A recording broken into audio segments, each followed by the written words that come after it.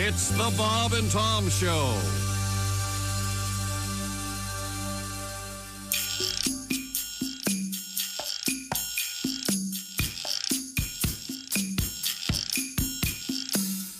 You're a beautiful girl, and your pants are on so tight that when you stand just right, I can see it all. When you're on the beach and your bikini's soaking wet, I see a fuzzy silhouette as I look down below. I see your camel toe, your biscuit, your cleavage. I see your cooter cleavage, your monkey, your muffin. You ain't hiding nothing. Your Gucci, your flapper, you're showing off your snapper. Your camel toe, it looks alright, so baby let it show. Looks like a big taco. I see your camel toe. Merci, madame, voila les bearded clam. I could really go for a sideways sloppy Joe or a tuna casserole. Baby, don't you know? I never thought I'd see so much of your anatomy. Your jeans are so tight, I'm learning gynecology. I see your camel toe, your knuckle, your nookie. Ooh, I see your cookie, a donut, a bagel, down below your navel. It's furry, it's fluffy, looking kind of puffy. Your camel toe, it looks alright, so baby let it show. Looks like a big taco. I see your camel toe. Merci, madame, voila les bearded clam. Your biscuit, your cleavage. I see your cooter cleavage. Your monkey, your muffin. You ain't hiding nothing. Your Gucci, your flapper. You're showing off your snapper. Your camel toe, it looks alright, so baby let it show. Looks like a big taco. I see your camel toe. Hey, hello. How are you? From the O'Reilly Auto Parts Studios, it's the Bob and Tom Show.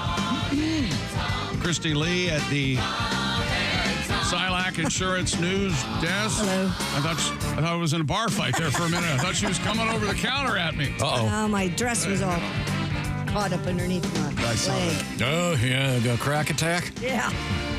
Yeah. You ever sit on your balls? Man, does that hurt. Wow. We have big balls news coming up today. Oh, there's Pat Godwin. We got testicular news. Hello, Jeff Oskey. Hey, buddy. Ace Cosby's here. We're in the O'Reilly Auto Parts Studios. Think O'Reilly Auto Parts for all your car care needs. I'm Chick. Hello, Tom. Got to stop by O'Reilly today. Need a new windshield wiper.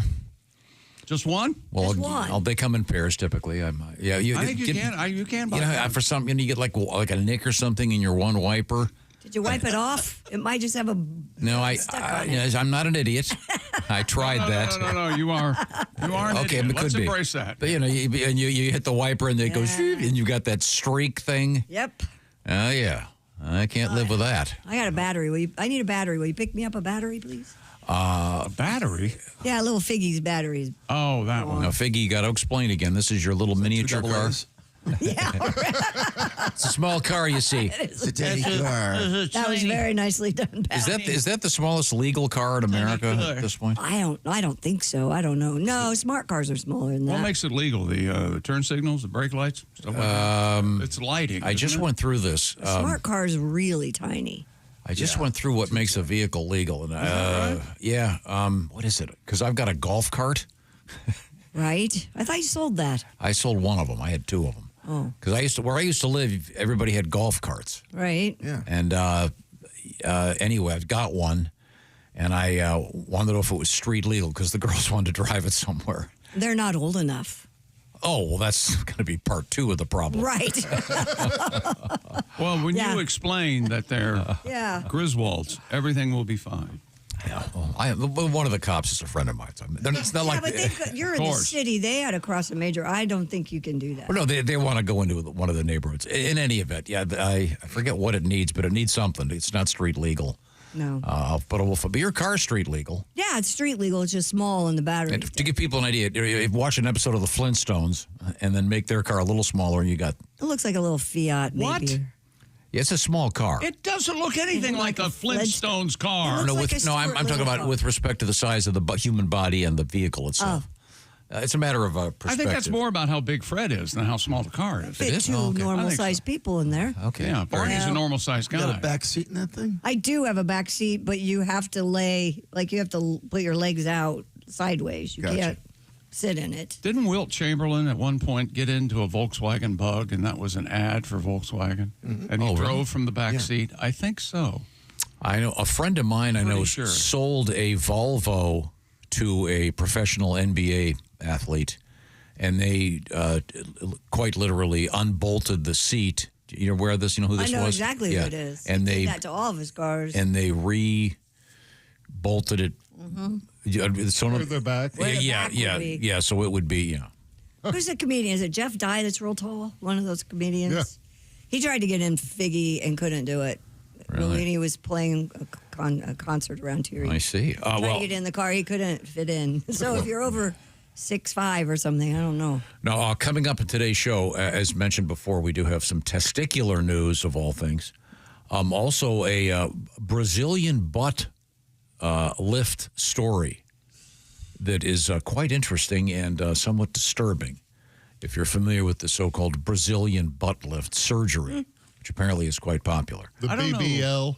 And they actually refer to it as the BBL. You knew that? Yeah, that's a pretty common. Yeah, that's a thing. Common, yeah. BBL, yeah. Because I know Josh is always talking about the BBC. Well, that's a different organ. Chick's always talking about the BBC. That's a different. Not the television network in England. Right. We're talking about the porn category, Chris. Yeah, okay. Also, a couple of updates from yesterday's show. Christy just got it. A couple of updates from yesterday's show. I don't remember how we got on the topic of hair. Give me a hair. But we have hair in the news. I think, we do have a lot of hair in the news. We made news. fun of Jeff, and I apologize. I went home feeling really bad about that. That's right. You were wondering because Mr. Oskey has an extraordinarily large beard. Oh, and you said he had fleas too. Body hair. I didn't say he had fleas. You have a lot of hair. And I think Jess said you had a hairy underpants. But this got, I think, someone. Yeah, you do remember. Awesome.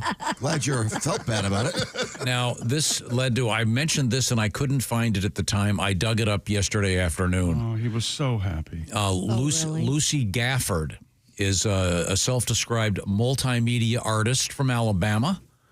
And she does all kinds of artwork. She is the one who is the self-proclaimed shower hair master. Oh, yeah, she does with her hair. We talked about this years ago. She discovered that wet hair makes an unusual art medium. I had no idea that this sort of talk about hair in the shower made me want to vomit until you guys started talking about it, and it still makes me want to vomit. Have you ever pulled hair out of the drain in the shower? I have never done That's that. what I did last weekend while my family was out of town. I cleaned the tub, and it was slow to drain. I had to get needle nose pliers Been there. to drag the... Just be thankful all you're getting is hair, right?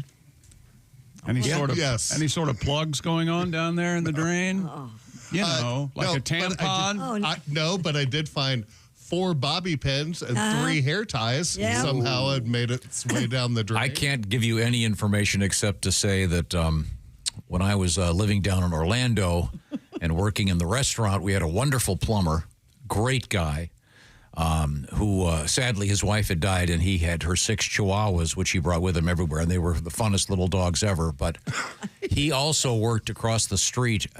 He was a plumber. He also did the plumbing work at Club Wana.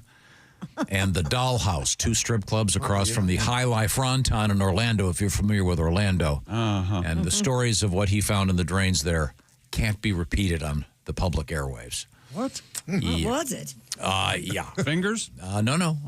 I'm not going to tell you. Back to Our Lady here. Entire turds? What? All I can tell you is worse. Worse than a turd? Yeah. Come on. You're right. Condoms, guys. Beyond that. Really? In any event, we had mentioned this woman, and I wanted to clarify who she is.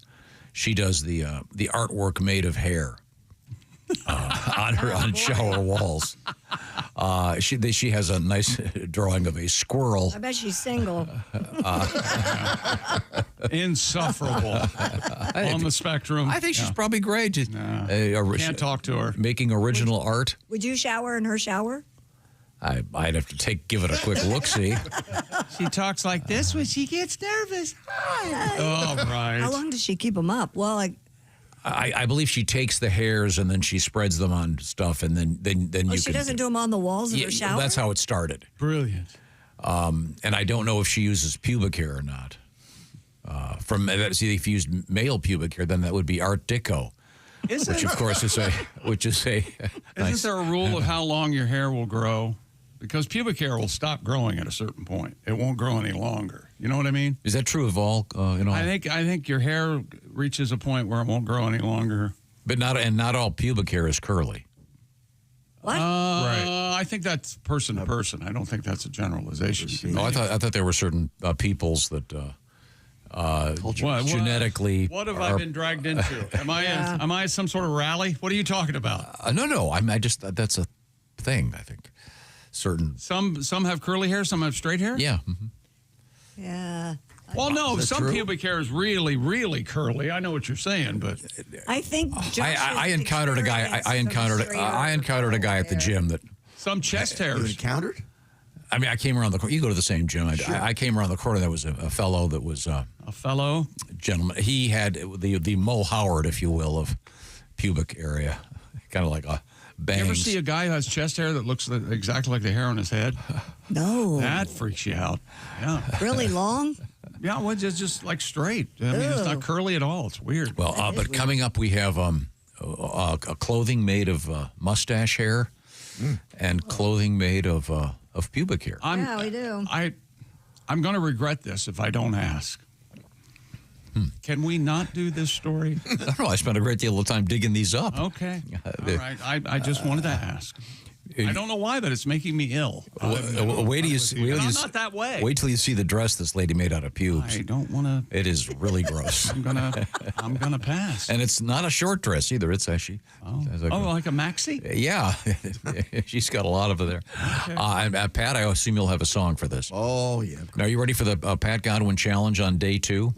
That was yesterday, right? Pat GPT? Pat GPT, where we give Pat a project and he's got 7 minutes to finish it. Very stressful. That'll be coming up. Right now, we want to remind you about how to not be stressful when it comes to your home security. Simply Safe, the do-it-yourself home security system, a system that works to prevent the break-in from ever happening in the first place. Simply Safe protects my compound. It has for decades, and it should protect yours. And it protects the Bob and Tom studios here. Simply Safe has new Active Guard outdoor protection that helps stop break-ins before they occur. AI-powered cameras and live monitoring agents detect suspicious activity around your property. If someone's lurking, agents talk to them in real time, turn on spotlights, and can call the police, proactively deterring crime before it starts. And, oh, by the way, Simply Safe named Best Home Security System of 2025 by CNET and ranked #1 in customer service by Newsweek and USA Today. 60-day money-back guarantee. Monitoring plans start around $1 a day. And boy, oh boy, do we have a deal for you.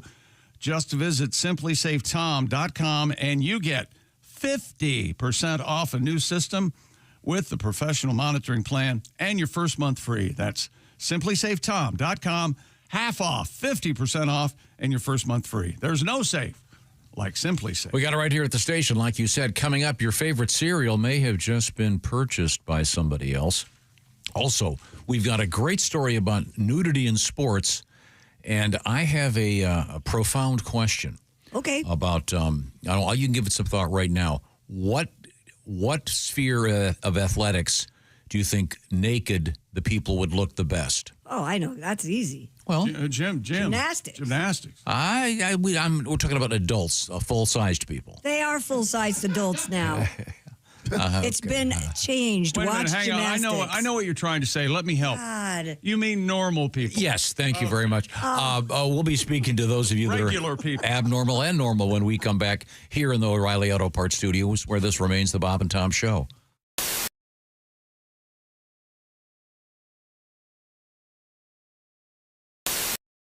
And I asked Frank if he could sing, and the answer is not really. Probably you're correct. But I thought if we provided you with some great song lyrics, the song Piano Man, you could perhaps go through this with your various famous people doing it. And I have a random list here. So I hope this isn't unfair, but let's just try this right now with the lyrics to Piano Man. Ladies and gentlemen, it's comedian Frank Caliendo. It's John C. Reilly. Oh, I think I could probably sing this one. It's 9 o'clock on a Saturday. The regular crowd shuffles in. There's an old man. It's better than you thought it was going to be, isn't it? Sitting next to me. How about Nice job. How about Morgan Freeman? To his tonic and gin. He says, son, can you play me a memory? I'm not really sure how it goes, but it's sad and it's sweet, and I knew it complete when I wore a younger man's clothes. How about Tracy Morgan? La da da da da da. That would have been better as me. Da, da, da, da. Okay, Paul Giamatti. Sing us a song, you're the piano man. Sing us a song tonight. Well, we're all in the mood for a melody. And you've got us feeling all right. Adam Sandler. Here we go. Now, John at the bar is a friend of mine. He gets me my drinks for free. And he's quick with that joke. Oh, to light up a smoke. But he's someplace and he'd rather be. Okay, Jeff Goldblum. He says, Bill, I believe this is what? It's killing me. There's a smile right away from his face. Well, I'm sure that I could be, a movie star if I could get out of this place. Yeah. But John Madden.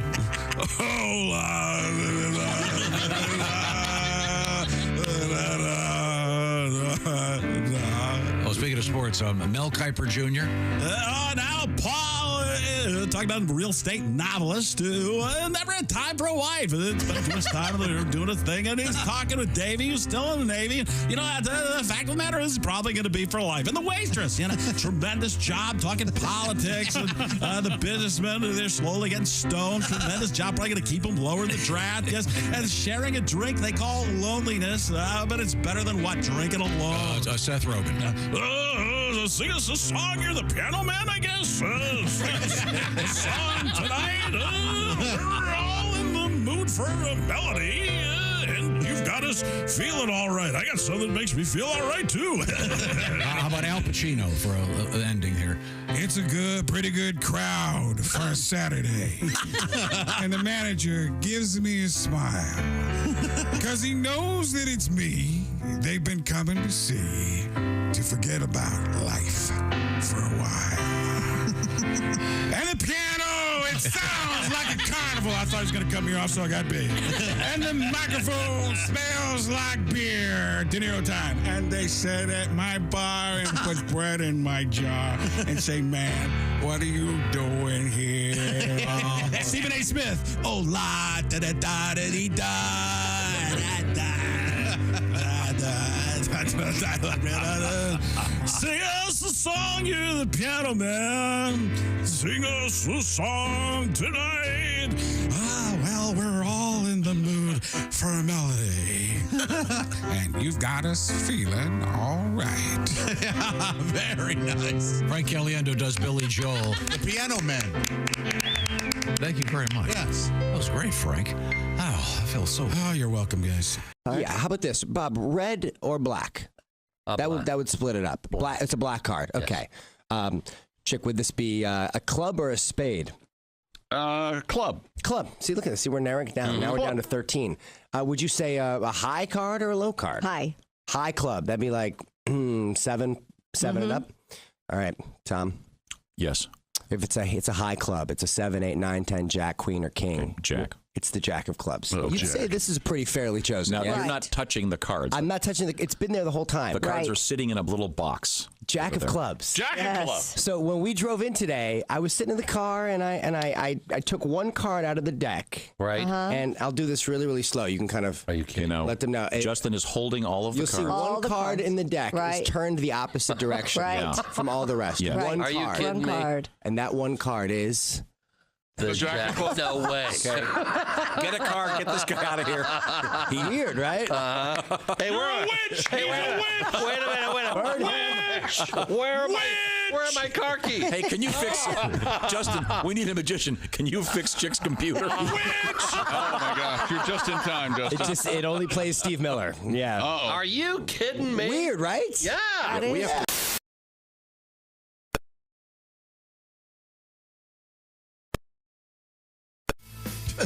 Hey, welcome back to the Bob and Tom Show. Jeff Oskey, Ace Cosby. There's Christy Lee. Hello, Pat Godwin. Hey, Chick McGee. Good news and bad news, Tom. Good news is there's a love connection here in the studio that we might have made. I was just not aware of seconds that. ago. I missed it. I was over here working.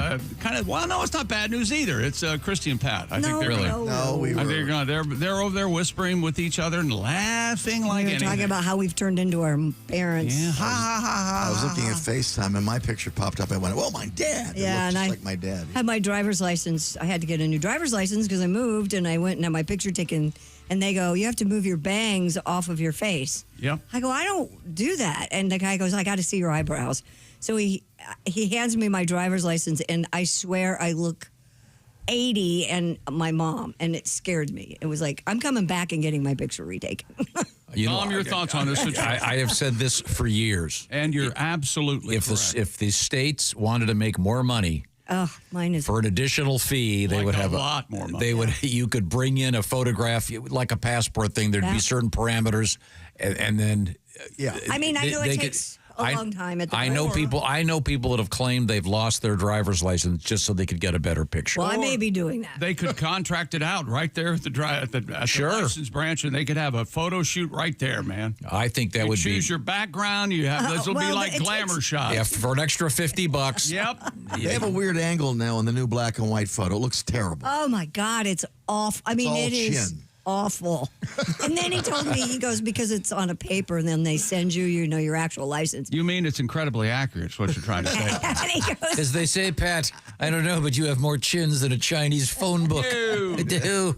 but he did say, he goes, when you get your actual license, he goes, you really look great. I go, you are really, really lying right now, but thank you. Well, what's he supposed to say? I know, right? There you go, Grandma. Right? Sorry about you. Awful. Now, I got Sorry about your mom. time to get to our letters segment, and we do have a little The note here. Hyundai Getaway Sales Event, proud sponsors of letters from listeners. Hyundai.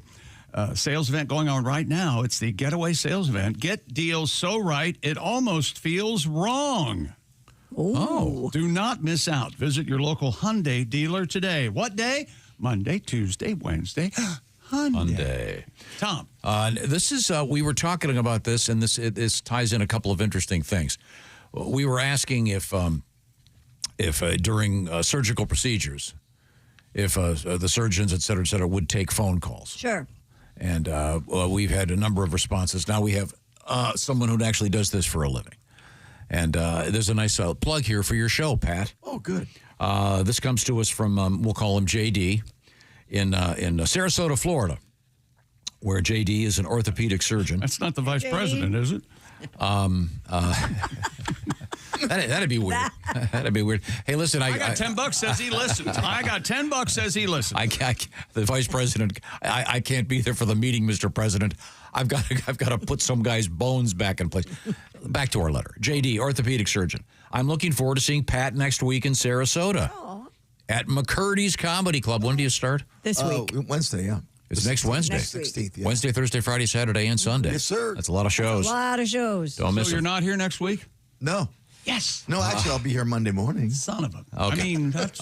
Regarding your question about phones in the operating room, they do make sterile cell phone bags, but I've never seen anyone douchey enough to use one. I love this guy already. Yeah, I think I know who you're talking about. He comes Dr. all the time. Douchey. You know this guy? I think I do, yeah. There's a doctor that comes okay. every time I'm there. Well, he probably knows how many surgeries you've had. Figures, hey, I might maybe make a little cash this afternoon. We've talked about it, yeah. He said, let's see. Typically, we do not leave our phones.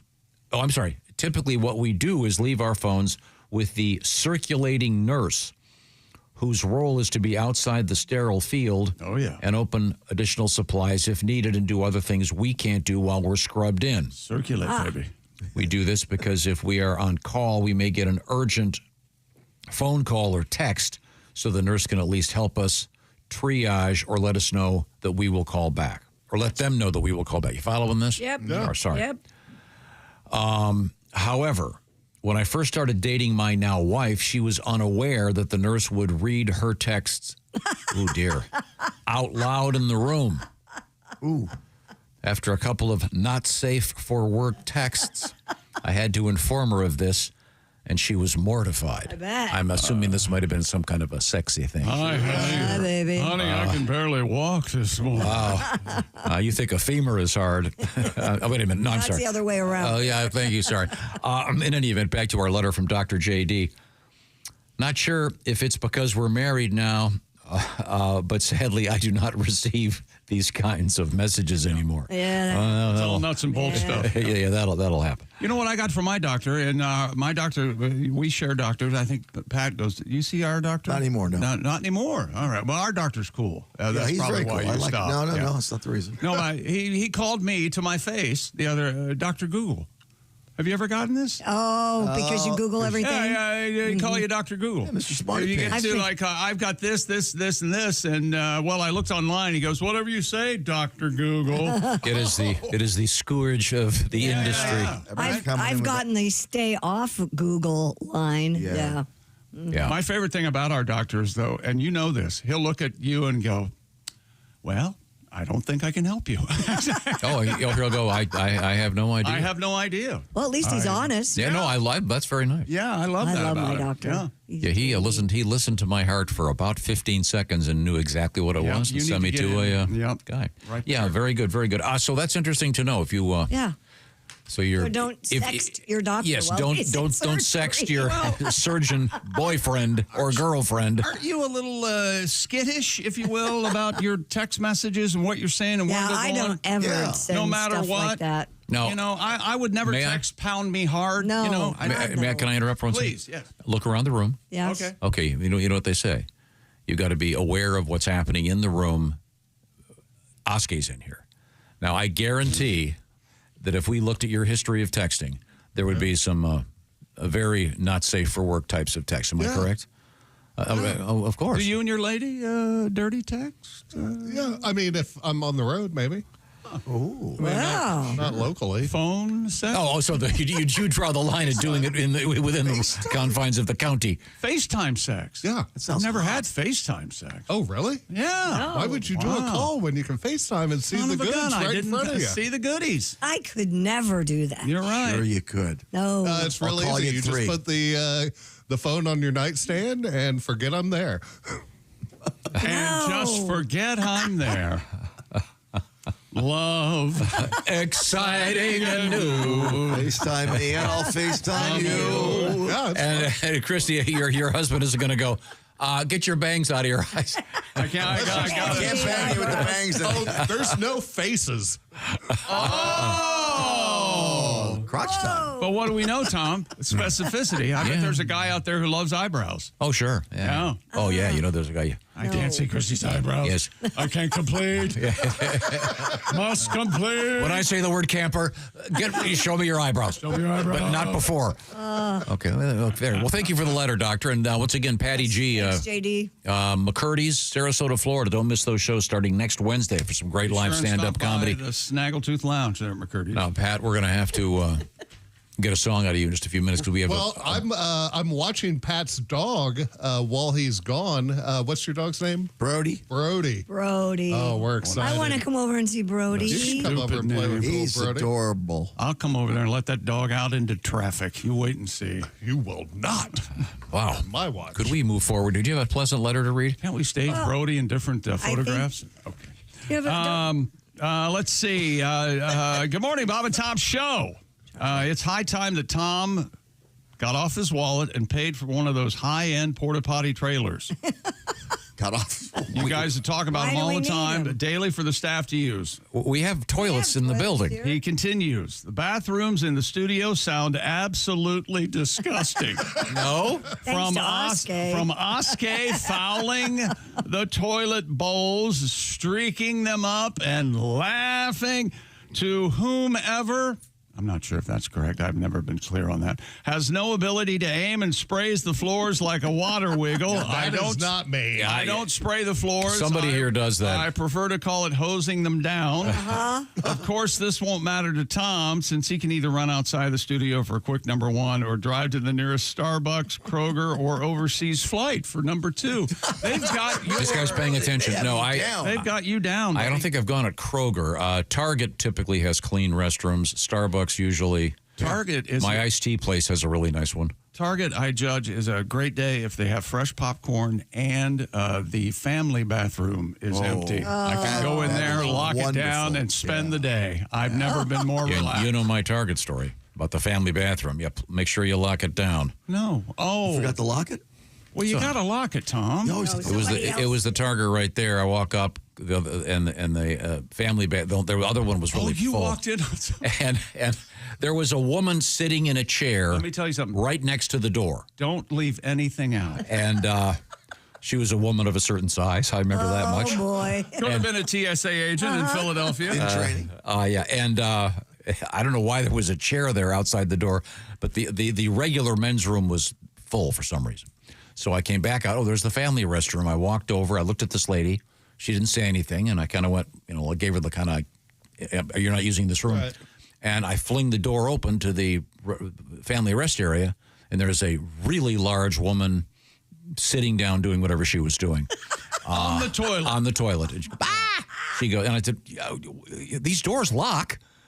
You yelled at her? What did she say, Tom? I'd have Tell to, me what she I'd said. have to- It's mortified. Can I lose the patois, if you will? Please tell me. No. Please tell me what she said. Shut that door. So here's the key. Lock the door. Sorry, did I give it too much of a spin? Boy. You know which Target it was. Perfect. Yeah, they sometimes referred to as Targetto. Okay, let's just. Oh, Didn't have so to say anyway. You know, we were fine with shut that door. Yeah. Shut that door. Is there a store that makes a better cart than Target? Nope. I don't know. Where do they get their carts? I don't know. Why doesn't everybody have Yeah, them? everyone should have the one. Mercedes wait a of minute. carts. Yes. They're amazing. We could do an award show. All right. Because we've already given the award yesterday for the best drive-through without yeah, question. Chick-fil-A. Chick-fil-A. Nobody else was even nominated. Except on Sunday, for some reason. Well, yeah. I sat there for an hour on Sunday. Nothing. They got the best drive-through. They got that down. And then the best cart, a Target. Oh, hands down, Target. Absolutely. Yep. Now, there has to be a contest somewhere where they determine who can push the most carts back to the store. The other day, I saw this guy pushing them, and there were so many of them, they were kind of arcing like a boomerang. Oh, man. I mean, this was, I don't know, it was like 40 of them. I think there should be two categories: freestyle and strap assisted. Strapped, yes. Because every now and then you'll see a guy with a strap. Yeah, that's like wind-aided. Yeah. That's like the wind-aided 100-yard Costco guys dash. do the strap assisted. Yeah. Well, now they have the little like mechanical buggy that pushes them. That kind of. I've not seen this. Yeah. Wow. Yeah, We now truly they can are get living even more carts in a around. wondrous time. It is, and this is the reason they never build those parking lots next to cliffs. Because if you've seen the look on the faces of the people doing that, it's like, well, I can either push these 12 carts back or just jump off. Do you take your cart back to the door or do you leave it? I always either take it to the door or I put it in the buggy corral. the corral. I used to be a leave it guy, and then I saw all these videos, and but I also used to be the guy that did the how far back from the corral can I be and still make it in? Oh, yeah. Oh, did you? Still the greatest. Well, there may have been a near broken rear light on someone's car. I also learned never park next to that thing. Yeah. Because you're thinking, when I get back here, my car will just have to put it right there. No, because you're going to get some idiot like me that thinks I'm 40 feet away, I can fire this baby. Yeah. And all of a sudden you're buying a $600 tail light. Do you remember the PGA Tour had one of the professionals with a shopping cart pushing it from like 80 feet, and the gallery was pushed. It was hilarious. It was an amazing commercial. Amazing. So what other retail awards can we give out besides the card awards? Oh, best cashier, but we know who that is. Well, that would be no nominees. Oh, no, I know the best cashier. He's not there anymore. yeah, he was at Target. The guy with the turban. Yeah, the turban guy. What about this guy at McDonald's over there? The guy at McDonald's. He is guy at The McDonald's. guy in the He's the drive-thru at best. McDonald's is the He best. should be on the radio. He should be the president of the United States. Yes. He's so But pleasant. doesn't it bother you when Always smiling. he's Always. wonderful. doesn't it bother you when there's a guy at a McDonald's there that has a better voice than all of us? You Yeah. want to hear this guy's voice? I've heard it. Great. He's wonderful. Why don't we get him in here one morning? How you doing? I would love it. We get him in. He's so nice. We get him Very do some nice. have him do some intros for us. Tom? Yeah. Could we talk? Perhaps, maybe we should chat about who we're bringing into the studio. And who Are you concerned that his voice hate is to be better than yours? I don't know when I became the practical one in the room, but think about it. Yeah, I heard that guy knows a lot about sports. Oh, really? Well, that's all fine and dandy, but I'm not going to go nuts and shoot everybody. Okay, good. We got to come up with more categories for the best awards for retail and at work. Coming up, we have an award for the best guy on stilts. It's Stephen from Madison, Wisconsin. When we get to his letter, it's very exciting.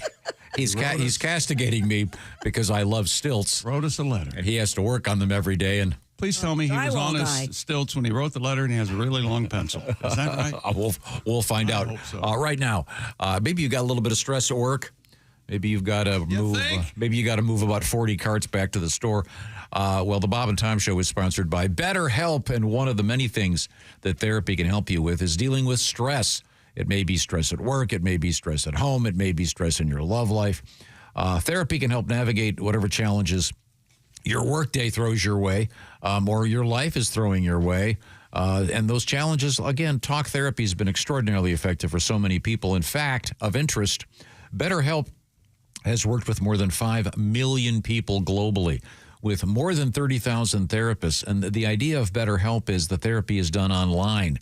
So it's obviously a lot simpler because you don't have to go across town. You don't have to make an appointment with someone if you don't like them. You're confused. What do I do now? With BetterHelp, you can switch therapists anytime, no additional fees. And this is really interesting. Their App Store rating is 4.9 out of 5. And that's with nearly 2 million reviews. So it's clear that it's working for a lot of people. So if you've been thinking about therapy and you've been able to shake the stigma, as they say, and you realize how helpful that can be, and it's okay to talk to someone about some of these issues, well, check out BetterHelp by going to BetterHelp.com/BT Show, the largest online therapy provider in the world. And they can provide access to mental health professionals. And by the way, I should point this out, a diverse sphere of fields that these therapists deal in. So they'll try to set you up with someone who wants to help you with any particular issues you may have. So unwind from work, BetterHelp.com/BT Show. The /BT Show will knock 10% off your first month. BetterHelp, H-E-L-P. It's good stuff. BetterHelp.com/BT Show. Coming up, we have nudity in the news, and I've asked this question. I want you to be thinking about this. What set of athletes, either professional or amateur, would you think would be the best looking while naked? Now, Christy's already decided it's gymnastics. I'd like to have fully grown adults and people that are over 5 feet tall. Grown adults. And once again, we are talking about sports. Yes. Okay, good.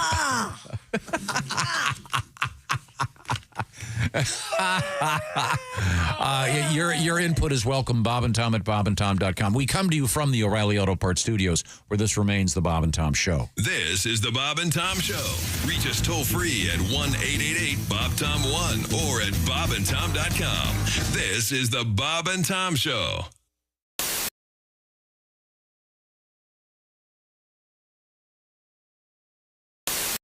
The best comedian, Tim Allen, is here. He goes, oftentimes, you hear this a lot. Yeah, oftentimes the technology they learn here at the race is translated into your family car. Uh-huh. I went, yeah, right. This year, the Chevy's offered the Indy Celebrity, a 900 horsepower celebrity wagon. So I'm like, gosh, George, this thing's really got some pickup, doesn't it? I got the kids to school in about 6 seconds. We're having lapping practice next week with all the other girls' PTA. She's running the Offie. I'm doing the Buick. And Betty's got the Chevy High-Tech. I pulled the trailer right out from under the boat, George. This baby's got some guts to it. Love Sears. Do you? It's the Craftsman tool department makes my nipples rock hard. She always figured we should grunt like pigs. The little primates you are. Don't speak to your mother. You grunt like the pigs you are. Ever try to take a steak away from your husband? Here, honey. Ever try to grab meat from a man while we're just like dogs? I like going through the house rewiring stuff. That's my favorite thing. I got one of those big tool belts. Yeah. 2 cordless Makita drills hanging low. But you gotta know how to wear it, otherwise your butt crack shows. You ever know what I'm saying? Hey, what is that, a pencil holder over there, Bob? I'm gonna hike that up. I got some spackle. I'll figure out that butt crack. I got some DAP butt crack filler putty back here. We'll just fill that crack right in there, Bob. I got kids eating food in this kitchen. Get out of here.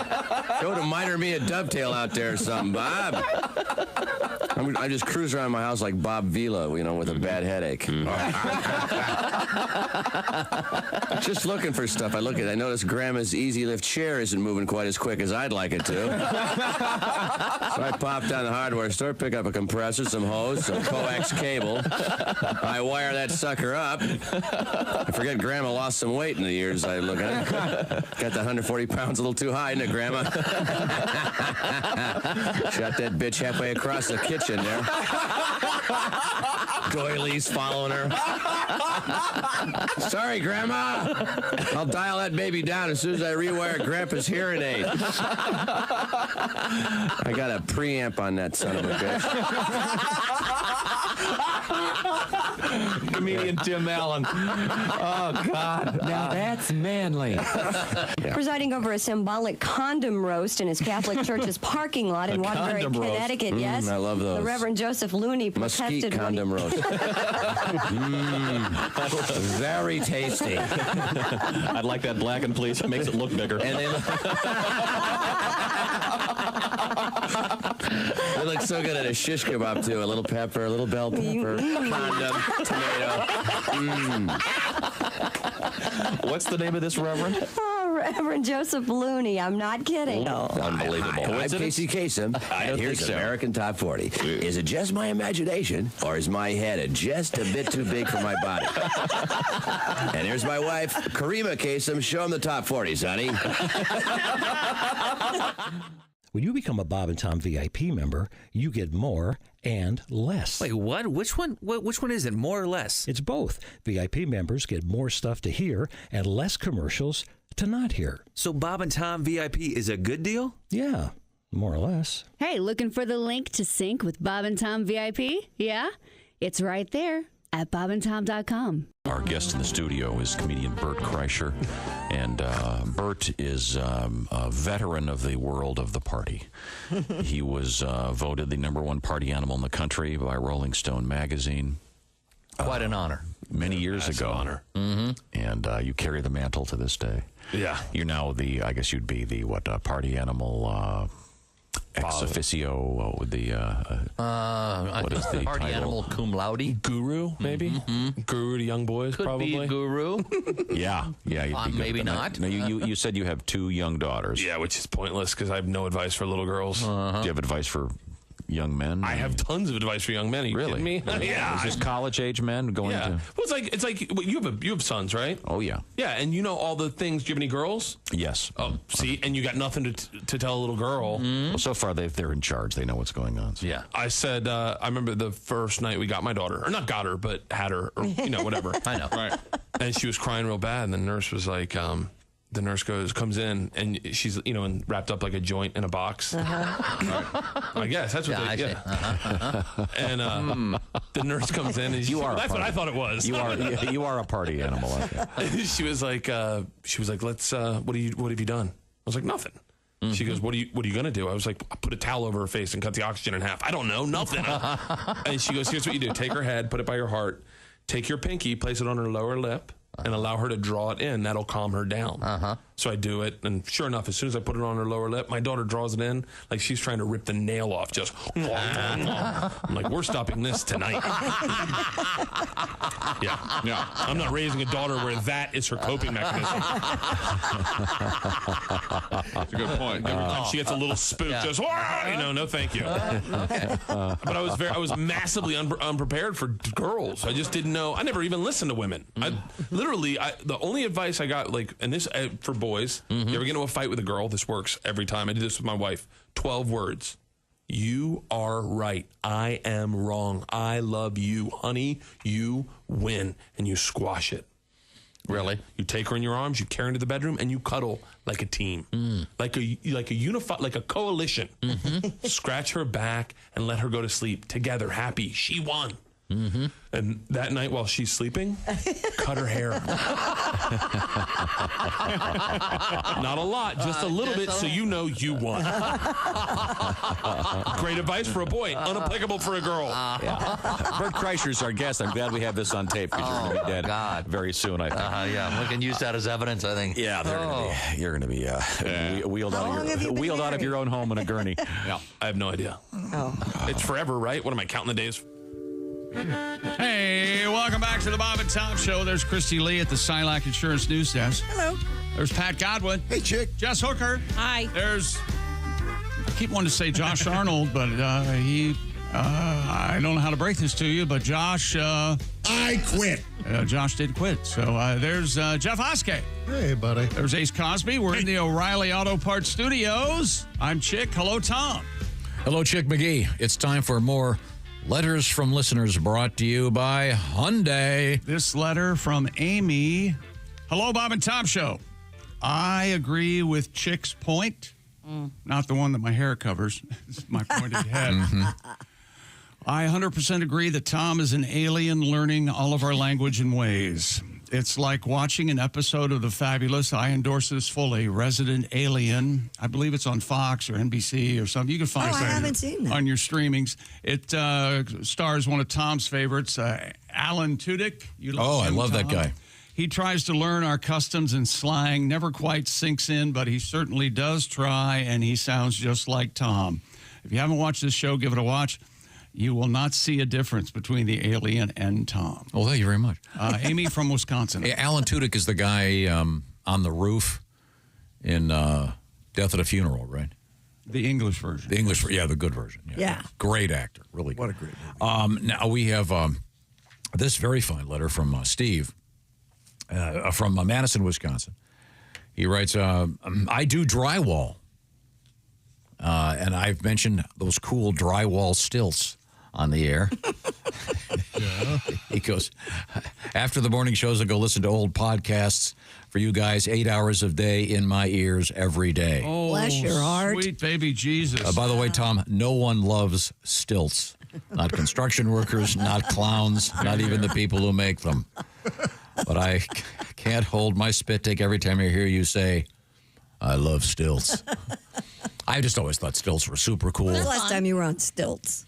I did a little experimenting with some stilts just a couple years ago. Did you? Yeah, I ran into I was in a pair. I had 2 different pairs at my house. As an adult, you had 2 different pairs. No, as a kid. Okay. So you had the sticks that you could put the foot pedals on and move. I had the adjustable. There was like a wing nut, and they were metal, and you could adjust the Did you height. have the crazy long pants you could wear with them? No, I never had that. But those are so funny when you see Uncle Sam walks by and he's 12 feet tall. You think that's funny? I think it's great. Really? My sister-in-law is actually a stilt master. I can get her in here, but I don't think the roof is high enough or the ceiling's high enough. She has like 14, 15, 16-foot stilts that she walks around on. Does she with do the performance art? Like if I hired her for my events, could she been my butterflies and stuff? Yeah. Oh, really? Oh, we've got to get her in here for Tom. That's great. Yeah. Maybe the holiday show. How did she pick that as a hobby? She's like a professional. She owns like a clowning cirque troupe. Because there's also the guy around here that has the super high unicycle. Oh, yeah. No, they aren't related. And that guy drives that on public roads. I see him more than occasionally. Does he wear a helmet? No, and he's way up there. He's a badass. Doesn't she do the silks too, Yeah, where she climbs up and falls she down, does but it those. catches her? Oh, I love all that stuff. Yeah, she does all of it. And that's she cool. teaches it. Doesn't she do we this- could get you a stilting class. Does she do the pole dancing classes too? Yeah. Awesome. Right now, I'm trying to find a I think she did our jump rope champagne instructor. drop, too. Yeah. Yeah, she did that. The champagne thing? Yeah. I know who she is. Trying to find a jump Why do you rope want a jump rope instructor? instructor? Jump rope instructor. Yeah. I also know a you know professional what? jump roper. I teach Oh, you. if I can walk you through it. Yeah. No, I can do it. It's a gift I'm getting for some. Like the double dutch, the fast competitive jump roping. Yeah, I just saw that. It's crazy. Yeah, I just saw that. If that is amazing. It's more of an athletics event than gymnastics. Oh, I'll I'm tell going you to that. kick you in the balls. Okay, now the reason I'm bringing this up is I'm positing the question: what athletes would be the best looking naked? What sport would have the And Tom, you specified that are fully grown? because we all immediately They are replied with fully grown gymnastics. women now. And you said normal sized people, not gymnasts. Okay. I And the reason I'm bringing it up is we have naked sports in the news coming up. Track and field would be pretty good. I Remember that? I think if you go, But I think, for example, a naked football team. that's for me though. I love a dad bod. Like that's what I would choose a naked lineman. 100%. Wasn't there a female indoor football league and they were all scantily dressed? And I'd like them too. Yeah. Lingerie. Yeah. But I'm just saying naked. Probably Who are a the? swimmer. I mean, if we're, Oh, that would be good. Yeah, you may be right there. Yeah. Because I think in the low end would probably be golf. Glistening wet body. You haven't seen some of the lady I know. golfers. I was going to say. They are smoking. Well, some of the men golfers are a little bit out of shape, but I like it. they have the muscles they need. And the reason I bring it up, because Why are you bringing it up? I am Daily. I think that's a drink. I am bringing it up because You put a couple pounds on John Daly. What? I'm bringing it up because we have an event tomorrow in Pittsburgh, Pennsylvania, in which you can attend. It's naked bowling. Oh, well. And I started thinking about that, and I was thinking, yeah. Well, we'll get. Do you have the story? We can get to it right now if you want. Naked bowling, I don't want to see anybody naked bowling. Well, I'll take a look at our 7-10 split. Yeah, but the end, you're looking at the guy's butt crack the whole time. Well, let's get the story before we comment. Who's in charge?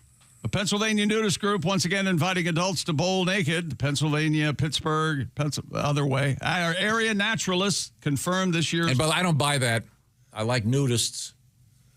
okay. The word naturalist sounds like, don't you think they're trying Sounds to? like an herbalist. They're sugarcoating Is it. there a better song than Lou Rawls? I'm a natural man. I don't think so. But I don't even know I'm it. a natural man. anything Lou Rawls sings. I know Lou Reed's got a great song called Shut Up, You I Lou Want to Be Reed. Black. Yeah. This year's, it's called Balls Out Bowling. It'll be held tomorrow, 7 p.m. to 11 p.m. at Crafton Ingram Lanes, located in the Crafton Ingram neighborhood of Pittsburgh. The event is open exclusively to participants over the age of 18, designed as a private ticketing gathering for members of the naturist community. I prefer nudist. I know, you said that. According to But do you see what they're trying to do here? Are they wearing bowling shoes? Yes. Keep going. Nudity is required with the exception that women may wear bottoms if they choose, but their boobs have to be out. Shoes are mandatory. Attendees asked to bring a towel and a bag for personal belongings. Event guidelines emphasize balls out bowling, a non-sexual, body-positive social event. Photography, video recording, and any form of sexual activity are prohibited. Yeah, okay. So if you get carried away, Oskay, keep it in your pants, pal. Well, no, you don't. There's a lot of salad bowl looking things out. Look at, come on. Did you say a lot of salad bowl things? Yeah, you got everything hanging down and they're bowling. That's You know some guy's going to straddle that hand dryer. Oh no, I'm using it as an actual ball dryer. The slogan for the naturist community is nudism does not equal consent. What? I'll just let that sink in. Well, that's a buzzkill. Well, I mean, I don't know. wow. There you go. And you can buy tickets to it. Can you buy tickets to go see it? Yeah. No. It's on Eventbrite. It says. Yeah, but I mean, it says, doesn't it say mandatory nudity? Yeah. Oh, you have to be nude? Nudity is required. Even if you're watching? Yeah. That doesn't seem... And I'm sure it'll be like a regular bowling event. They'll have I just hope like food and stuff. two big hairy guys show up. That's it. Let's get the naked bowling going. Here we go. What's that smell? Who ordered the fish and chips? Smell mild. Oh, no.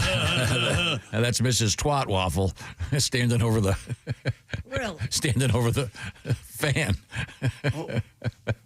Yeah, I think. And if that's not enough Tom Griswold, if that's not enough Tom Griswold for you, Miss Edna Twat Waffle. We have an addition to this quote from Tom earlier today. Shut that door. We have more adventures in a ladies' restroom coming up in sport. Okay, and Also, we have naked pickleball, don't we, Pat? Oh, yeah. There we go. Pickleball. Well, we'll find out what is the best sport to be naked in when we return to the O'Reilly Auto Parts Studios. This is the Bob and Tom Show. Thanks for listening.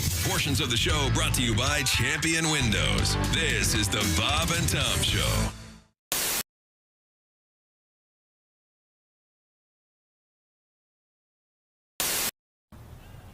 I'm Donnie Baker, and I'm going to be a pro baseball player. I swear to God I am. A lot of people think you get in your mid-30s and your career's over, but like I always say, until they stop scouting, I ain't going to stop playing. The fact remains, I'm probably the best player I know of. My Little League coach held me back because his son had a decent curveball. There's a certain range I've got, but I basically put my hopes in this. I had a full-ride scholarship to play ball at the University of Phoenix, but I had Tommy John surgery on both knees, so can we stop now? I'm also a pitcher. I can pitch. I've got what they call a rubber arm. I can throw right-handed for days. I can throw left-handed for days. A lot of people, I'm basically amphibious. So I've told coaches before, put me on the mound. The secret to pitching for me is I like to check the runner when there's nobody on base. Throws a hitter off. I swear to God it does. This is third base. I've been there before, but usually it was after proms, man. But I probably know more about the scoring position than anybody I know of. Basically, my knowledge of the game, I've been taught in different ways, but I've also invented things. I like to get my lead at third base backwards. That way the pitcher thinks there's nobody even here. It's a lot easier to steal home, and with my martial arts expertise, I've been trained at Discount Karate to scissor kick the catcher, and I could even break his karate artery if I had to. So there's no chance of a Pete Rose situation at home. I'll win it every time, especially if I got my Wolf shirt on. I was just kind of curious if you'd done any straight, sort of. No. And now this from ABC News. Oh, no? I'd like to. Mm-hmm. BBC News in London. I'm Lakshmi Singh. Yeah. Mm-hmm. Now a word from Haifa. James Pettigrew. Mm-hmm. See, you can do it. I could do it, sure. Sounds a little sarcastic, but... Yes. Well, then to actually get all the words not all jumbly-wumbly, I think that's the problem. I'd have to have a constant script. Yeah. I think I'd have problems talking off the cuff intelligently about world issues. Yeah. Well, that's why you're here. Yes, exactly. And now, the latest from Greece. Yes. With Maria Bamford. In English. I'd like to order dessert with milk, please. Yeah, thank you very much. I could say something in Hindi. Ki hale kuta per milangi. Hello, dog. Goodbye. That's what I got out of 4 years of Spanish. Yeah. Hola. Dog, goodbye. Hola, it's hi, Frank. Hello. Hola, Paco. Que tal? Yeah. Very handy, very handy. Yeah, yeah. Do you speak a foreign language? I went to a meetup group where they you're supposed to learn Spanish, but no one was a fluent speaker, so we ended up speaking sort of pretend Spanish, like sí, no, ay, ay, ay. It's like, oh my God, I'm really good at pretend languages. Yeah, great. Did you get I mean this in a kind of an way.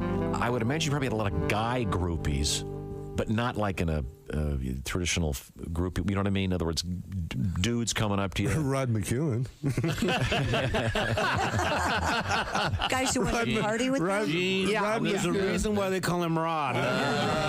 Rod waited for us in Hawaii. We were on our way to Australia, and Rod heard we were coming to, stopping in Hawaii. He waited.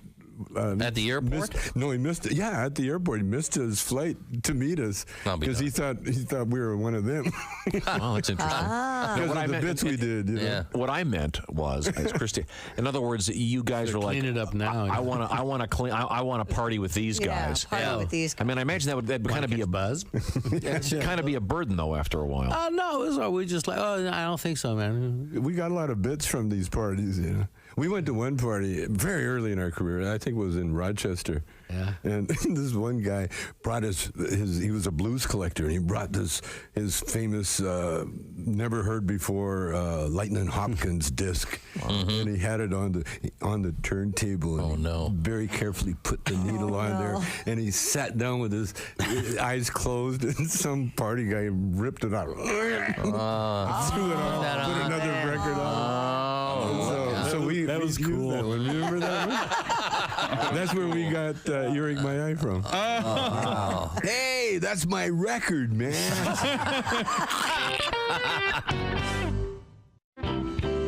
Occasionally, I will sing in my stand-up act if I'm talking about a particular band thing. Like right now, I kind of talk about the fact that grunge STP is getting back together. Scott Weiland. Yeah, sure. So I kind of do a mild dancing impersonation of him to prove that you have to be on heroin to dance like that. And the fact that he's actually our generation's Keith Richards. If you've noticed, nothing will kill him. He's been kicked out of 2 bands because they thought he was going to die, and then he didn't die. He's still alive. I hear him, and they're like, whatever. Well, let's record another album. Who cares?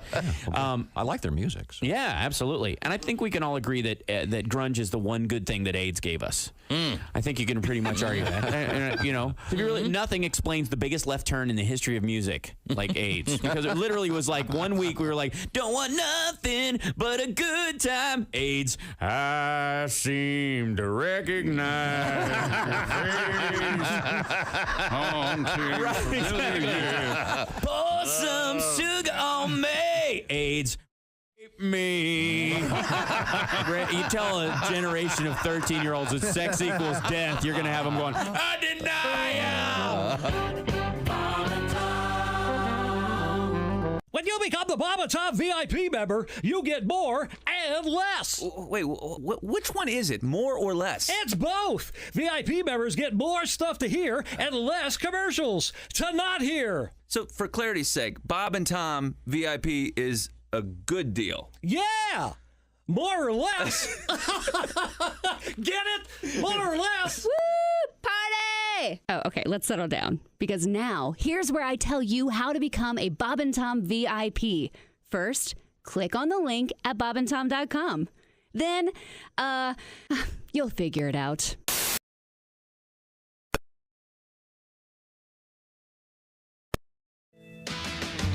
Hey, welcome back to the Bob and Tom Show at the Silac Insurance News Desk. It's Christy Lee. Hello. There's Jeff Oskey. Yes, sir. Hello, Pat Godwin. Hey, Chick. Jess Hooker. Hi. Ace Cosby's here. Hey. We're at the O'Reilly Auto Parts Studios. Think O'Reilly Auto Parts for all your car care needs.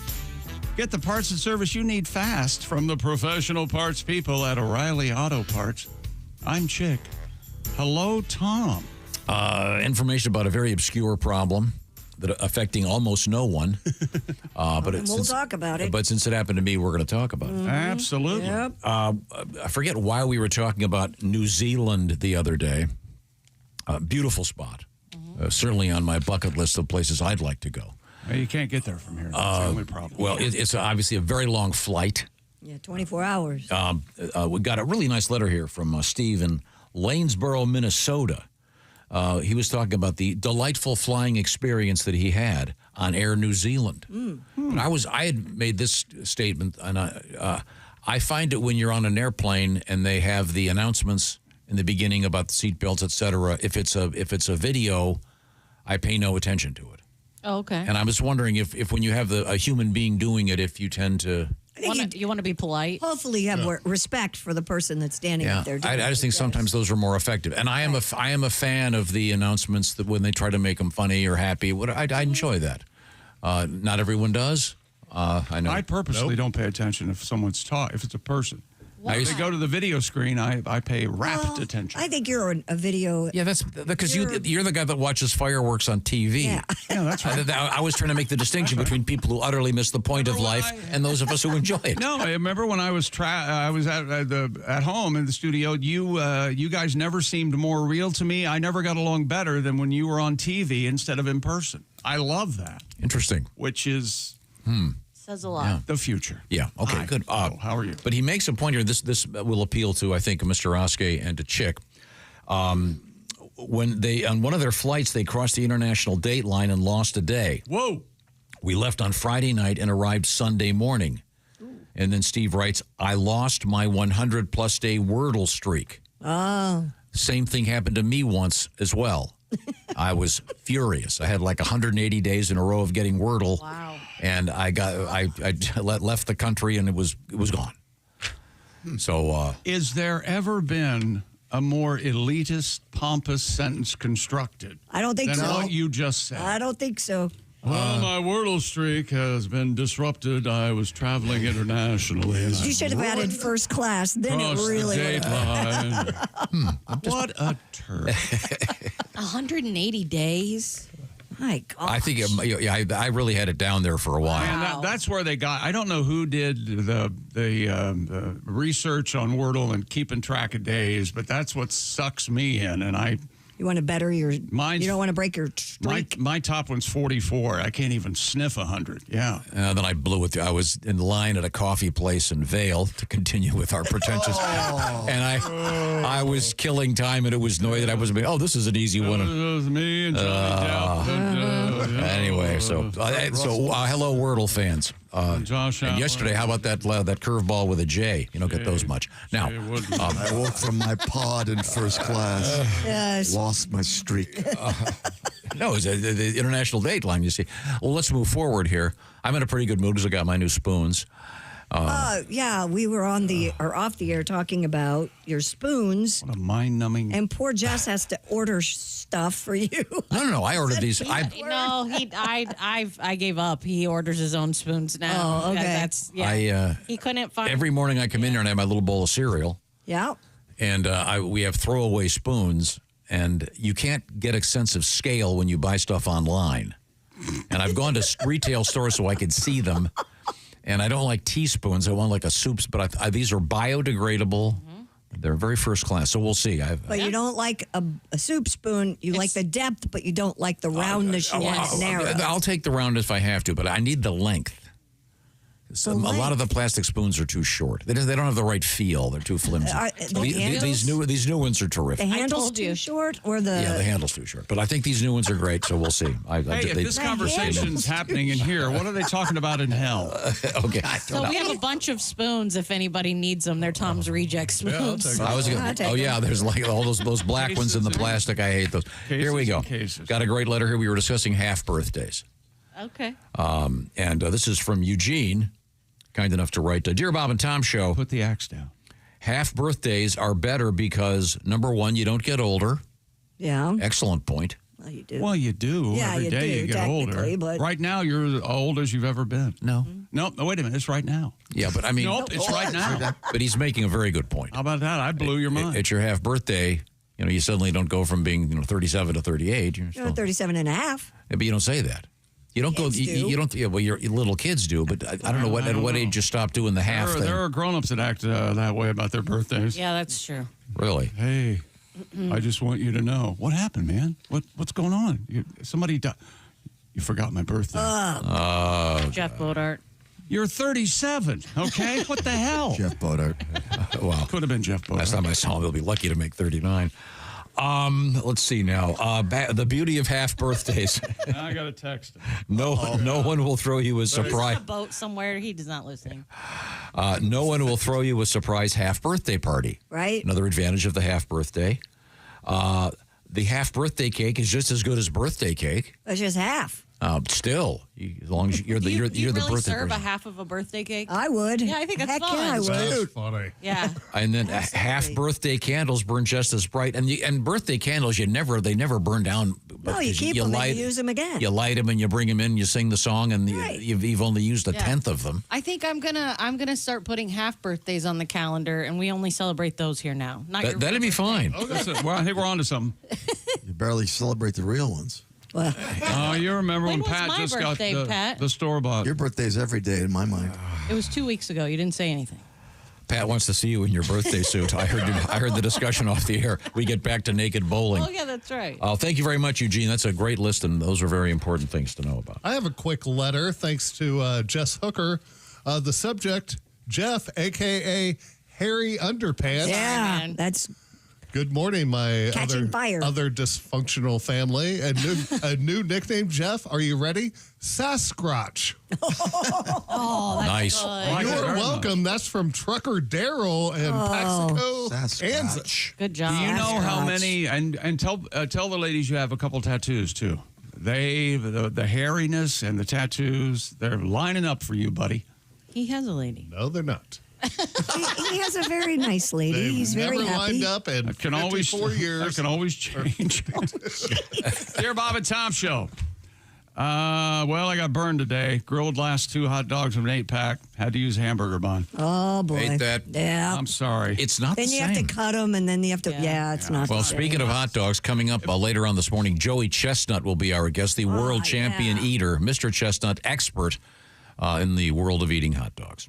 So we'll Now I certainly want a look forward grilled to that. hot dog. We haven't grilled for a long We time. haven't. We could do some hot dogs. But how many you could eat? Again, the hamburger bun is a must. Yeah. Is It's it not a hot dog. hot dog bun is a must. A hot dog is not I'm sorry, a hot yes, dog yes, until it has a hot dog bun on Right. it. Wait. Yes. No, you never grew up using just the slice of bread? Oh, yeah. Wrap the Oh, slice yeah. in the hot dog bun? Oh, yeah. Oh, Pieces of yeah. that Yeah. before the hamburger Take bun. this from me. Get that white trash stuff out of here. No, that's use how we did it. use That's how a we did bun. Butter bread? Yeah. I think your point is a subtle one, which is in a pinch, if you're making a hot dog and you don't have a hot dog bun, the folded bread beats using a hamburger bun. I would agree. That is my argument. I think that's there's no question about that. But not like a wheat. No, you have to be a white bread. Yeah, not like Not it- Ezekiel. Yeah, Not like a sourdough. not one that has live spores on it. Although I bet that Hawaiian bread might be pretty good with a hot dog. You know? Hawaiian bread is, be. if you dunked it into an ashtray, Hawaiian bread Yeah. would be Good good. as that. Is that all sugar? How do they do that? Pretty much. I don't want to No know. wonder it's delicious. So Okay, delicious. good to know. Coming up, we have what athletes look the best nude in sports. We're doing a survey. And you know what else is delicious in your ears? That's right, Raycon's Everyday Earbuds. The latest model from Raycon, better than ever. 32 hours of battery life, multi-point connectivity, active noise cancellation, and Raycon has a magical, some say it's a wizard, 10 minutes of charging on the Raycon yields 90 minutes of battery for you. Say you're traveling. Say the flight attendant is giving you a lecture on seatbelt safety. You just put those earbuds in and Not pay attention.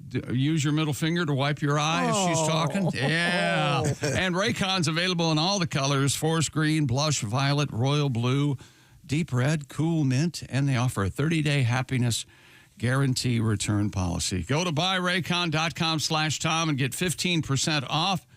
Raycon's best-selling everyday earbuds. Raycon, 15% off their best-selling everyday earbuds at buyraycon.com/Tom. That is buyraycon.com/Tom. Thank you very much. Once again, naked news on the way. Plus, are you familiar, Miss Hooker, with the? I did not know this was a thing. The three letters BBL. Yes. You're aware of that? Yeah. I did not know that. Yeah. The so-called Brazilian butt lift in the news. And you're clear about the BBC too, right? Yeah, that has been explained to me by Josh, of course. Yeah, not the network, but the gentleman. Yes. Okay, very good, very good. Plus, we have, I think, my favorite mugshot of the year. Oh, boy. Mine? Did you get a look at this one? I saw that one. Headline: Naked duo having sex in moving stolen RV. Whoa. And wow. But yikes. You have to look twice because one of them, I thought it was two men at first. Oh. Yeah, that is one bad haircut. Why, that's a fella. It wasn't, but boy. Yeah. Roof, roof. All that's happening when we come back to the O'Reilly Auto Parts Studios. This remains the Bob and Tom Show.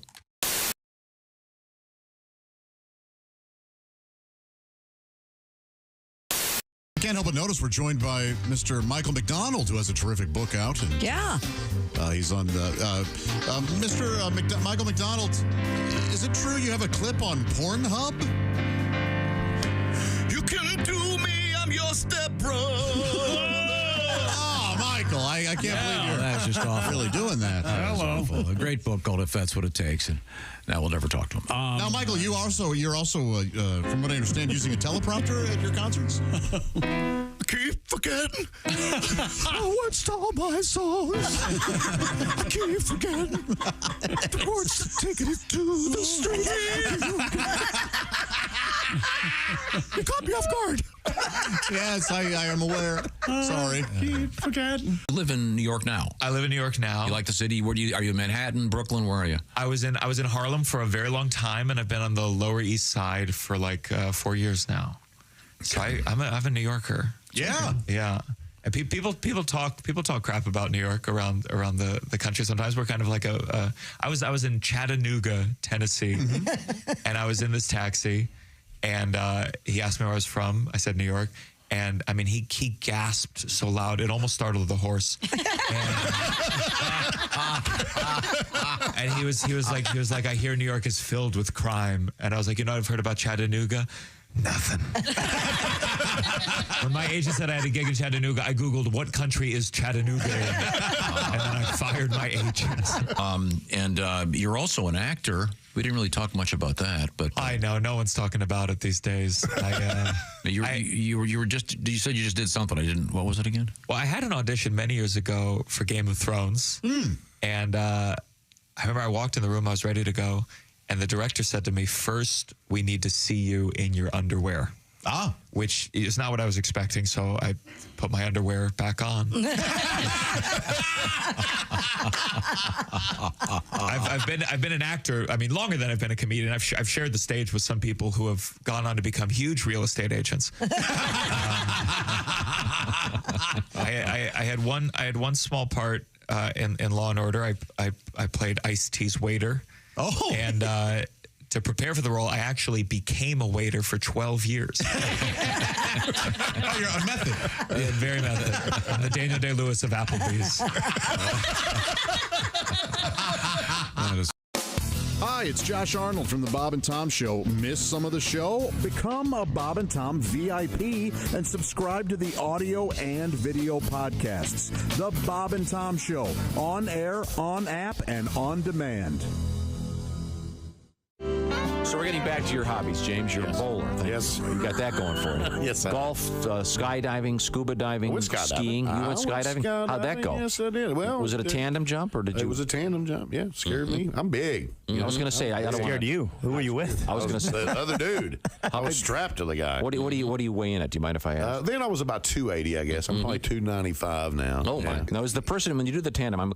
Is the person with the to chute land on somebody else? Is the person with the chute in back of you? He's behind you. You don't have to do anything. You're basically like luggage. You're looking at, you're just watching the ground come at you while the guy behind you has to do has all the the work. chute and does all the work. And you've never been so glad to have a man strapped to your behind. Ever. You will never. And you know, they call it a sport, too. Well, sure, the it's whole very time difficult. They're like, did you like the sport? And I was like, falling is not a sport. You know, if it was, my grandmother would win a medal. The Silver Hip Award goes to. Yes.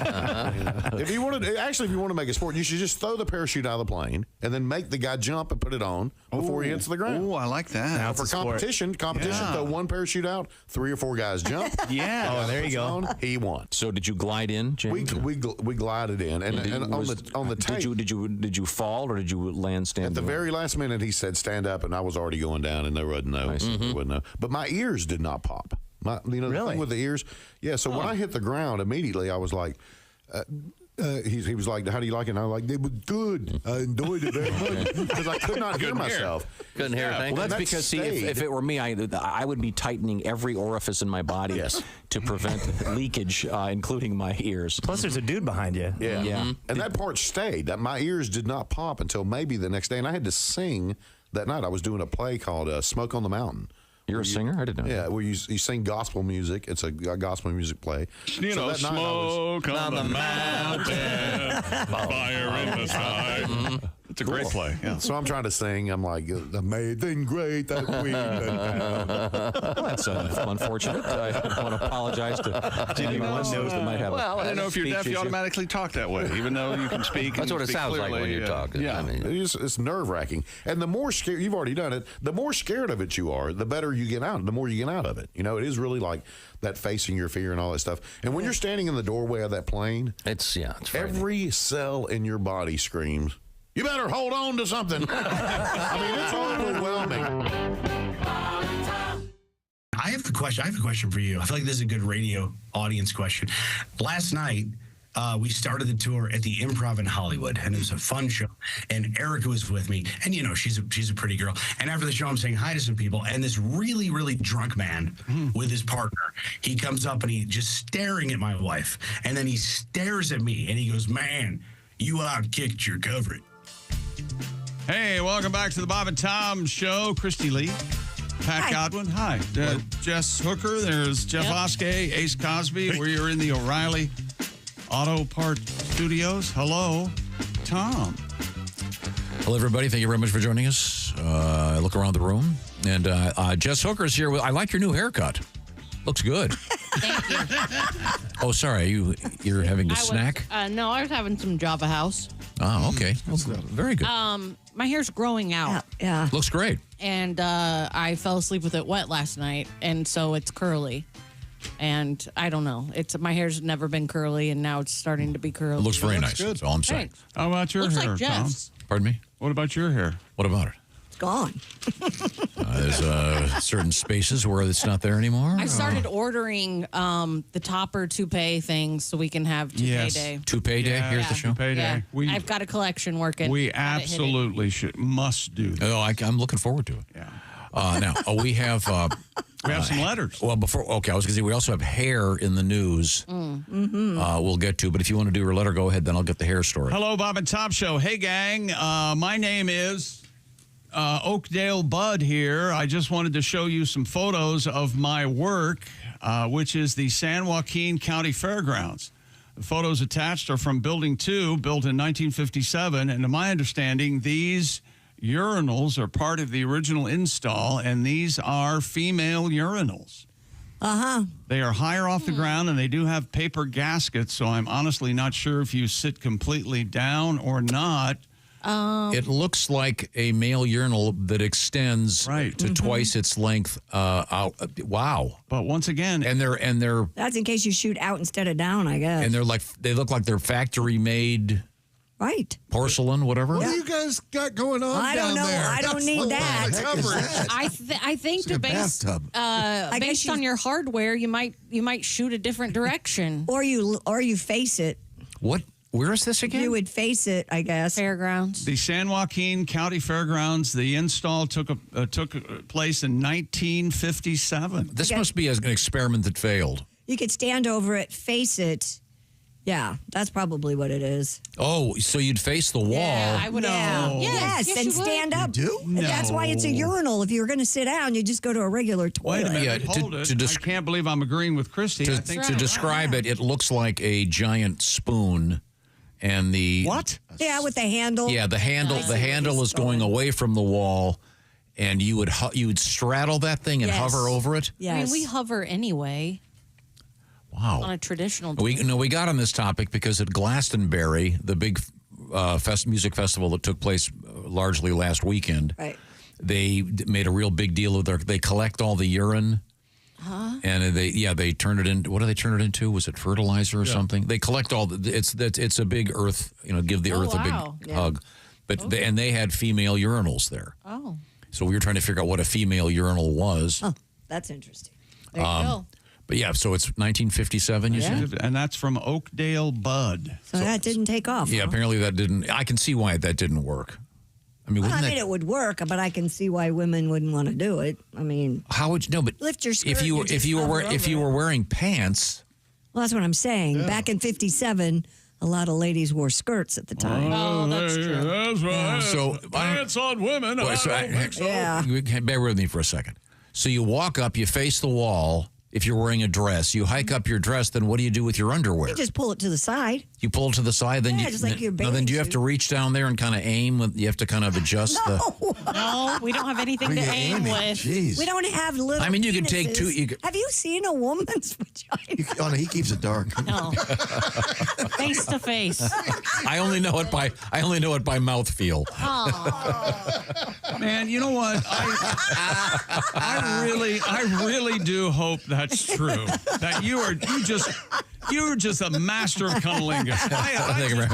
That would make me so happy. Can't stay focused that long. He's should I be eating the alphabet or something? What did circles? I got lost. I got lost at age. Change this up a bit. I don't know what I'm. Triangle. They grab her ass. I don't know. Let me think. What's I'm going to spell out the Wordle word from this morning. W-O-R. Oh, that's good. D-L-E.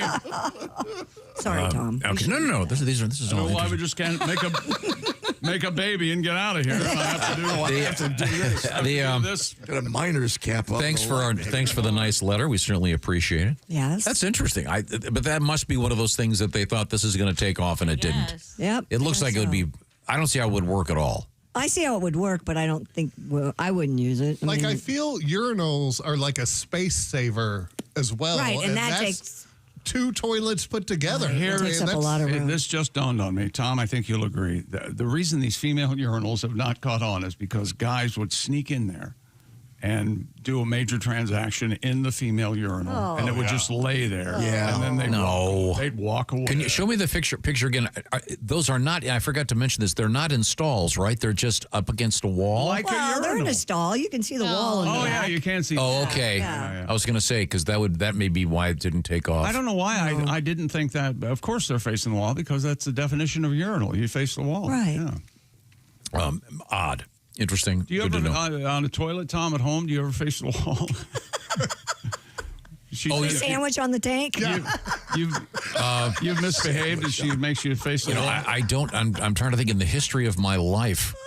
I see you. I've driven the porcelain bus while vomiting. I have never actually done a reverse. Calling the dinosaurs? A reverse. I see you sit at like down. 10 or 11 years old with your sad sack comic book out there on the tank, and you're just having the best sit down of your life. No, your comic. Your imagination is. I'm sure I probably read a sad sack comic once on the toilet, but not sitting backwards. Sad sack. No, we did begin the week with my odd story about the Philadelphia airport when I walked in the men's room and there was a guy side saddle on the toilet. I have since figured out what that was. What? Well, we don't want to talk about that. Doesn't mean that's you don't what know happened, for sure no. that's what it was. But I think I do think I know. I've received a number of letters explaining what it probably was. You're looking at me like I'm crazy. Yeah, I didn't hear that. I walk in the bathroom at the Philadelphia airport. Okay. Was this before or after your interaction with the TSA lady? Oh, yeah, it was after. I'd already gotten through customs and the whole deal. Okay. And by the way, I was barely welcomed back into my own country by a very pissy immigration guy. Anyway, I'm back. I was born here. Here's my photograph, my passport. I'm perfectly my golden legal. retriever. Yeah, great. There's my Mayflower. I pay way too much. I pay way too much in taxes. He acts like they don't have a computer system that they can mark him on. Yeah. Like, Now they're gonna treat you like crap. You thought you had a hard time getting back in the country this time. Wait till next time. Do you know, this was like 2 or 3 years ago. I realized they don't even need your boarding pass anymore. When you go through TSA, they just run. They just run your license, and they go. They know where you are, what you're doing, and how much you're spending. I think that's why we. Well, they got the eyeball thing going too. Yeah, the eyeball thing. Yeah, But on the clear thing. But yeah, Miss Hooker. So I walk in the men's room, and as you know, the stalls, the doors are about a foot off the ground. Right. So I walk in, and I look straight ahead. I'm not like I'm trying to find it, and I can see this guy's got these super bright, colorful shoes on, but they're facing sideways. Okay. So the guy's obviously sitting side saddle on a toilet. Okay.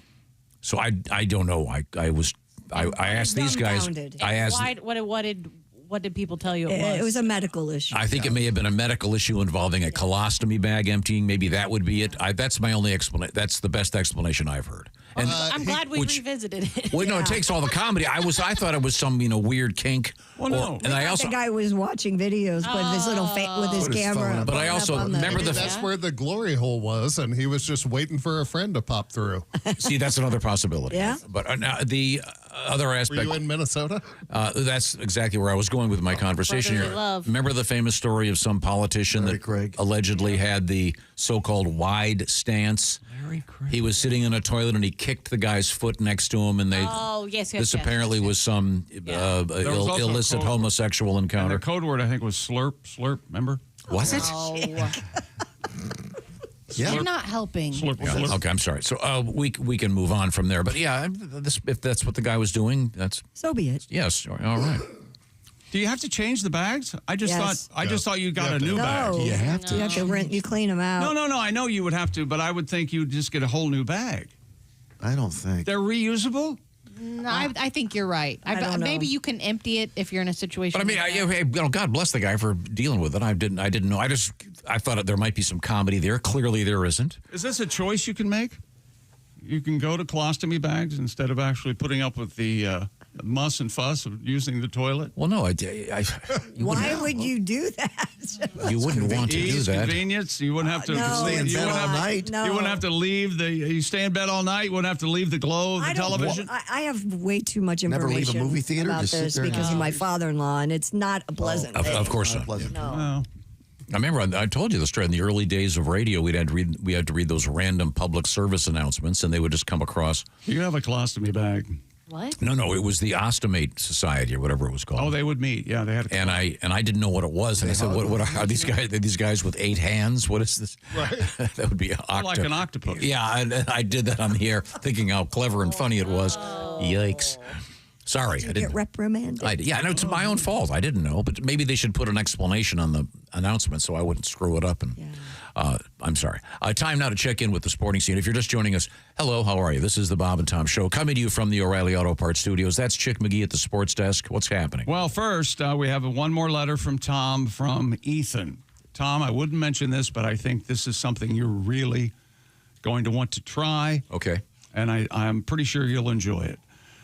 Dear Tom, I am a daily listener. However, I've missed the last 2 weeks due to being away on my honeymoon. Aww.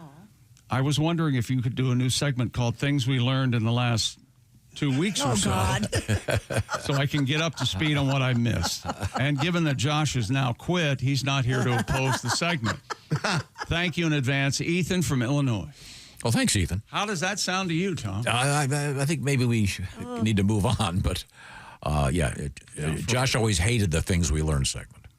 Yeah. Couldn't stand bringing up a topic. There's nothing funnier than him yelling at you. I thought it was me. I thought it was me yelling at you, but he took it to new heights. What do you think the best stories we've had in the last 2 weeks were? Oh my God! No, we're not going to do this. Well, the guy that set himself on fire and rode the motorcycle. Let me tell you something. No. Never let it be. This question should never be asked. Does Chick know what he's doing? I think the answer is yes. Go ahead, Tom. The boomerang story? Is that the one you like the most? Any stories that? How about this? What song, Pat, that you did in the last 2 weeks you think was the best one? All of them were fantastic. They were all 10s. I don't know. I don't remember. I move on. We move forward. I like yesterday's, the first one you did. The one he wrote spontaneously? Yeah. Let's do that. That was great. What was it called? It was the one we did the I remember. brand new feature in not Chat GPT, but Pat GPT. We gave you just a few minutes to write a brand new song. Yep. And it was based on a news story. It was about a news story about the first boomerang. I think that. Yeah, the world's oldest known boomerang, older than scientists once believed, now estimated to be between 39,000 and 42,000 years old.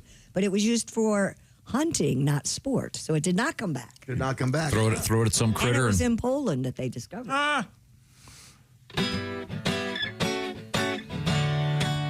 Won't come back.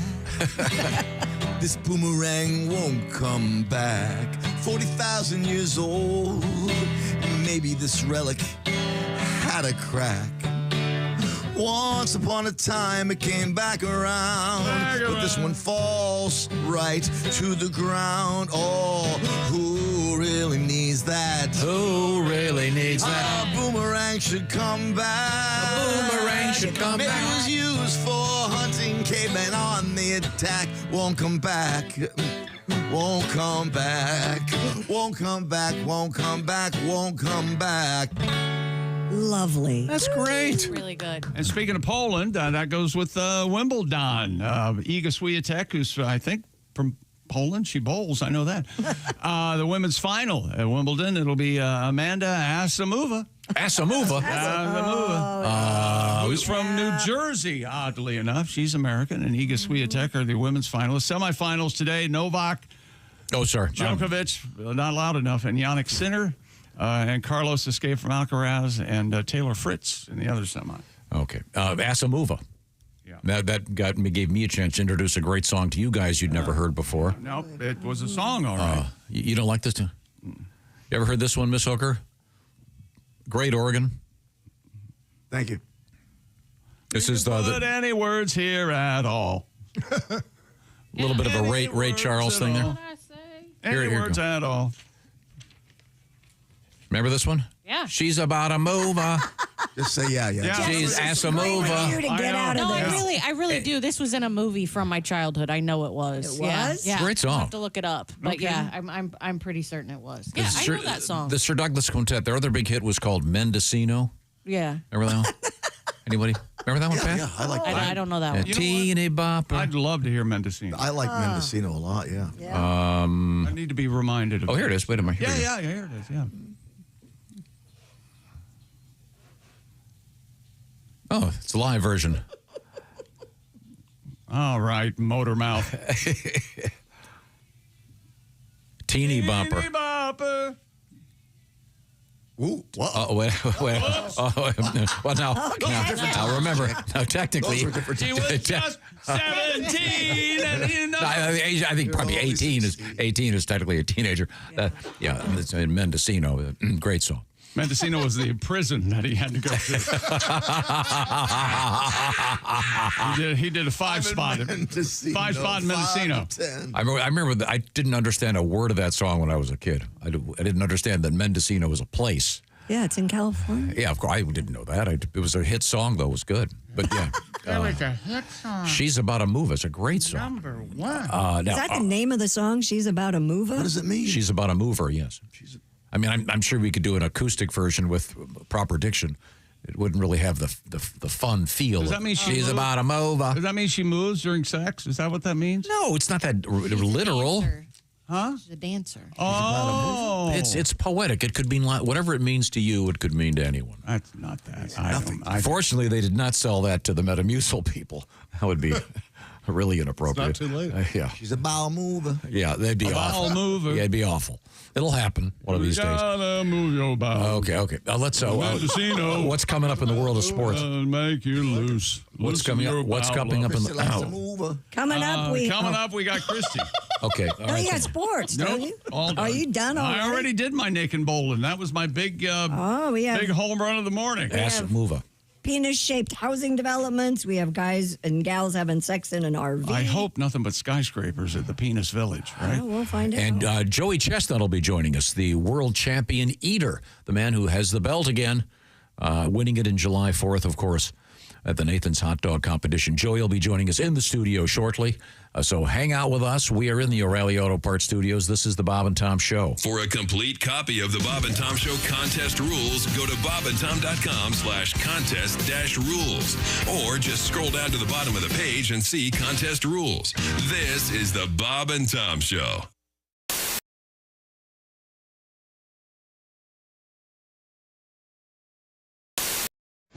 This is the Bob and Tom Show. Hey, hi. We're hanging out with comedian Ron Ramey. Chick McGee doing double duty. Chickster, anything else? What's the most dangerous thing about starting a new relationship with a girl, fellas? That's right. What kind of pet does she have? Oh. I was going to say finding out she's a psycho. And what does it mean about her? Maybe depending on the kind of pet, you can tell she's a psycho right away. This is from holytaco.com.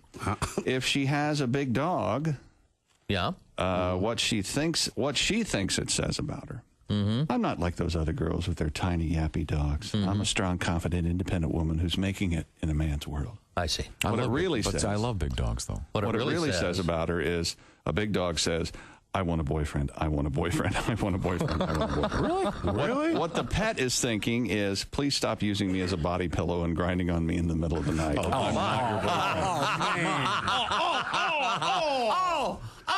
You took a perfectly good strike. There's no grinding. Grinding? A small dog. Okay. What she thinks it says, I'm not just adorable. I'm really adorable. I'm so adorable that I have a living accessory. All the cool people are doing it. I'm just like a famous celebrity. What it really says, I want to be exactly like Paris. So if you're looking for a stupid, annoying, talentless woman like Paris Hilton with a little dog, I'm your girl. Really? Or maybe it says, I like a little dog. What does the pet think? What the pet thinks is, if that purse she carries me in is full of used condoms again today, I'm going to bite her. I miss my ex-wife. This is a mean website. Here's a cat. What if she owns a cat? What she thinks it says, I'm responsible enough to care for another living creature, but I don't want to have to pay a lot of attention to it. That's why I have an animal that I could potentially leave alone for a few days, and it would be just fine. What it really says, having a cat, I don't like having guys spend the night at my house, so I adopted one of nature's ninjas to scare off any non-regular visitors using a razor-sharp pounce attack in the middle of the night. Ouch. What the cat is thinking, come on, dude, that I'm not familiar with, show me something dangly. I dare you.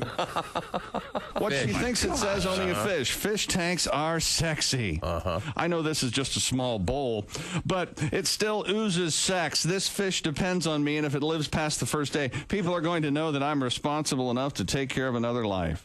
What it really says, one time I had sex with a biker in the parking lot of a county fair, and he spent $26 winning me this goldfish to remember him by. I forget his name, but I call the fish Nemo. Okay.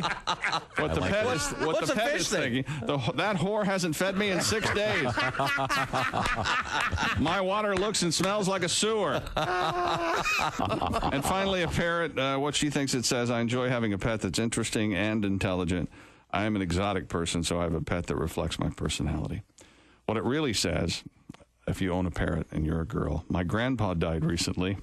He was known locally as the crazy bird guy. So he left me this temperamental, awful bird to remember him by. Mm-hmm. What the parrot is thinking, squawk, F you, F you.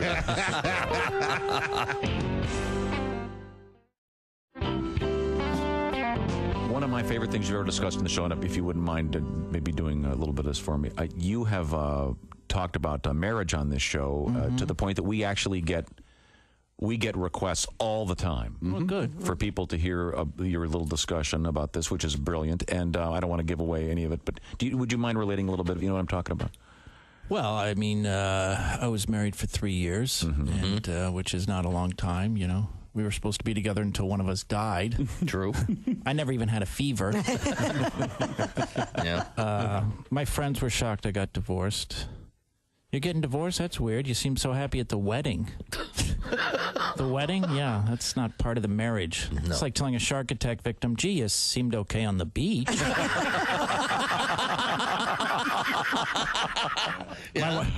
And to speak to Christy's point, and my wife felt I was too down. I was too negative. Oh, this divorce should help. Yeah, there you go. She said I had changed. You didn't used to be like this. If I'd known I'm going to be like this, I never would have gone to bed with you. Hey, guess why I didn't tell you? Yeah, okay. And of course, marriage is hard. We all know it. The proof here in the room, the success and. Hey. Gotcha. Marriage is so hard. Einstein got divorced. Albert Einstein's unbelievable. Yes. Mm-hmm. Yeah, Albert Einstein, arguably the most intelligent man who ever lived, got divorced. They should tell you that before you get married. It shouldn't be, do you love her? Do you want to spend the rest of your life with her? It should be, do you think you're smarter than Einstein? And there you have it. Yeah. Nick Griffin, ladies and gentlemen.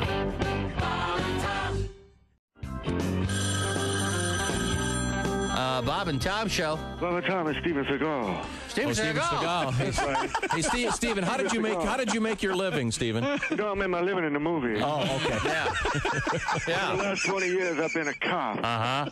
I understand Christy Lee is having some second thoughts about moving. No, she already moved. A lot of people don't know, but for 5 of the last 20 years, I've also been a real estate broker. Really? We had no idea. I love open houses, man.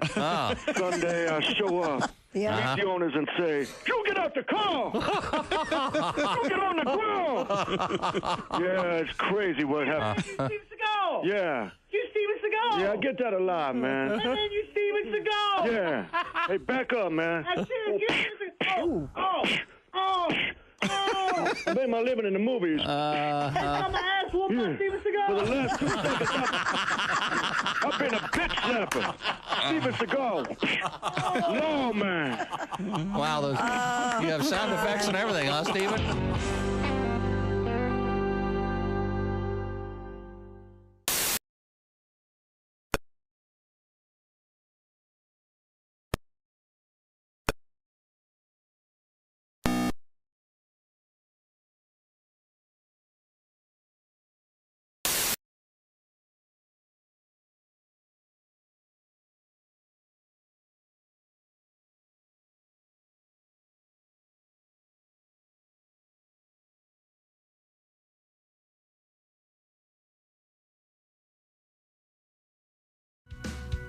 Hey, welcome back to the Bob and Tom Show.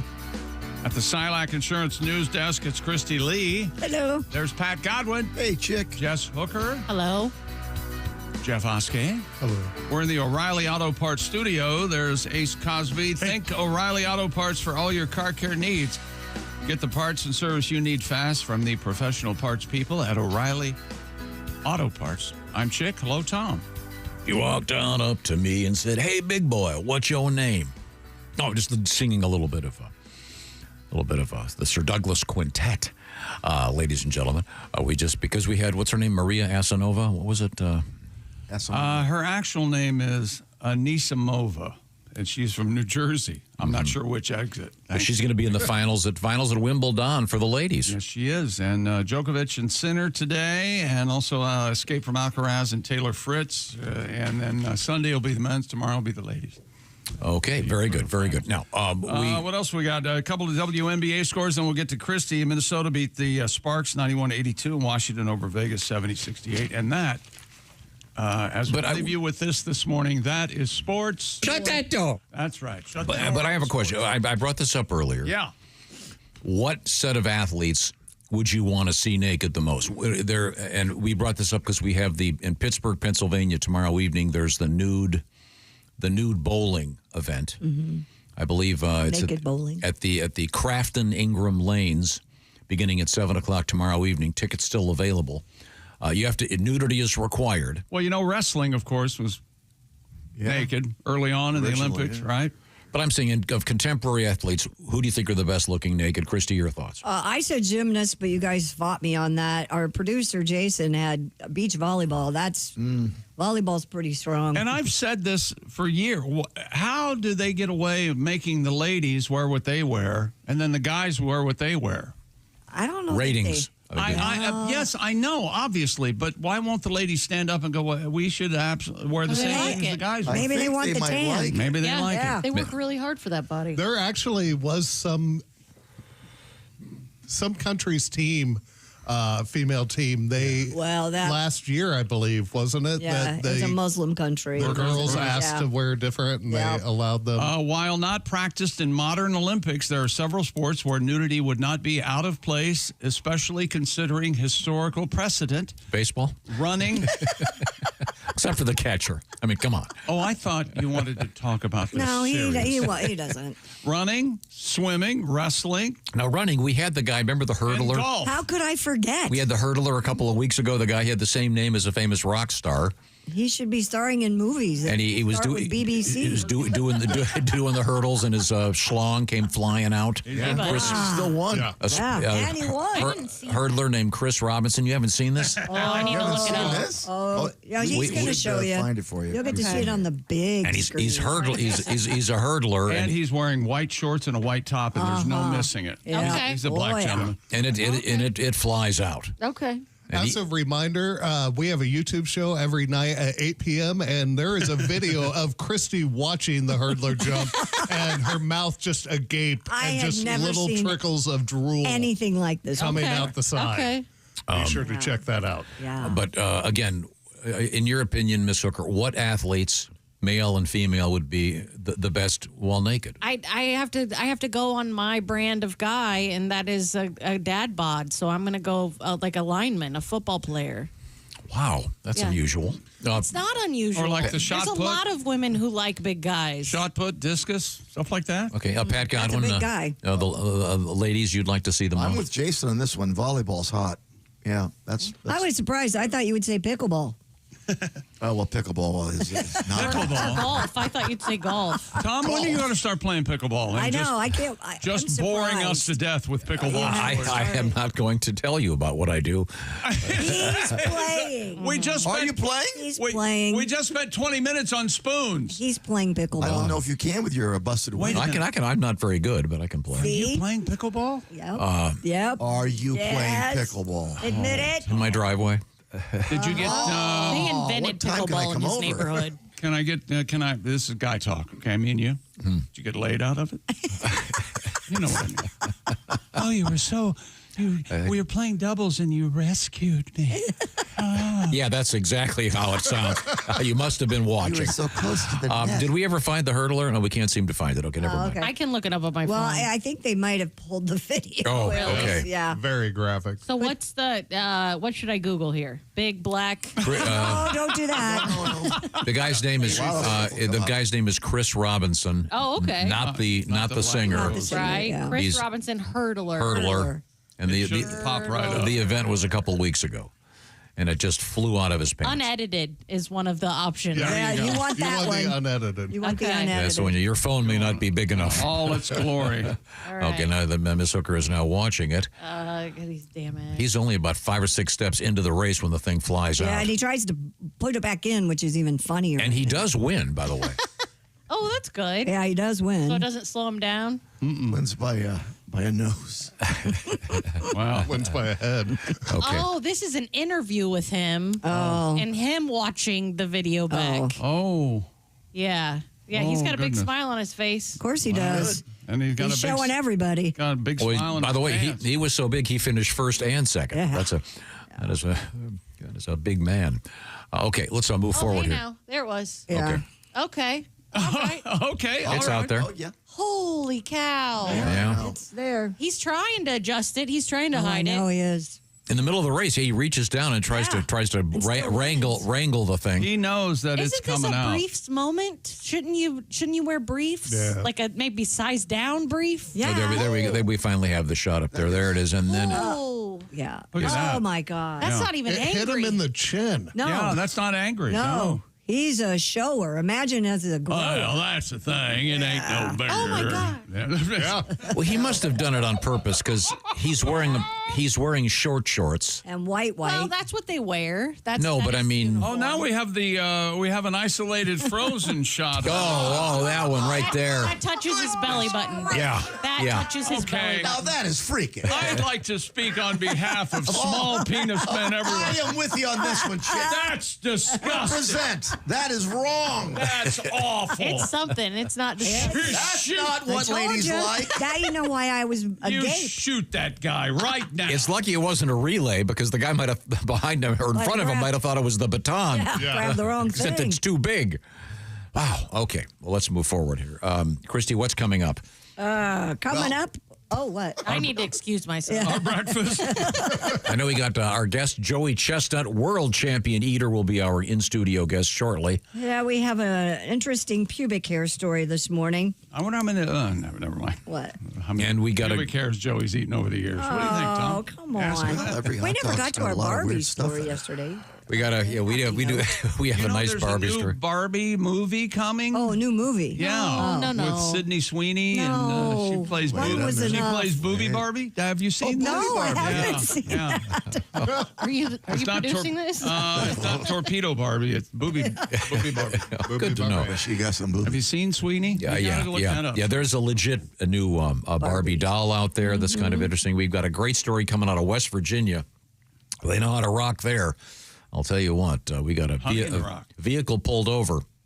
Apparently, a double moving violation. Naked and yikes. We'll talk about that when we come back to the O'Reilly Auto Parts Studios. This is the Bob and Tom Show. Hey, thanks for listening this morning. Got something to say? Send us an email. bobandtom@bobandtom.com.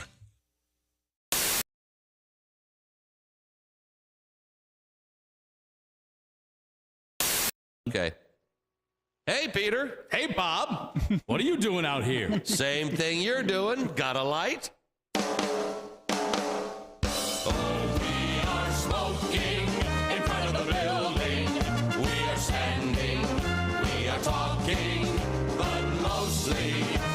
Smoking, we are smoking in front of the building. Oh, we are smoking in front of the building. We are puffing, we are gagging, we are happy because we're smoking. We are smoking in front of the building.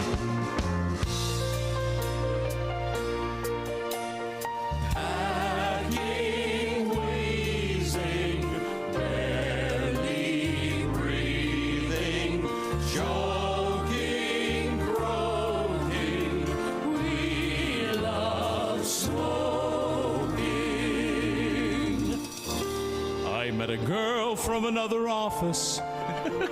She's a smoker, just like me.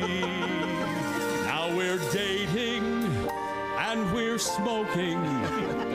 We're smoking in front of the building. We are smoking in front of the building, and we smell like we've been camping. It could be raining, it could be snowing, but we're smoking in front of the building.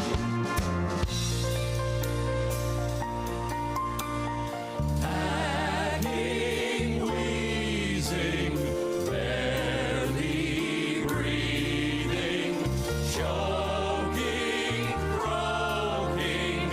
We love smoking. I never was a smoker until I looked outside. They were smoking while I was working. So now I'm smoking in front of the building. We are smoking in front of the building, and the ashtrays are overflowing. We are smoking instead of working. We are smoking in front of the building. We are smoking in front of the building. We are standing, we are talking, but mostly we are smoking. We are smoking in front of the building. Smoking. smoking in front of the building. Smoking.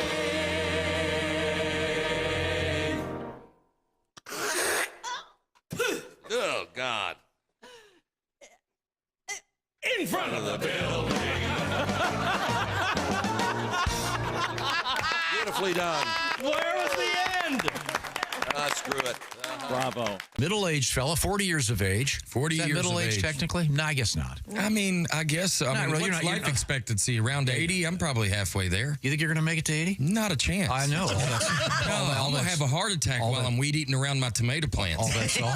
Now, you're a Southern guy. Are you a smoker? I'm not a smoker. Do you do I any was of the- raised by two people that smoke. I tell people these days we should bring smoking back. We were better people when we did it, And I mean, I believe that. And we smoked them at the wrong time. We smoked them when I feel like the world was great, when brick homes were $60,000, healthcare was affordable, And now we need Marlboros now, Well, this is what I tell. Here's my real. If you're going to take away mental institutes, you can't have $21 cigarettes. You got to have $4 Marlboros if there's no nut houses. Okay. If you bring back the nut houses, we'll go $30 Marlboros. But you can't. We're fighting for our life out here. Okay. I mean, we got to give cigarettes back to people that need it. Y'all remember back in the day, you'd see somebody outside of a gas station walking in small circles, smoking a cigarette. Oh, sure. You knew to give them a minute. They were trying not to go to jail.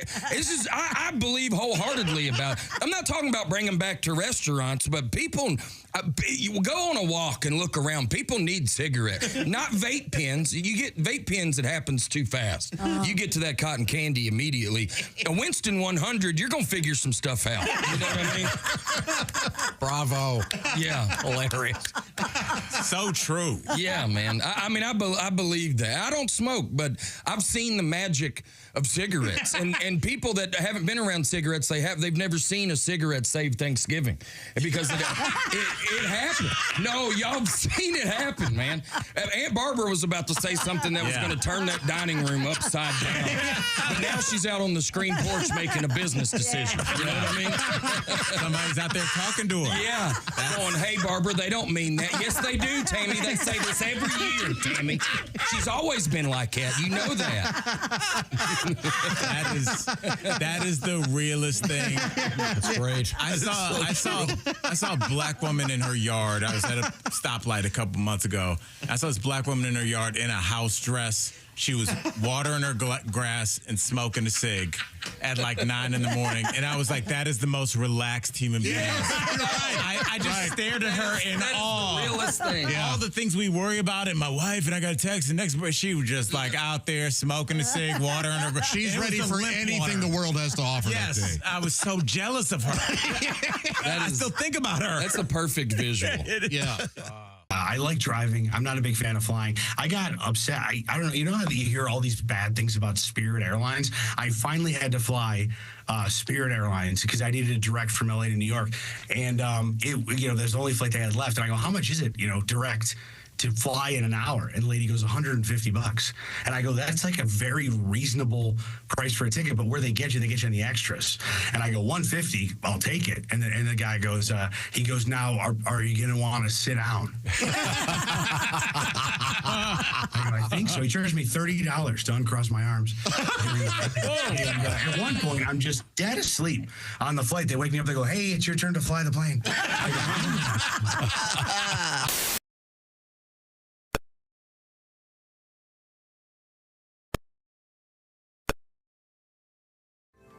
Hey, welcome back to the Bob and Tom Show at the Silac Insurance News Desk. It's Christy Lee. Yeah. That's right, Thank Christy you. Lee. Sorry. Oh, that's okay. I've been forgotten before. Pat Godwin. You got it. Jess Hooker's over there. Hi. Hello, Jeff Oskey. We're in the O'Reilly Auto Parts Studios. Think O'Reilly Auto Parts for all your car care needs. Get the parts and service you need fast from the professional parts people at O'Reilly Auto Parts. Hello, Tom. Hello, Chick McGee. Once again, if you're looking for something to do this weekend, if you're in Pennsylvania, head over to Pittsburgh for the Naked Bowling event. Mm-hmm. It's happening.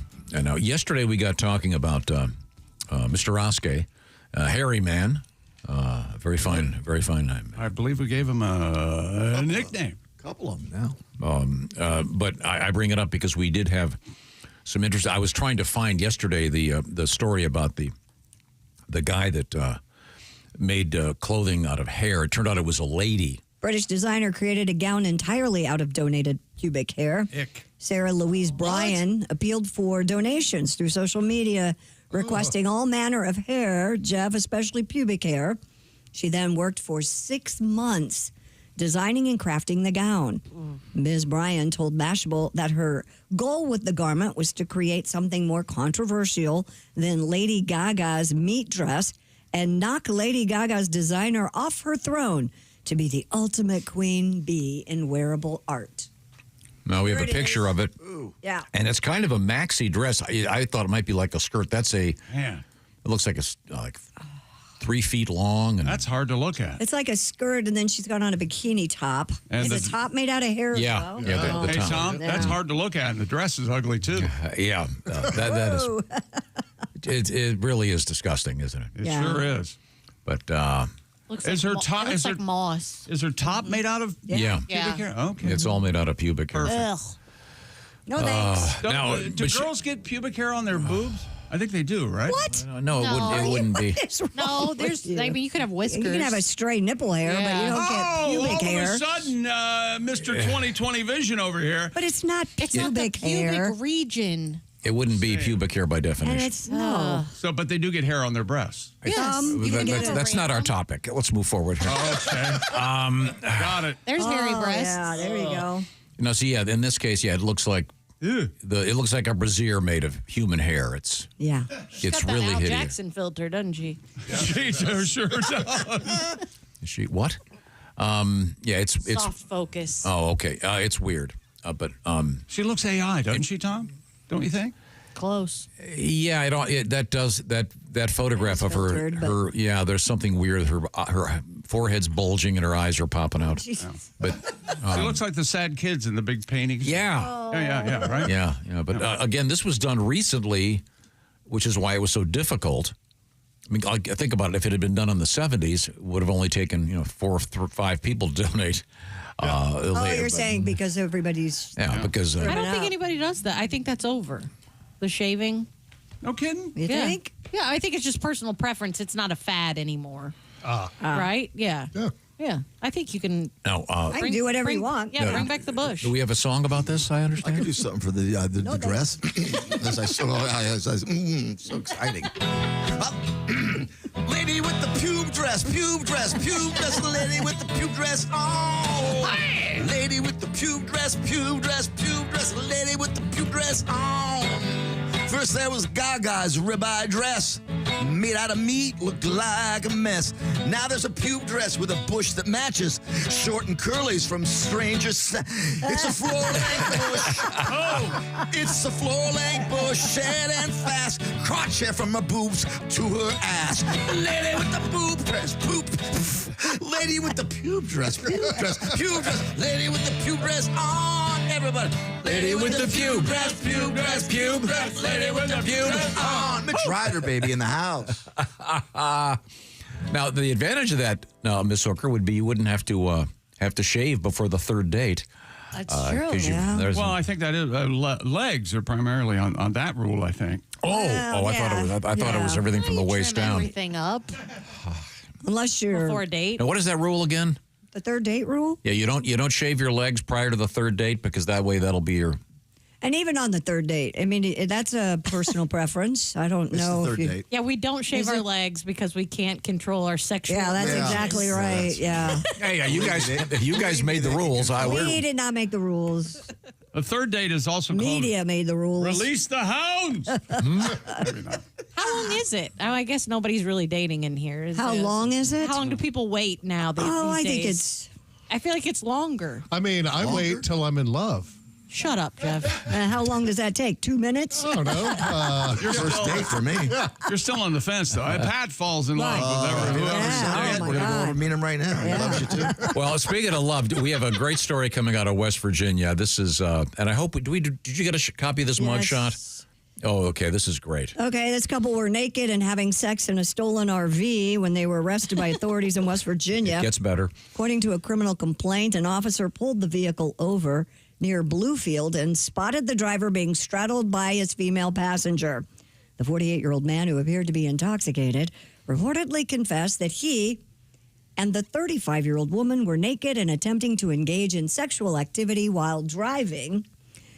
In addition to finding drugs and drug paraphernalia in the RV, officers discovered that the vehicle had been reported stolen from a nearby city.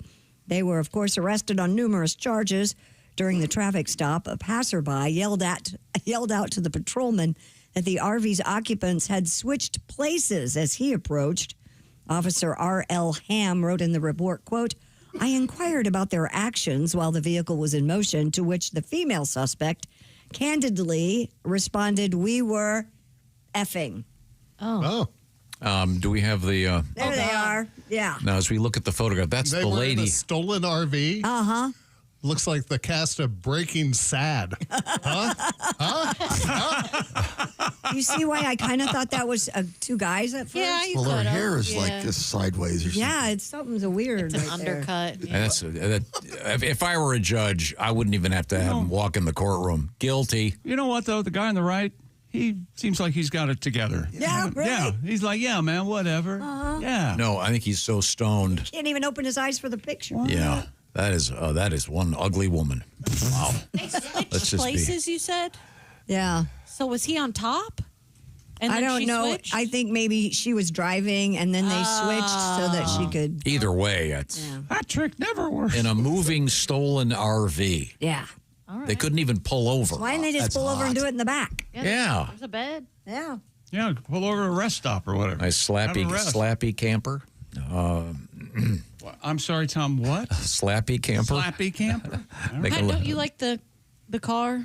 I have done it in a car, yeah. Like that while you were driving? There's been someone... There's been activity, but not I that. went up on the median. It was a bit of an issue the one Yeah. time. Oh, wow. Yeah. All right. Do you get stuck on the median? Yes. I did, yeah. That can happen. Coming back from a Did you gig. get stuck anywhere else? was it an automobile or a RV? It was an automobile. I think Okay. it was like a Vega or something. Oh, I see. A Vega, boy. That puts a date on it. Right after your Model T, you got the Vega. I was 22. Last time you had sex in a car. Yeah, I was 22. It was a Vega, and there was some straddling. Did you have to go down to the median stop and then pull away, or? Oh, it was horrible. Yeah. It actually got stuck on the. It was terrible. You had to call somebody and come get I you. had cops were on the scene. Okay, very Nice. good. Now, we are going to be Doctors- oh, we have we're going to be talking with Joey Chestnut, the winner once again of the Nathan's hot dog eating contest on July 4th, the champion once again. After taking a year off for technical reasons, he's back. And how many was it 70 hot dogs? 70. I believe the record was 76, but he didn't come. No, it was 70 this year. Still. 76 was a couple of years ago. Think about eating 70 hot dogs. You couldn't do that in a week. Oh, hell no. Right now, I want to say that the Bob and Tom Show is sponsored by BetterHelp. BetterHelp is all about accessing therapy online. Some 30,000 therapists are working with the BetterHelp program, and more than 5 million people have been served globally. What's it all about? Well, maybe you're getting a little stress at the workplace or stress somewhere in your life, and you think perhaps therapy would be helpful for you. Well, this is a really easy way to access therapy because it's done online. So you'll be dealing with a therapist. You can do it like a Zoom call. You can do it like just a regular phone call. You can do it as texting back and forth. It's all up to you. And find out why BetterHelp is the largest online therapy provider in the world, with a diverse variety of therapists with a lot of expertise in a lot of different fields. So perhaps you want to unwind from stress at work or stress in your love life, whatever it might be, deal with some mental health professionals in a way that's easier to access with BetterHelp. Bob and Tom Show listeners can knock 10% off their first month if they visit BetterHelp by going to BetterHelp.com/BT Show. That's BetterHelp, H-E-L-P, BetterHelp.com/BT Show. Coming up, Jaws, they call him. He's Mr. Joey Chestnut. Plus, we have lifeguards to the rescue. We got a message in a bottle. And we also have, I don't know, are you aware of this myth about the length of your fingers and how that might... Your sexual preferences? Yes, Yeah. yes. We have an odd story about that. And also, we've got to get to our Barbie story. Does it say anything about the pajamas you choose define sexual preference? Why would you mention that? Because you announced to the room during the last commercial that you wear Lululemon shorts. Well, no, you were saying, and we were all fascinated. Does your boyfriend find those cute? Yeah, you and your little Lululemon. You were saying your juicy ass cheeks hanging out. You were saying that the guy, that athlete, there was a lining in those shorts. I said, no, there isn't. Every night. A lot of running shorts have liners. A lot of them. Well, do. I don't have running shorts. I wear the same shorts to bed all the time. That's right. And what are they? They're called Lululemon. Yeah, they are. They have Damn right they are. Store at the mall. I bought a pair of nice little shorts. I don't know what they are. They're just nice. Oh, they're just overpriced. You go, girl. Oh my gosh! Aren't you a pretty little thing? Man, I feel like a woman. Well, I see that I'm gonna make judging. the bacon and cook it up in the pan. I got them for free with my Blue Boy prescription subscription. No, I don't know about you. Mine's a prescription. I gotta have it. Do they still? Is that still published? I don't even know. I don't think so. So sorry. Coming up, Joey Chestnut, if maybe he decides he doesn't want to come in now, and other delights from the O'Reilly Auto Parts Studios. This is the Bob and Tom Show.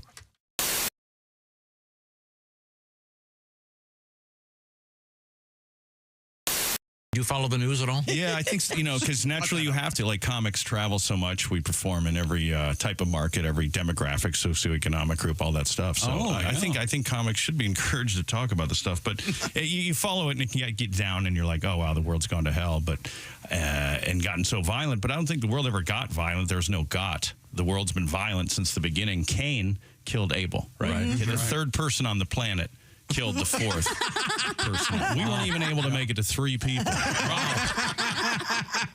somebody was. At one time, a third of the people on the planet were murderers. Right? A third of the people in the hood aren't murderers. A third of the people who own guns aren't murderers. A third of the people in jail aren't even murderers. San Quentin, Folsom Prison, and Alcatraz are safer than the book of Genesis. True enough. You're right. You thought Compton and Baghdad were tough. Try downtown Eden after the sun goes down. Scary.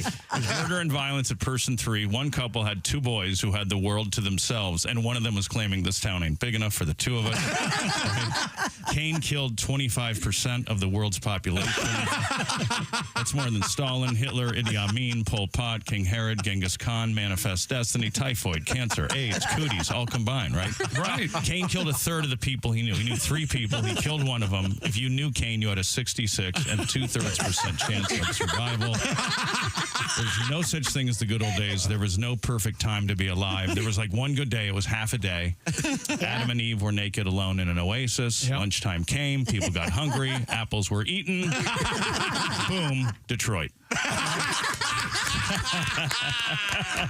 Bravo. I can't help but notice, sir, you're wearing extremely tight, what are those called? They are called Lycra Spandex Pursuit Pants. Now, is that a potato in the front there, or Tom? Glad to see you. Tom. Oh, I'm sorry. Looks like Jim and the twins are pretty cozy this morning, sir. Never hurts to advertise. Yeah, I guess it does. Oh, my God. Okay. Thank you very much, sir. He's smuggling topsoil for an offshore development project. Well, yeah, I always a White Castle. Really? Yeah.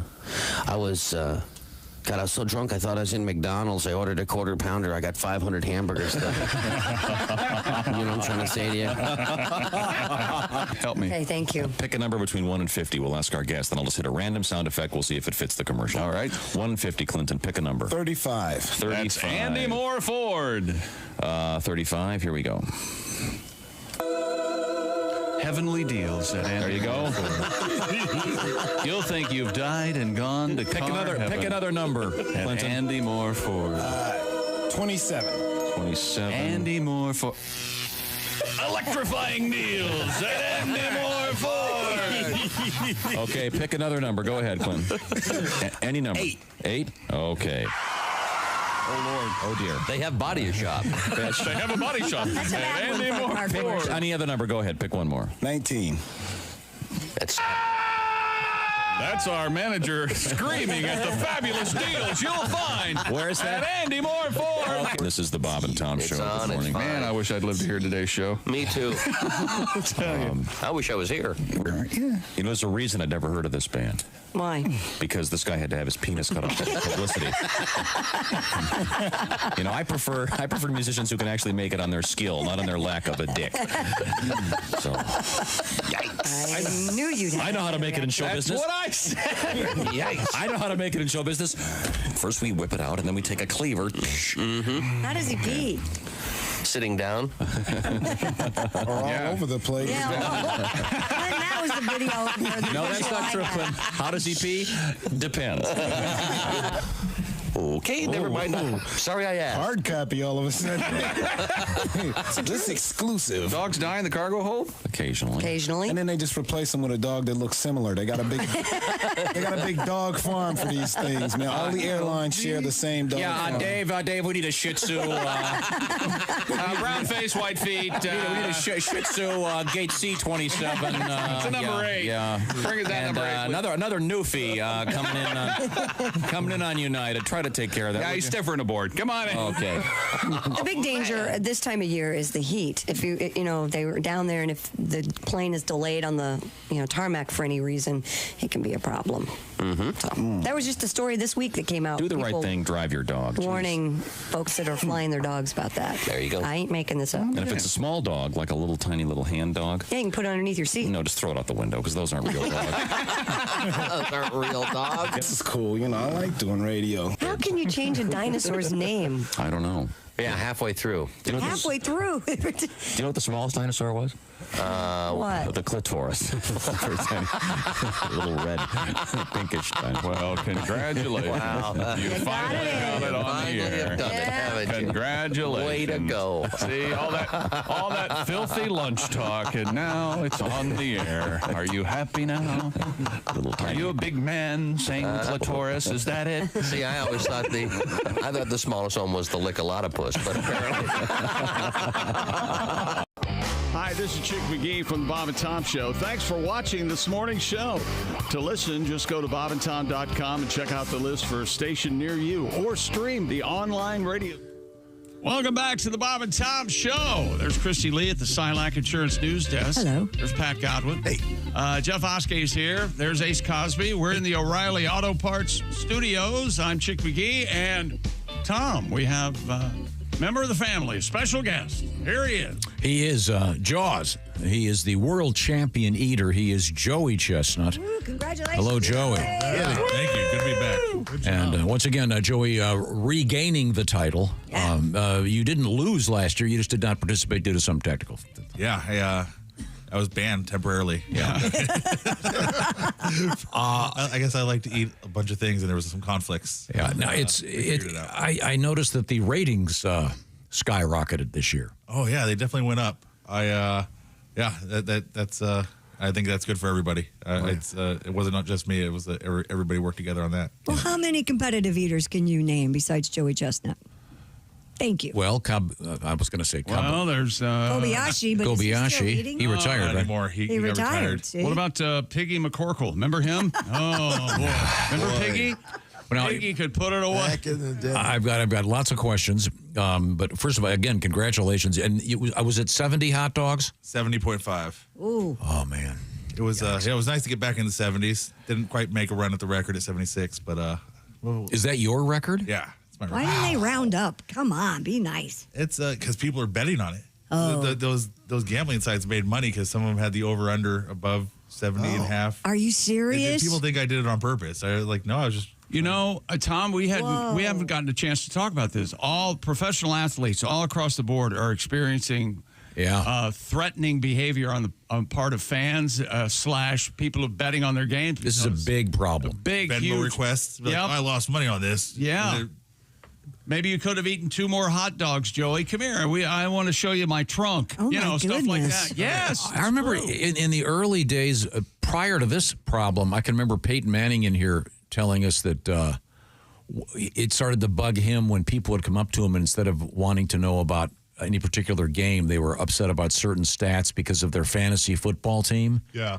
Which he bugged him because they'd kind of lost the meaning of team sports, right? Because it was all about that.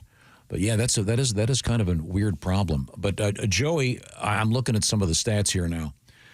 You did eat 70 and a half hot dogs, so you received your 17th mustard belt. Yeah. Now, do you get a new one each time, or does that same one get passed along? I got a new one. I have a bunch of them. Where do you keep them? Oh, they're all throughout the house. A couple friends have them in their restaurants, but it's nice to have a new one. Oh, that's cool. Yeah. Yeah. Wow. Endorsed by Are Joey they hot Chestnut. dog stands? They're definitely bars. I have lots of questions, but we were talking about something that's kind of off topic earlier, which was this naked bowling event tomorrow. We were asking what athletes would be the sexiest, I guess, to see naked. Mm-hmm. Your fellow competitors, would any of them be? Do you think you'd want to see them nude? What a question. Well, Joey gets the story. I was picturing things in my head, and I don't think. Okay. You've never competed naked? I don't think ratings would go up. Now, I bring this up because now Pat Godwin, right over there, sitting next to you, has actually performed at a nudist colony. Yeah, and a nude cruise, too, yeah. And a nude cruise. Did you have to go nude? No, thank God. That would be. Never ever thought about it. You never even once went, maybe I'll just walk. No. I'm way too modest for that. Really? Is that Don't wanna right? show off. Yeah. No kidding. You'd have your guitar, though. Yeah, that would work out better for me. Yep. You could. Casey Musgraves went on SNL completely naked with a guitar. Have you ever seen the video of it's a documentary on Netflix right now? The Red Hot Chili Peppers were at Woodstock '99, and Flea was absolutely naked, and he held the I think they had held the socks. bass They in had front socks, of him. right? No. Flea was absolutely naked. I've seen it. Yep. Woodstock '99. Whoa. Absolute. And he's a great bass player. And every now and then you see the all of Flea. Oh, really? He has the bass on front of his. Yeah. Wow. He represents himself pretty well. Oh, he does? And they have played with sock. There was The sock famous video. picture I've of seen socks. that. Yeah. So maybe that's why so- he's not embarrassed. Joey, this is unlike any interview you've ever done where people go the same old questions. So how soon do you go to the bathroom, Joey? No, we're asking about doing the show nude. Do you think guys that are growers, not showers, are not as inclined to be nudists? Yeah. Or do you think guys don't care? They don't. Nudists don't care about They anything. don't care? Yeah. The older you get, the more. Yeah, you don't care about. They don't anything. care. Really? Yeah. Have you ever been to the gym? Yeah. Those dudes in the Those gym. old guys do not care. And they're not showing anything They off. are shaving at the sink at the sink. And Pat and I know at the same gym there was the guy that was always blowing dry his nether regions. I'm sorry, what was he doing? Blowing dry is another. Using the blow dryer. What are they called? Blow dryer. The hair dryers down there. Needless to say, I don't The have hand one. dryer, I believe. Yeah. And they had to put up a sign asking people not to do that because that's, I don't know. But I mean, yeah, you talk about a lack of, they just don't care. Modesty. This guy's up there, talking about how he should be running an NBA team. Well, as you said, he probably put his hand in a mess of goo that used to be his friend, and Charlie came along. He doesn't care about anything. And he's got every right to do that. That's Okay. Well, we're joined by Joey Chestnut, professional eater. And when did you set the record? When did you do this? Was it 76 hot dogs? Oh my gosh, I think that was 2021. Now, are you aware that next year, July 4th is A, Saturday, and B, 250. 250. So Yeah. it's going to be huge. You got to eat 250 hot dogs. Yeah, That's all there is. No, but I mean, No, you got to get 76. I would think, yeah. 76. Yeah. Spirit of At 70. least match the record. Right, exactly. You're really going to be under a lot of pressure. I'm just telling you now, so you might want to start not eating for a while just to give yourself I'm some. coming up with a plan. If you watch the video, I looked a little bit chubby, and I'm going to figure it out. I'm All gonna right. You think you were too chubby to eat hot dogs? I've been kind of lazy. I haven't been running ever since. Remember, I had that leg injury. Yeah. And I haven't got my cardio back. Oh, that's since right. then. The holidays fell on your foot. Remember that? Now, Joey, I have a money-making idea for your friends that run this thing. Okay. We've spoken to them. All right. Who's the one we talked to? The younger brother, right? Oh, that's Rich. Rich. Yeah, Yeah, good he's- looking dude. Very And- articulate. And it really sounds like his parents would have said to him, as smart and articulate as you are, maybe you should be, I don't know, helping to write stuff for the president of the United States. But you're talking about hot dogs. So here's my idea. Now, if you're watching the Super Bowl, the game's over. What happens to the coach of the Super Bowl? they dump Gatorade on him. Yeah. Hear me out on this. Somebody should step up. I would think it would be one of the mustard companies should step up, and that someone should come up with a giant thing of mustard and dump it on the winner. Just think of the publicity they would get. No, but think about how gross that would be for the person that has to be dumped on. They're going to give Joey a taste when he walks up to the mustard people. What's the most famous mustard? French's. Probably. So you go up to the French's people. Joey Chestnut for French's mustard. They got you in the commercial covered in mustard. I'm saying a small taste, hundreds of thousands. And mustard stains, I believe. I mean, yeah, the guy would be dyed. Yeah. You guys don't understand how much money is at stake here. What if Kobayashi Not enough money. Kobayashi's retired. Joey's going to win. The question is, can you do 76 hot dogs on the 250th anniversary of this great country of ours? Yeah. I'm just telling you. I think it's a great idea. Just run it by him. No fee from me. Just a suggestion. I mean, it could be ketchup. That would be controversial because ketchup on hot dogs, that's a big controversy. Could do relish.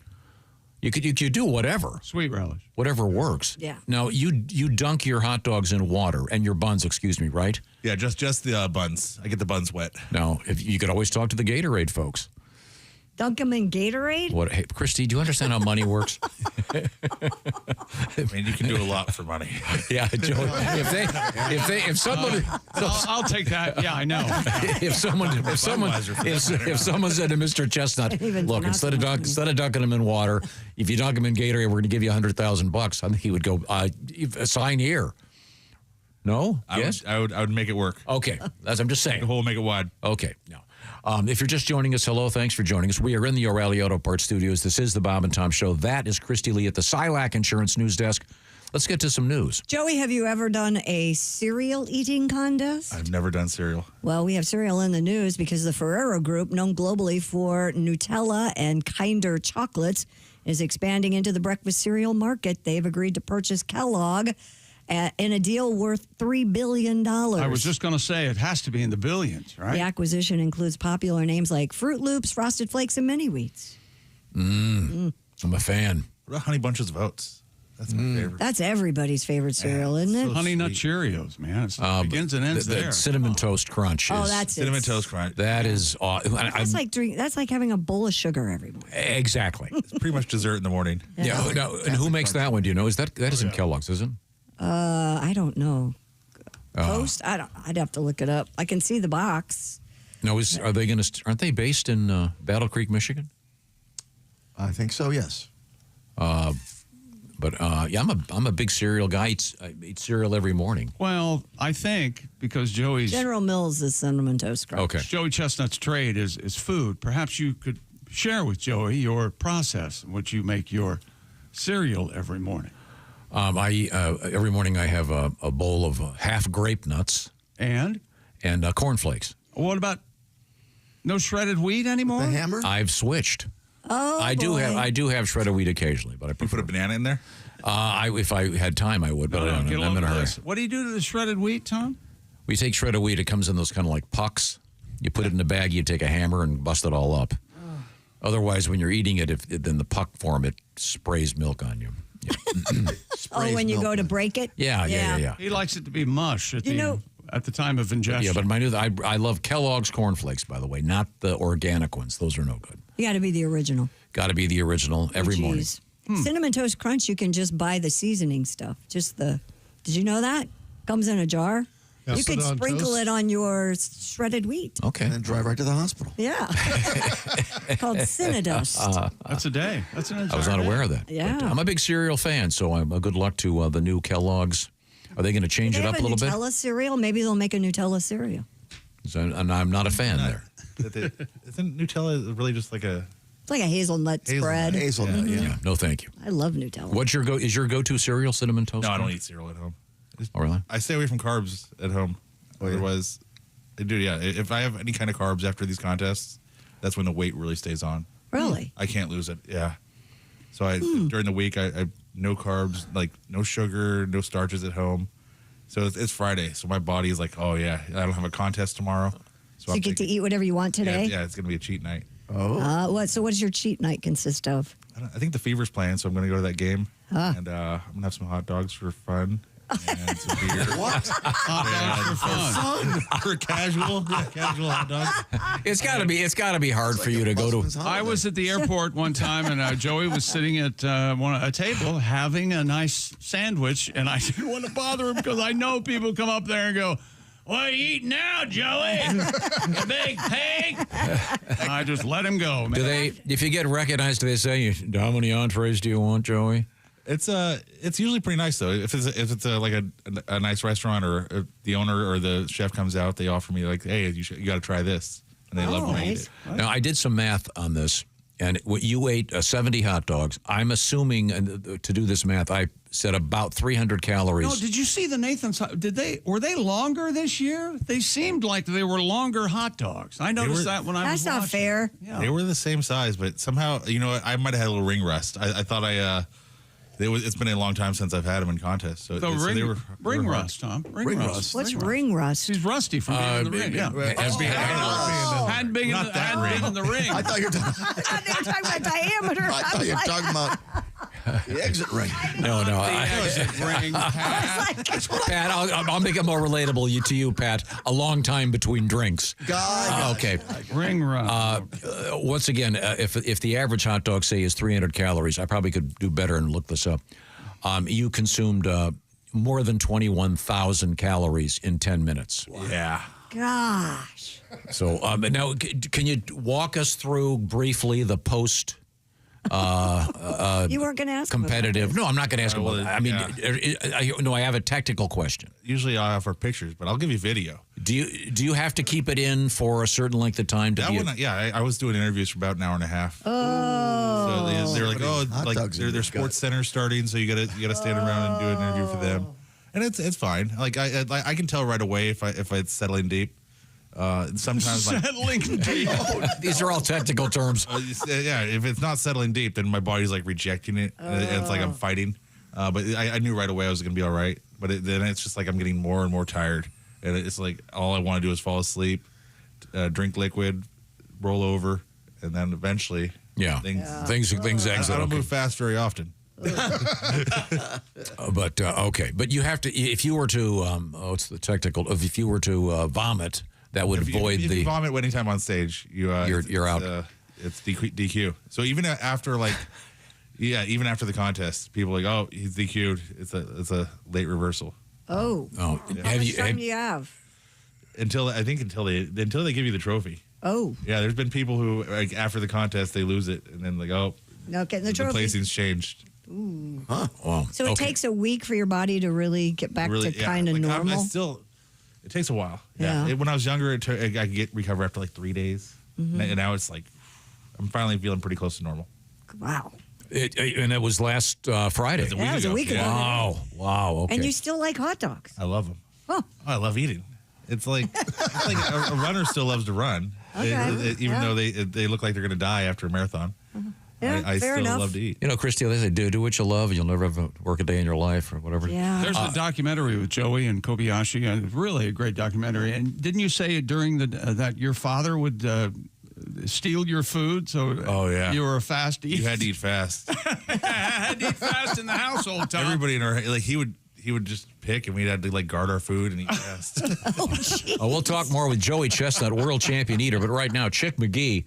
Tell me more about feeling so comfortable at home you can have a hot dog and not worry about getting burglarized. Right. Peace of mind's what we're talking about with Simply Safe, a security system that works to prevent that break-in from ever happening in the first place. You can trust Simply Safe just like I do for years, and we use Simply Safe here in the Bob and Tom studio. Simply Safe has new Active Guard outdoor protection that helps stop break-ins before they happen. With AI-powered cameras and live monitoring, agents detect suspicious activity around your property.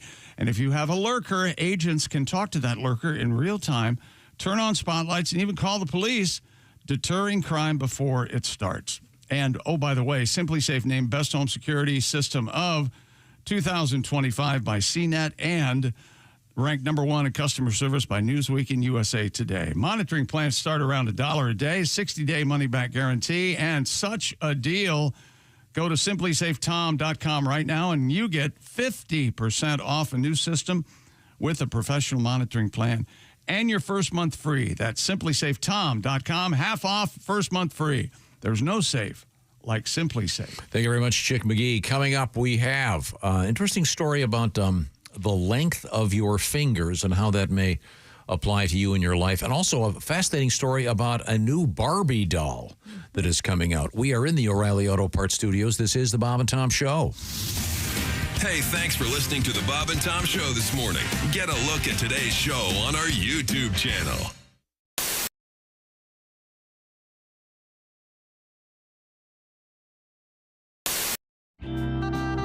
Now, Bob has split the hot dog and put the cheese down the middle of the hot dog. That's good. That's fine. And now you're going to stuff that in the And I had to surgically remove the end of the hot dog. I circumcised my hot dog. Oh, to fit in the Twinkie. So it'll fit in the bun. Now, did you? That isn't a bun, though. It's a Twinkie. Now, did you take? It is the bun, my friend. Did you take the cream out of the Twinkie? No.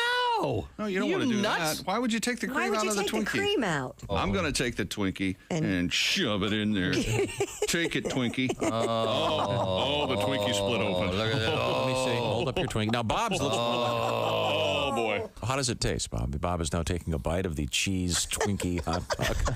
Say the sacred word, the dog will come down. Give down it out. Bob, your thoughts? Not bad. So you've got the Twinkie, which is a cake instead of a bread bun. It's actually not bad. Well, Bob likes it. A little sweet taste, a little salty taste. Holy mother of God, that's delicious. Oh, my God. Have we done a calorie estimate on this? I want to make a point that Bob is using a hot dog as a pointer. As a pointer. You have got to try this. Me? Yes. No. Just one? Yes. One little bite. One little bite. Just one little teeny tiny bite. Come on over here. Come over here and buy my hot dog. No, we can do it tomorrow if you want to add bacon. Oh, we can make no, arrangements. she's eating it now. She's eating it now. Oh. Okay. Go, baby, go. I hope none of this creamy stuff gets on your cheeks. Now, Bob, put your hand on the back of her head. Sorry, I don't know what that was all about. Don't hold her ears.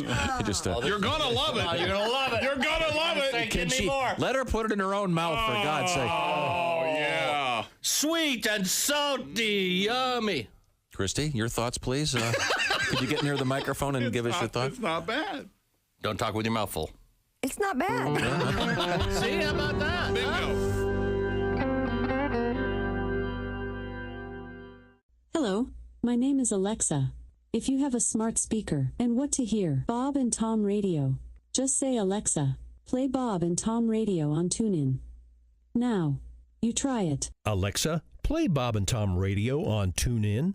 That's the first smart thing you've said to me since you took me out of the box. Screen Door Productions presents A Day at Fergler's Hardware.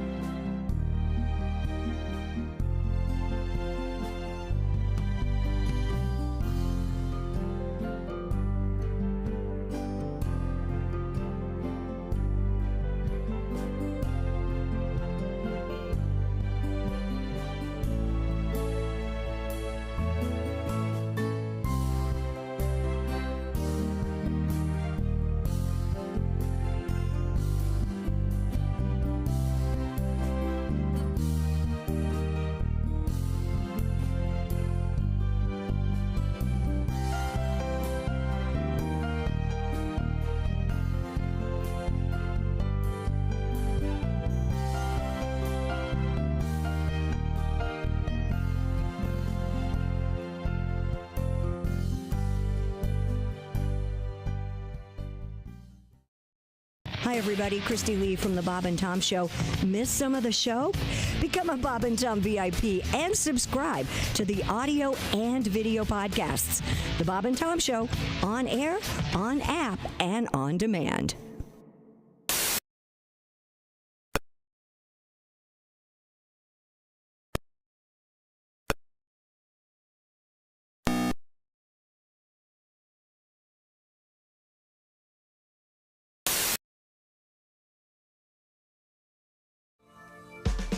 Hey, welcome back to the Bob and Tom Show. Jeff Oskey. Yeah. There's Christy Lee. Hi. Pat Godwin, Ace Cosby. We're in the O'Reilly Auto Parts Studios. I'm Chick. Hello, Tom. We have one of our favorite special guests. He's a world champion. He is Joey Chestnut, competitive eater. And just 70 hot dogs 1 week ago today. It was July 4th, 2025. Retaking the championship. And is it 16, 17? Number 17. Number 17. Yeah. And we're trying to turn the heat on here for Mr. Chestnut because next July 4th, as I've mentioned several times, is a Saturday. Mm-hmm. So it's going to be a double whammy because it's not only a Saturday, it's the 250th birthday of the United States of America. Mm-hmm. There's going to be a lot of pressure. A lot of pressure. And your record of 76 would be so apropos. You would really like to see that fall, am I correct? Oh, it'd be awesome to make a new record, or even match the record of 76. Or go 76 and a half. Keep the 76, but you still beat it. It's not a bad idea. Yeah. I like it. But you just keep stuffing it in, right? You just No, the thing is, don't slow down. Do you count while you're doing it, or do you know in your head? I don't really count. It's like I know that when one of my cups is empty, usually it's 10 hot dogs. So then I move on to the next cup. So it's like I can see how many cups I have left. So I don't really have to count. It's like, all right. Okay. So you have kind of an idea. I have an idea. Now, when you're outside doing this, does like the temperature and the humidity and stuff, does that come into play of how much you can eat? You can feel that? And It's usually right around noon. If it's super clear out, the sun's beating down hard. And if it's hot, it's everybody slows down. It's tough. And have you eaten typically prior to an event? Do you not eat for a while? You know that. Yeah, it's like a day and a half, no solid food. I'm doing like a cleanse, liquid, like lemon juice, water, some oils. I'm making sure I'm going in loose and empty. And hungry. Yeah, loose. Loose, Tom. Loosey-goosey. Okay. All right. He's got it out there. Yeah. And happy, yeah. Do you wear any special type of clothing? Do you have like a... Elastic. No. Maybe like a Lululemon with an elastic. There we go. That's right. Elastic waist. No, everything's kind of loose. Elastic is my friend, and I remember my first time doing the contest. I went out there wearing Levi's. Oh man! And I at what point did you unbutton? And then, really soon after the contest. Was there an old grizzled veteran eater that saw you walk up? Oh, look at this kid. It's exactly, yeah. The guys, yeah, because I ended up placing third, and they're like, "What were you doing wearing Levi's?" Those things don't give an inch. See, this is where another endorsement. Maybe what is it? A Sansa belt? Who would you go to? And again, my idea is get a sponsorship of some either mustard or ketchup or whatever. And when you win, have them dump it over your head, just like the Gatorade. Oh, that picture would be everywhere. It would be, but it would. Good luck with the cleanup. Yeah, you know? no joke. So what? If they give you the check, you can go buy new clothes. I'm just saying. I think Mr. Chestnut should approach someone and say, a good Heinz. They have mustard and ketchup. There you go. See, you could have them dump both on you. I'm telling you, have mayonnaise and ketchup, K&A's Okay, or come on, you guys, mayo, I'm gonna mayo throw chup, up. mayo chup. Yeah, that's gross. What did they decide? Is it called mayo chup? I think so. Or did they go with ketchup A's, whatever? Ugh. Okay, yeah. But I'm just saying it would be a great commercial for somebody to do that.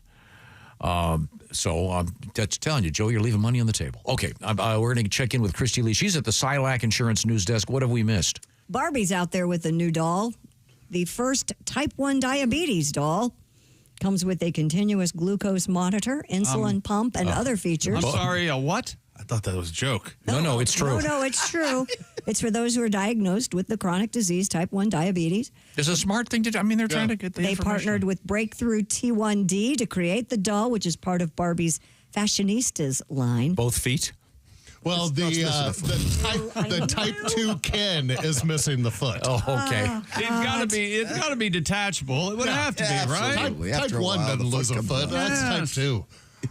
Yes. The dog also includes a phone that displays her CGM app to help track her blood sugar levels, an insulin pump, a blue polka dot top, and matching skirt with ruffles, which is a nod to the symbols that represent diabetes awareness, and a pastel blue purse to carry all her essential type 1 diabetes supplies or snacks. There you go. Oh, and she's a very slender, normal, if you will, looking Barbie. Yes, she's Type what 2. do you expect? Well, I mean, type 2 diabetes Barbie would be a really obese. But for Tom, comes with a gigantic jelly donut. Wouldn't you guys agree? Tom looks at this Barbie and goes, "Whew, what a load!" Am I right? Yeah. Boy, she's a fat ass. Look at that thing. Whoa. No. But I mean, if they wanted to be honest about it, if they did a type 2 diabetes Barbie doll, she'd probably be fairly large, and because I think these are important things. Uh-huh. They're going to do. I know they're doing a colostomy bag Barbie, but it's a Louis Vuitton, so it's fashionable. Wearing Lululemon shorts. Yeah, there you go. Yeah. It's available online, although it appears it might be sold out. You might have to GI wait. Issues Joe that's out there. Is there? Oh, really? Oh, yeah, I saw that with real poop action. Yeah, that is a nice looking doll. Hey, researchers in Japan say the length of a rat's fingers may offer clues about its sexual behavior. Who's this? Researchers in Japan and a rat. Now, I want you to back up for a second, Christy, because when I first read this story, I didn't understand it. And I had a vague memory of something about the length of fingers, kind of like some dumb high school thing. Remember this chick? And so I did a little homework. The middle finger or something, I thought. Your index and your middle finger. Yeah, this is an urban myth, and I found it online. In most people, it says the index finger is very slightly shorter than the ring finger. But at least in the right hand, the difference is accentuated by higher levels of androgens during fetal development. Typically in women, the two fingers of the right hand are nearly the same length. In men, the index finger is obviously shorter. Everybody following me there? Mm-hmm. There was a sort of an urban legend that gay women had a more masculine finger length pattern than heterosexual women. And then there was a whole complicated thing about with guys, and if your fingers were a certain way, that was one of these ridiculous urban myths that's out there. Well, this study found that male rats with shorter second digits tended to be more sexually active. These rats were more likely to ejaculate during early tests and showed signs of higher sexual vigor. Did you hear the way Christy said ejaculate? I did not want to say that. Ejaculate. I mean, again, quicker performance and better function. Someone is getting paid. Someone went to college. Yeah. That is probably extremely bright. And they have to come home and go, "What'd you do today, honey?" I got to go wash my hands. I got to wash my hands. No, don't kiss me. Researchers say the results suggest a strong connection between physical traits and sexual behavior. So there you have it. If a rat has big hands, you've been way too close to a rat. Yes. What a weird thing to I study. saved a baby mouse yesterday. It was the cutest little thing. Oh. You saved a baby mouse. Yes. She was on my, I don't know if it was a she, but she looked cute, so I'm going to call her a she. She was on my porch, and she ran in. I have gardening clogs, the plastic gardening shoes. Yeah. She ran into my shoe. Yeah, and so I picked up my shoe, and I looked. She was so cute. Hey, she just, Tom, it's Andy. I put her back. Hey, Andy. We have Joey. I don't know if you've met Christy's husband, Andy. Yeah, she goes I took her out in the woods, and I let her go. Yeah. You familiar with the Black Plague, Andy? I am familiar with the Black Plague. She's got gardening gloves, clogs. They got a little gardening hut she likes to go to. You ever think about maybe hanging yourself up in there? No. She took that little mouse out into the woods and let it go, and I followed right behind her. Real Andy wasn't real happy with me. You know what I mean? Yeah. That's right. Yeah, how many shovelfuls to get 6 feet down? No, right about here. Okay. No, he was a cute little guy. Not anymore. Big hole in his head. No, real Andy was not happy. He's just going to come back. Is that what he said? Yeah. It'll be back. Friends. Well, you never know. I heard a hoot owl earlier, so maybe the owl got Heard it. a hoot owl howling by my window now. Okay. For 6 nights in a row. Coming up, We're going to hang out with Joey Chestnut, world champion eater. When's your next? Do you have a gig coming up? Are you doing? What am I doing next? Is it next? Oh, next week I go to Lansing, Michigan. Oh, what are you eating? I'm not eating anything. They're giving out a Joey Chestnut bobblehead at their. Oh, awesome! The lug nuts. Lug nuts. Yeah. Oh, you have to give us one of those. We have Lug a nuts. bobblehead thing. We have our I'm a big fan. Hall of Fame. I love Lansing. Love the lug nuts. Yes. Hello to my friend Chip there. Okay, Go well, nuts. thank you. That's it. What day is that? Do you know? Remember? I think that's next Saturday. Okay, we'll find out for sure. The Lug Nuts, the famous team from Lansing. Once again, we are in the O'Reilly Auto Parts studios. This is the Bob and Tom Show. Add to or continue the conversation. Check out the Bob and Tom Show on Facebook. Get the link at bobandtom.com. This is the Bob and Tom Show.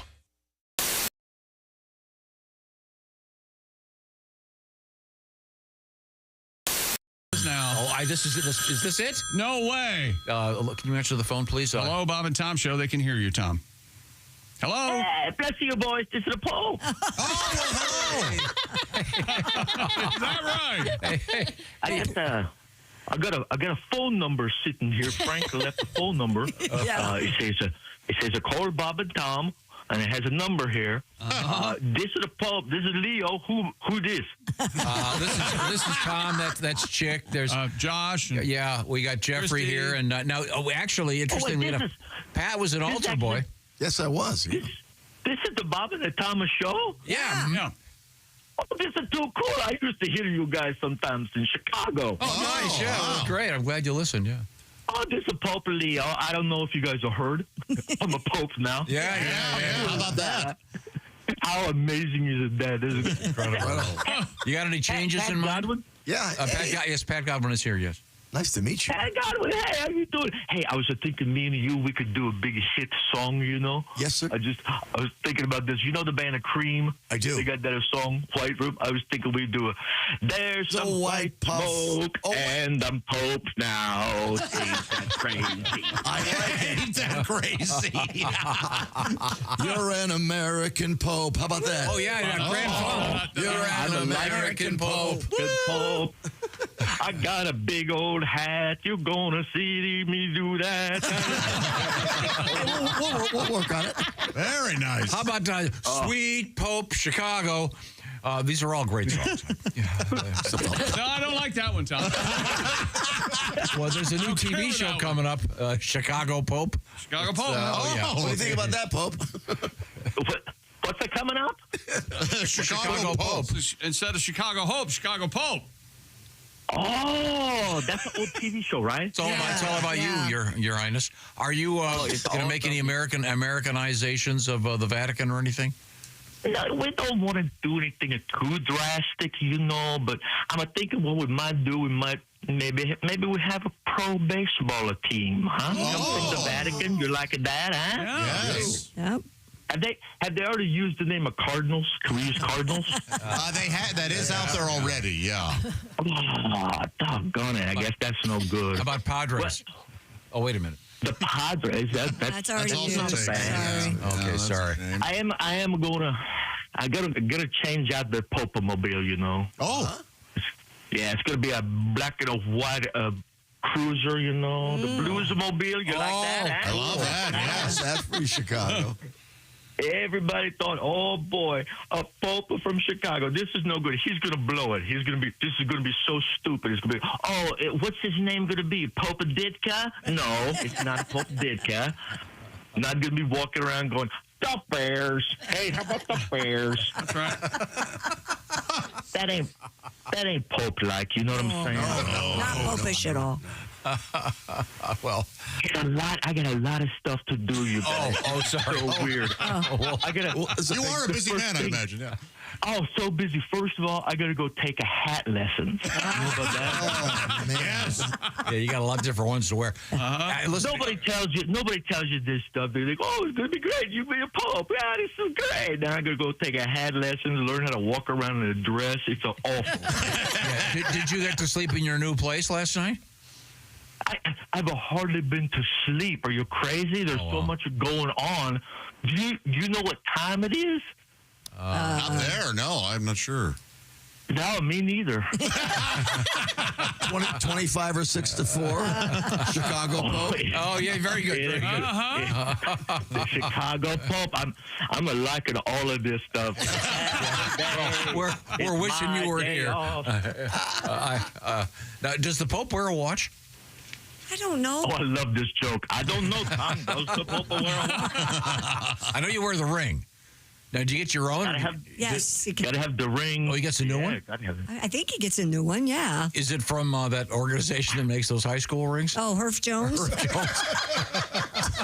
I thought it was a Da Vinci coder ring. Oh, this is all good. You're gonna get the Pope to hang up. I gotta find a papal pen to write that down. Okay. Well, your Pope is straight talking to you. Yes. Pen and papal. If I had more time, I would hang out and talk to you boys some more. Christy, honestly, you're the only one I want to talk to. You're the only one. We get that a lot. Yeah, you're a good Catholic girl, you know. Maybe you could talk some sense into these boys. Oh, I'll try. Us heathens. Yes. All of you heathens, well, it hadn't worked so far. What, have you been there 30 years or so? Yeah. Hey, Pope, you're losing your accent. Well, thank you very much. Hang up. Get that out over here. No, I'm going to hang up on you. That's right. He's the Pope. Boom. Well, that was a nice surprise. I didn't think from the Pope south side Leo? of Chicago, his accent would be that. Italian? Is that what that was? Kind of. Okay, Yeah, he's been there for a little bit. All the Popes are Italian accent. Now, are you a cook? You're a man of a certain size. You played football. Yeah. Do you cook for yourself? Yeah, I love to cook. I mean, I'm not somebody that I don't do any complicated recipes. I'm a crock pot guy, pretty easy stuff. But I learned how to cook at a young age because I've been a big guy my whole life, and I can remember at a young age my mom being like, "If you're going to eat at this rate, you're going to have to make some stuff." So I can remember being like 7 years old, being like, "I think the bologna's ready to be flipped." You know?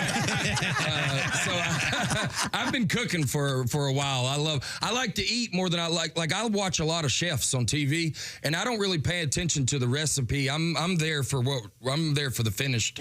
You know, yeah, exactly. I want to see that bite. Yeah. Oh, so you watch those cooking shows like I watch porn? I just fast forward to the end. Yeah. That's I just want the money.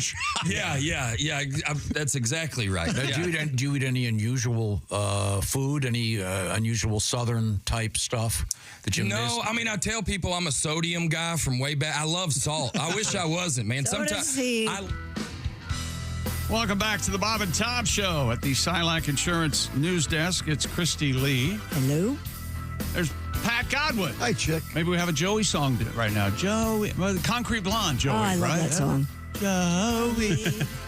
There's Jeff Hoskey. That's right. Ace Cosby's here. We're in the O'Reilly Auto Parts Studios. I'm Chick. Hello, Tom. Hello. We have a guest in the studio. He is a competitive eater, world champion, Joey Chestnut. And I got this feeling that during the break, I could see this look in Joey's eyes going, God, am I glad I don't work with a bunch of people. Just had that faraway look about, are these people actually arguing about air fryers? Yeah. Yes, we were. Yeah. Yes. Yep. And I just found out something I didn't know. I found out two interesting things today that I did not know. I've got to listen to an album from Beck. Yeah. You guys say this is the greatest album, that I will love it. Wonderful. Morning Face. It's a mature album that mature music lovers will like. Yeah. That may be a problem for me. It might be a problem for you. There's nothing about camp on there or anything like that. There's no skiing. There's no skiing. Okay. No And skiing. then Ace just told me that we were talking about using an air fryer, which you guys got me turned on to these air fryers. They're amazing. We use it all the time to make salmon, and I wrap the salmon in foil. Yeah. Ace goes, they make air fryer pre-molded inserts. Parchment paper. Parchment paper. Yeah. I have no idea. I got to go buy some. What do you need? Why do you put foil in it? Just spray it with olive oil. Because it gets the air fryer all dirty. You spray it with olive oil and it doesn't stick. I'm sure you're going to get some disease. Now, I've got a technical question for our guest, who's an expert in the world of hot dogs, because he ate 70 of them a week ago today, minus about 3 hours. Air fryer hot dogs are good. Oh, they are? Are they? Oh my God! I haven't easy. had that. You start them it started at 350 for like 3 minutes, and then you finish it at 410. Have you done it? Have you done it for like 2 minutes? Wait a minute. It's the easiest 5-minute hot dog. Have you done a cookbook? Have you done a cookbook? No. Why not? Joey, you're leaving money on the table. I'm way better at eating than I am cooking. My cooking sometimes is pretty gnarly. People aren't going to know that. Don't. You're blowing this. I got to represent Joey. You know, if you're selling a product where you have to say, "Well, people aren't going to know this," yeah, I don't think I want that product. What are you doing? But again, my other idea was when Joey wins this next year, Saturday, July 4th. 2026, the 250th birthday of this great country of ours. I'm telling you, we got to have someone pour a giant thing of ketchup over him. This is huge money. Now, I wanted to find out mustard or ketchup, which is more popular. I just got the stats on this. I'm going to say ketchup. Oh, more people use ketchup. By a large margin. 90%. On hot dogs, this is amazing. I'm stunned at the results of this. The answer is number one, mustard. 71% of Brought to you by the French's mustard people. This was an independent poll done by the same people that did the surveys about the presidential election. 71% of Americans prefer mustard on hot dogs. 52% prefer ketchup. Onions, 47%. That seems high to me. That's up to more than 100. Wait a minute, 72 and 52%. That doesn't even. That's like 190%. No, but it's this is not that great at math. This is not a zero-sum game. You can put. Yeah, you could put ketchup and mustard, or you could put ketchup and onions. Doesn't have to add up to not just one only. Didn't you age out of ketchup though? Because I was a kid, I would not eat anything but ketchup. I went to a recent WNBA game, which was wonderful, by the way. They had a scoreboard, and they had a huge scoreboard. It was great. You're going tonight, right? Yeah. It was so much keep you fun. up to date on this. I had a hot dog, and plain, just right out of the foil. No kidding. Best way to have it. Well, That's how I eat mine too. I got to admit. There's nothing. Well, we know that you don't like too much sports flavor. venue. It's hard to dress it the way you want. It's but they usually have mustard available. Is that what you do? No, he's talking pro here. Though. Dress have it? to dress it. Yeah, he's a pro. Now, so Joey, you put mustard on it then if you have time? Mustard is the go-to. Well, there's no calories. When you're having multiple of something, you're like, oh my God, I can't keep adding more calories. Ketchup's all sugar, right? It's all sugar. But it's delicious. Yep. And there's nothing better than ketchup and French fries, in my opinion. I need to update you. You're talking about dumping mustard and ketchup on Joey for the 250th anniverary of our nation. Right. I forgot to mention the Duke's Mayonnaise Bowl. No. Duke's Mayo Bowl. They dump a Gatorade jug full of mayonnaise on the winning coach. I'm just saying they're leaving money on the table. Cause that photograph, because Joey is going to win next year, and it's going to be huge. Not even close. I mean, and Joey, I'm sure you're aware of this. It's international. I was on an airplane flying back from England over the weekend, and they had Wi-Fi, and so I started Googling and you were like third place in the news internationally on Sunday. So that was July 6th. The world is crazy. Yeah. So you're a star. I'm just saying, I think that you should sign up with a ketchup or mustard company, and as part of your deal, hey, look, if I win this, I want it dumped on me. We got to get the Shea Brothers on board with this. Yeah, it's a great idea. It's going to happen. I'm telling you. Have you gotten to meet anyone famous because of this that you've always wanted to meet, like a dream person like that? I met Shaquille O'Neal a couple times. Charles Barkley when he comes in town. Yeah. Dude, Charles is a great dude. Yeah? He's a wonderful guy. Yeah. He's been in here. He's one of my favorite guests ever. It's who else do that? You guys were talking about Howie Mandel recently. I met him. Nice guy. Nice. I've been really lucky the people I've met. Are there groupies, if you will? No. Okay. Don't call them groupies. Dog girls. You just call them Dog girl. I was going to say, what do they call them? Bonettes. Bonettes. Bonettes. That's good. See, now we got to do a video. Joey and the Bonettes. Well, you got police badge bunnies, right? Baseball Annies. Yeah, I guess. Is that still girls are buckle bunnies? Buckle bunnies. Yeah. Buckle bunnies. What are NFL groupies? Wives, I think. Okay. Kardashians. Baby mamas. Okay. Yeah. Now, anyways, ketchup dominated children's preferences, by the way, when it came to ketchup versus mustard. Once again, mustard wins for adults. Children, 85% of children prefer ketchup only on their hot dogs. I'm still puzzled why the blue ketchup didn't catch on. Because it's disgusting. I get that completely. Well, no, the kids would. They love blue food. Yeah, but there's the studies have shown. Yeah. There's a visual component to everything. Sure. I think you like to watch, don't you? You want. Put your Lululemons on. See, Joey, you're gonna once again leave the show like most guests do, going, "I'll never come back," and then at the same time going, "I'm so glad I don't know." Because Joey, you work with yourself. You don't have to deal with. No, don't eat it. Just taste it. Holy hell! It's unbelievable. Just the tip. Now, when you go to the Big Nathan's event, do you have a handler? Do you have like a buddy or a manager that's there helping you out, or are you on? No, I have my fiance. Yeah, she's there. She's very critical of when I say something stupid.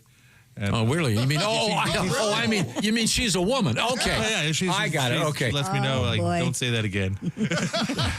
And she lets you come here. This will be one of the last time. I don't think she. Yeah. What's her? Might be asleep right now. Can I ask what her first name is? Was that Bree? Bree. Okay, good. Oh, like the cheese. Cheese. Yeah. Yeah, the stinky cheese. Boy, there's a. Okay, now, I want to. Everybody that has thought of the same joke I have, don't say it out loud. I won't. Okay. No one's going to mention anything about that. We clear on this, Christy? What are you looking at me for? I don't even know what you're talking about. Oh, you know. Does that mean you're going to say it? No. Yeah, he's no. gonna say it. I am not. That's how it works, Joey. I am not. Yes, Okay. How about regional differences, ketchup versus mustard when it comes to hot dog? Really? How long is this going to go on? we're gonna. It's a long show, buddy. Okay, go ahead. We're almost done. We can get back to diabetes Barbie if you want. You know what? When you're right, you're right. I thought my no foot joke was great, but it turns out it's the wrong kind of diabetes. Yeah. How did I know? Yeah, you didn't. I researched anyway, it. I'm going to say in the South, ketchup, in the North, mustard. Chicago, ketchup, a major faux pas. Yeah. Chicago dogs must include mustard, relish, onion, tomato slices. Boy, I bet they let you know about it up there. Never ketchup. New York, mustard and sauerkraut. What are you doing? What are you, a Vikings fan having ketchup? What are you doing? In the South, more likely to include chili or ketchup. Now, I do love a chili dog. Oh, yeah. That's the best. I don't know, man. You don't like a chili dog? Good chili dog. Chili dog. Yeah. Chili and cheese and spaghetti on a hot dog. No. The only problem with chili, sometimes they put too much on, and it just turns into a mess. There it is. That. There it is. You can't put it. If you can't lift it up and put it in your mouth, it's too heavy to eat. Like some of the gourmet hot dogs, too many toppings. Yeah. Did you ever have the white trash meal of pork and beans and hot dogs? Oh, yeah. Beanie weenies. Oh, yeah. Beanie weenies. They have beanie weenies. Beanie weenies. They come in a can now. That was a not the standard. same, though. It's not as the same. Cutting up just a whole thing of hot dogs and throwing them in some Campbell's pork and beans. Yep, that's exactly how we ate. Yep. Or mac and cheese with hot dogs. Oh, I haven't done that. You've never done that? You put brown sugar on your bacon. Yes. No one is noticing what I'm. This is why Joey's got to do a cookbook. You could just do a hot dog cookbook. Just all the ways to use hot dogs. Haven't the Shea brothers approached you about this? Nathan's 99. I bet the Shea brothers have 4 or 5 hot dogs for sale that are cookbooks that you don't even know about, probably. Okay, now I do want to mention this. Joey is going to be in Lansing, Michigan, one of my favorite spots, coming up for the Lugnuts game. And do we know if it's a day or night game? But it's going to be Joey Chestnut. I think it is next Saturday night. Okay, and it's Joey Chestnut bobblehead night. In Lansing, Michigan. Look at that. That's great. Yeah. Oh, that's cool. Oh wow. I'm not eating the burger. Okay. You got your arm up in the victory pose. John Carlos Olympic 68 Olympics pose. Tommy Smith. Yeah, the white hip. That's kind of a white hip. That's cute. Are you going to be eating something special there? No. I won't be eating anything. You're just going to? Okay. Maybe. I'll definitely be eating something. But it's probably no contest though. Okay. Remember, if it's too heavy to lift, don't eat it. Okay. Go ahead. We're going to keep hanging. We're going to keep hanging with Joey. He hasn't stormed out yet, but then of course he hasn't looked at his phone to see what Bree has to say. Just the words get out. No, Brie is the stinky cheese. Remember? Okay. No, I didn't say that. No. Once again, the best way to listen to this show is, of course, with those Raycon earbuds. Tell me more, Chick McGee. Raycon's updated their earbuds, too, with a latest model, better than ever. 32-hour battery life, quick charge function, 10 minutes of charging. You get 90 minutes of battery for that trip coming up on the airplane. And they also have active noise cancellation. Be in your own little world with Raycon's everyday earbuds. And Raycons start about half the price of other premium audio brands. And they come in all the colors: blue, green, violet, mint, deep red. And Raycon also has a 30-day happiness guarantee return policy. Whether you're going hard at the gym, taking phone calls outside, relaxing to your favorite music, maybe you're fishing, enjoy premium audio that goes where you go with Raycon's everyday earbuds. And right now we've got a deal for you. Go to buyraycon.com/Tom and get 15% off Raycon's best-selling everyday earbuds. 15% off their best-selling everyday earbuds only at buyraycon.com/Tom. That's buyraycon.com/Tom. Coming up, in order to make Chick mad, I've got a news story about something with George Harrison's new Beatles book.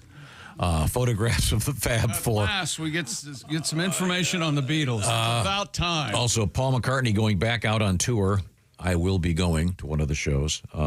Probably he's going to Des Moines, Denver, Columbus, Pittsburgh, Buffalo. Pat, we got to go. I'd love to go. Me and you, Columbus. What do you think? Deal. Okay. When we come back, I want you to do a song for Mr. Chestnut. I was thinking one of your pizza songs, perhaps, or one of your food songs. What other food? Do you have any ideas about songs about food for Mr. Chestnut? During the break. Okay. Well, you got about 6 minutes. We are in the O'Reilly Auto Parts Studios. This is the Bob and Tom Show.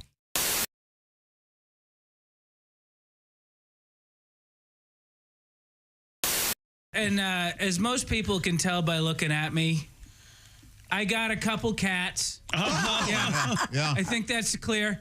And so here's what happened. There's 2 cats in the Smith household. And this last Thanksgiving, one of my cats got sick, man. Oh no. no. And if you don't have cats, you might be saying, hey, Og, how did you know your cat was sick? Oh, they let you know. They don't suffer in silence, okay? There are basically 2 levels of cat health. There's perfectly fine, and then there's what the hell is wrong with your cat? And we were at DEF CON 2, right? But it was Thanksgiving, right? So I had to take him to the ghetto vet. Because A, that was the only vet that was open, and B, that's where we live. Right? So I take him to the ghetto vet, and the ghetto vet looks at my cat, and he asked me something no medical professional has ever asked me before. He says, is money an issue?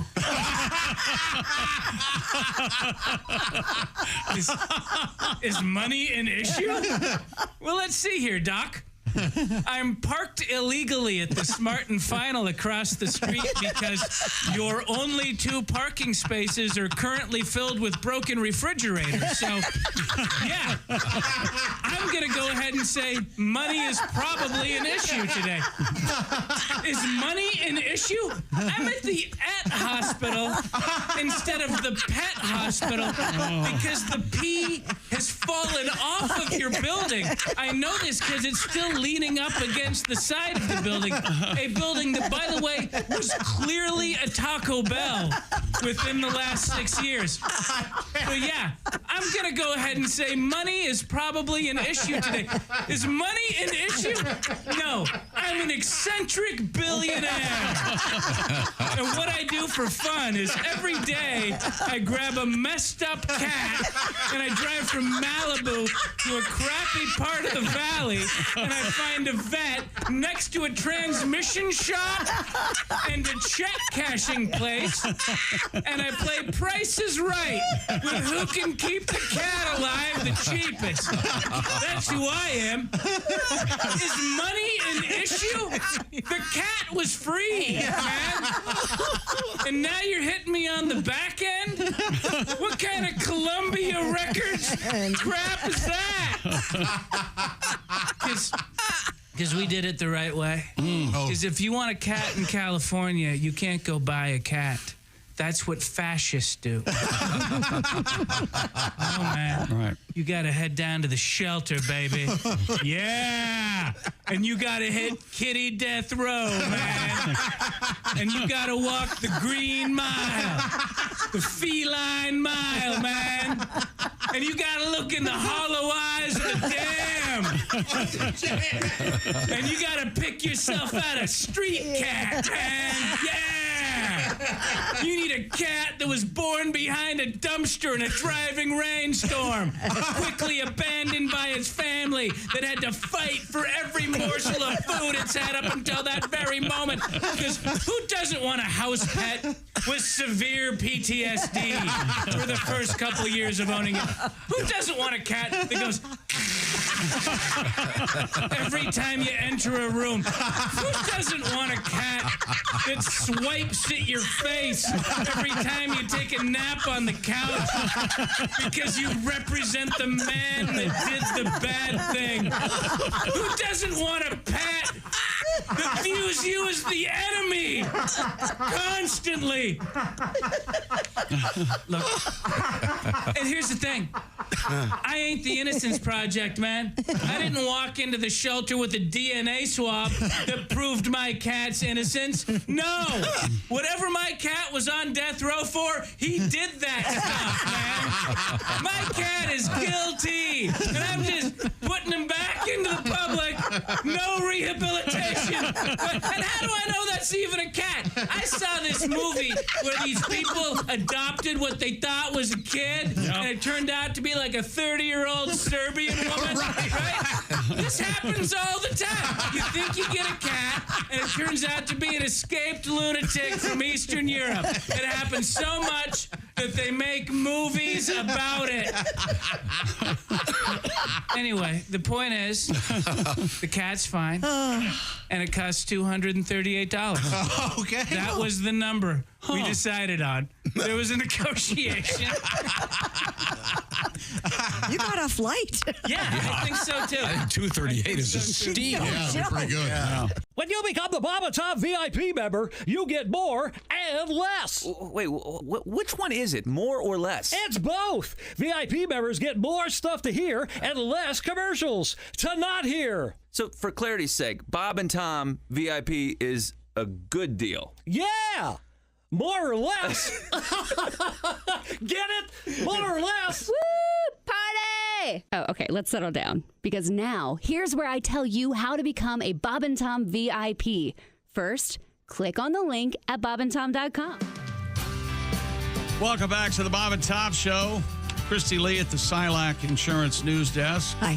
There's Pat Godwin. Hello. Hello, Jeff Oskey. Hey, buddy. Ace Cosby's here. Hey. We are in the O'Reilly Auto Parts Studios. I'm Chick McGee. And Tom, we have a special guest. We are joined by a world champion. He is Mr. Joey Chestnut, world champion eater. Once again, he defended his title after taking a year off, if you will. It's the 17th time Joey has won the mustard belt at the Nathan's July 4th hot dog eating contest.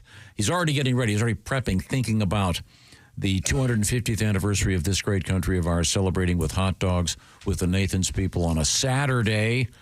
Boy, it's going to be a big day and a big night for fireworks. It's going to be the best. I'm already excited about it. People get Friday off of work?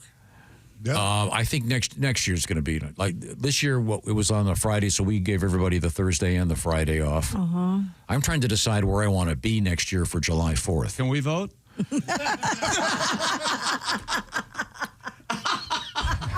Joey's no laughing.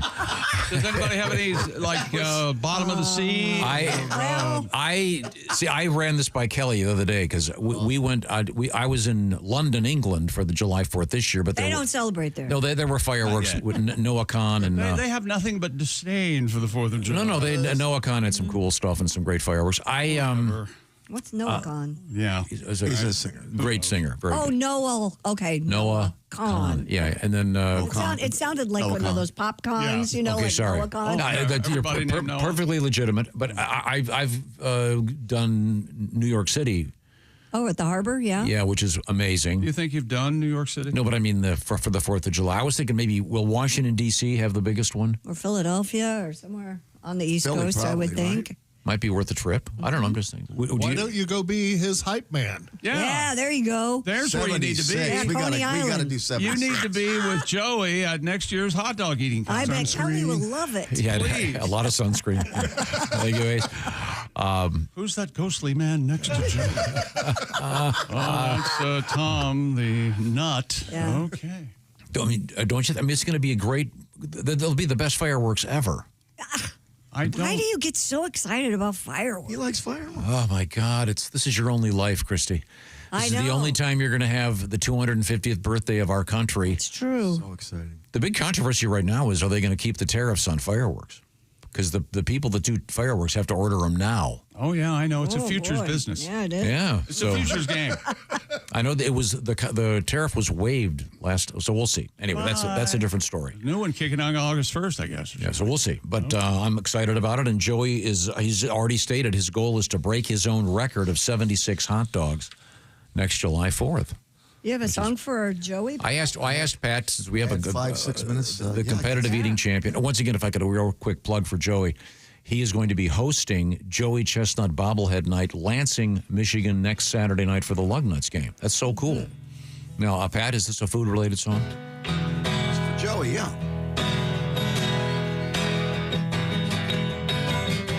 Hey, Joey.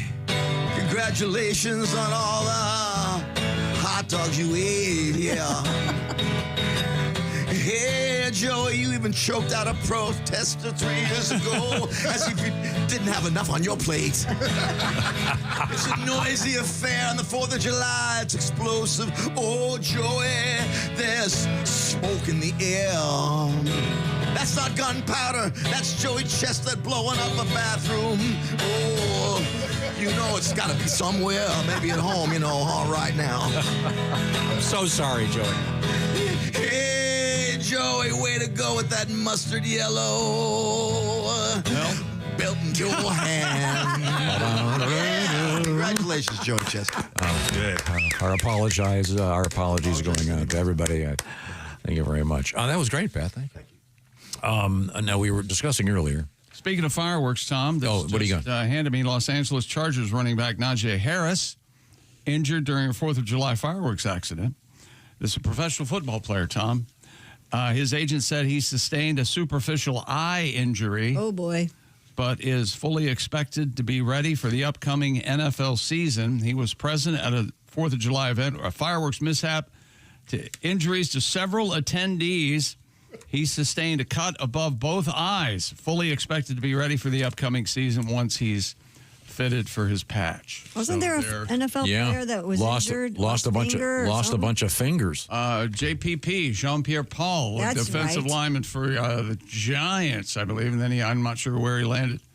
But, yeah, there you go. Yep. Fireworks can be dangerous, Tom. Yeah, Tom, you need to stay away from them. I can't think of a more dangerous prescription.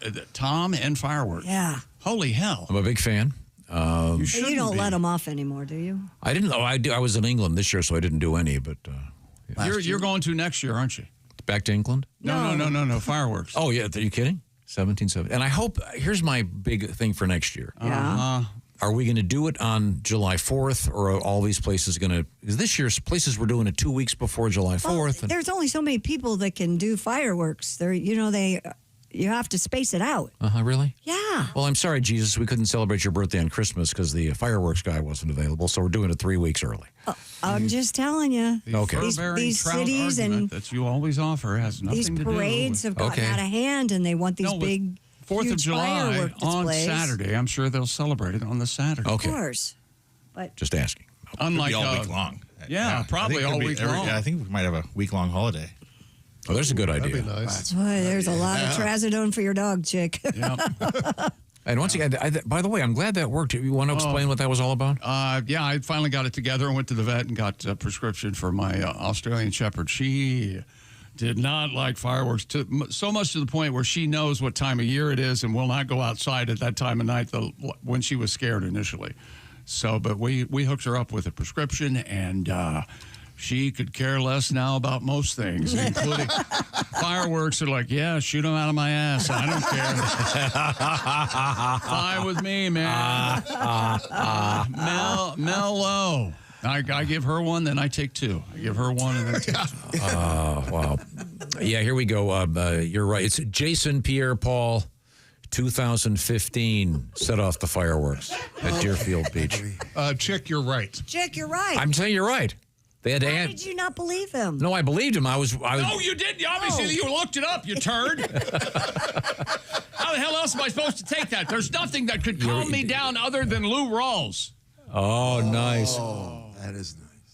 You know what song this is, Tom? I love Lou Rawls. Yeah. Yeah, baby.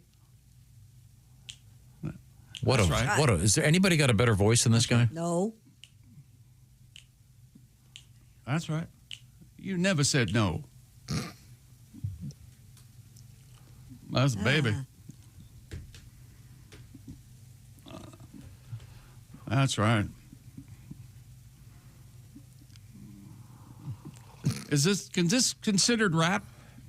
No, he's just talking into a. It's very nice. Thank you. No, there's 9 more minutes. Whole thing. Okay. That's Natural Man. God, that guy's got a great voice. Natural Man. He was the spokesperson for, was it Budweiser? Bud. I think it was Budweiser, now that you mention it. Yeah.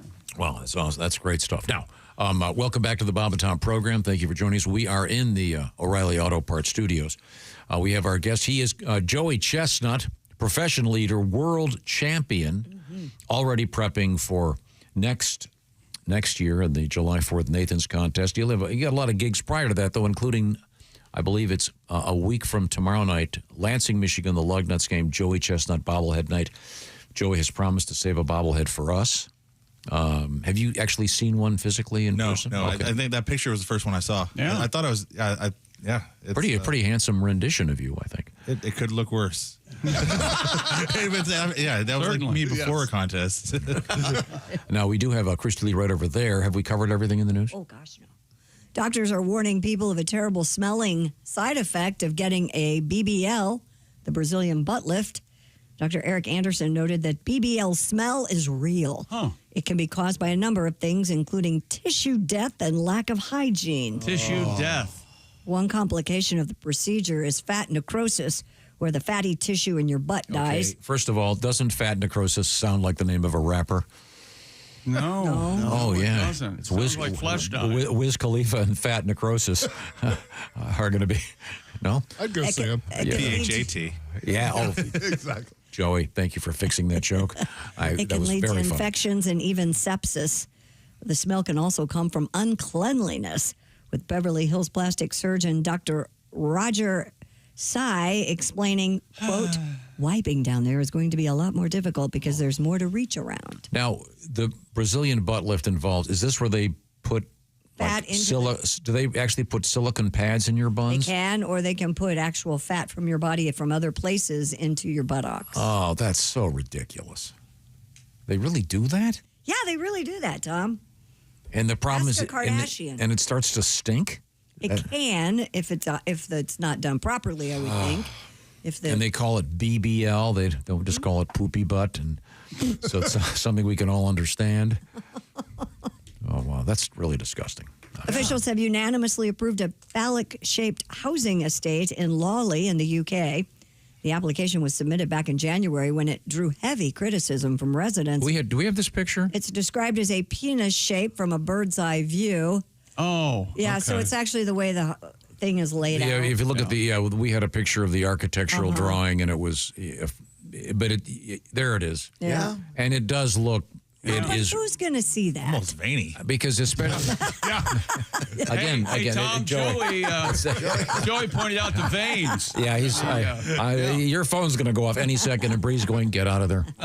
That really does look. Balls and all. Yeah, the tip is kind of rounded. It looks like a circumcised that's your man. cul-de-sac. Come on, you know. I understand. By the way, I did read about cul-de-sac. A little bend to it. If you keep reading, by the way, all hardwood floors. Of course, yeah. That. Do you suppose? You ever notice, like, for example, if Joey, for example, is going to Mr. Chestnut will be in Lansing, Michigan next week, and when people in Michigan, they'll say where you live, and they'll base it on the shape of the famous mitt. Mm-hmm. Right. So they might say, oh, I'm in I'm in the tip of the thumb. Right. Or I'm up in Harbor Springs. I'm right between the middle finger and the index finger up there. If you're looking at the map, I'm sorry. But now, do you think they'll do that for this? Yeah. Where's your house? Oh, we're right down there by the ball sack. Yeah. Yeah. You're going to take a ride on foreskin, and then you're going to go up. Wouldn't that be funny if they did have the streets all named after? I would love that. Kids will love it. This place puts the dong in ding dong. Yeah. Okay, sorry. So sorry. That's I'm glad they're getting to build the place. Looks like it'd be a nice facility for all kinds of people. What theme would you use for if you had to name streets? If you were like a developer, they called you in to consult. I hate it when they use the same name, except one will be Boulevard, Trace, Circle. Yeah. I'm with you on You've been to Atlanta. Yeah, Peachtree. They got every variation of, you can't find anything. You go left on Peachtree. Yeah. I think your best bet is to go either literary or geographical. Mm-hmm. A lot of them around here are based on colleges. There'll be, Haverford Road or stuff like that, or Cornell Street, that kind of thing. Okay. Or Dickens characters, I always like that. I used to live on Twaddlebush. That's right off of Fezziwig, isn't it? Take a left on Tiny Tim. Yeah. But Tiny Tim Boulevard or Circle? Circle. That's what bothered me. See, well, what's your philosophy on naming streets? Oh, people's names. Like Donna Avenue? That's right. I love that. Yeah, when the developer names them after his kids, don't you hate that? Yeah. I do think it should be illegal to name streets after directions. Oh, like I hate that. Oh, west. Yeah, North Street. go left. Go west on North Street. But west is north-south. What? This is exactly why. Here, or West Street goes north-south, doesn't it? Oh, check local listings for West Street in your area. I'm just telling you. Who's that voice? You. I think you're defending me. I think I am. I hate it when they do that. We have one street that's one number and it changes the number halfway down. Oh, I know. That's crazy. Should you name streets That'll bother me. after directions? Left street? No. Take a right on left. So you don't do that. It'd be too confusing. Well, in our town, when certain teams or events come to town, we change all the downtown streets to, if it's during the NCAA, all the streets are now named after the teams. Mm-hmm. That way, when people come in from out of town, they're really lost. You're going to take a ride on BSU? And then, no, that's not BSU. Yes. I hate it.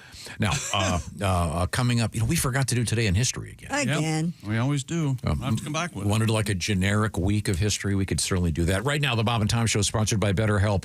BetterHelp is all about accessing therapy in a much more elegant way, a simpler way, and it's a really, really interesting idea, and it's really taken off as well. 30,000 plus therapists are working with the folks at BetterHelp. Some 5 million people are getting some assistance.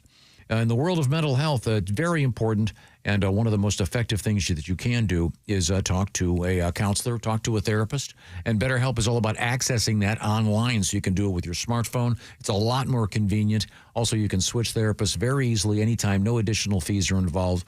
And how about this? The App Store rating of BetterHelp, 4.9 out of 5. And that's with nearly 2 million reviews. So it's clear that it's helping a lot of people. Get the details at BetterHelp.com. And I would suggest going to BetterHelp.com/BT show because that'll knock 10% off your first month. So if you got stress at work, you know what I'm talking about, Joey? Stress at work, like we all do, you may want to do a little bit of talk therapy. And among other things, it could be stress from your love life, stress from your kids, whatever it might be. Unwind a little bit with some therapy. BetterHelp.com/BT show. That's BetterHelp, HELP.com/BT show. Coming up, some historical events, and we'll perhaps name some streets in the Dickensian manner. Yes, you go left on Picklewick. And I say, dribble pens? No, that's a right turn, yes. These are the O'Reilly Auto Parts Studios. This is the Bob and Tom Show. Just got to get a hold of us? Call, text, or email. Get all the contact information you need at bobandtom.com. This is the Bob and Tom Show.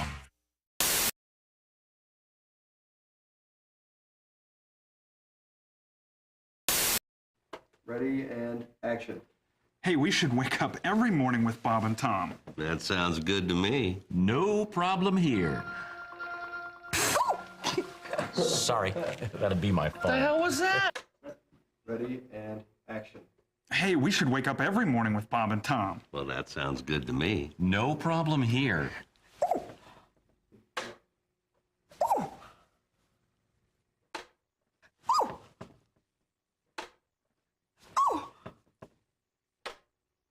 How's it going?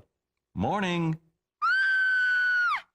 Hey, hold on there, kid. I'm Bob. And I'm Tom. From the Bob and Tom Show. We thought we'd barge in. God. There's a new one.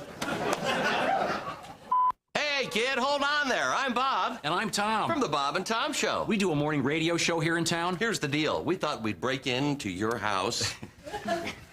Consarn it. Shoot. Darn it. Honey, I'm home. Oh, great. Fish again.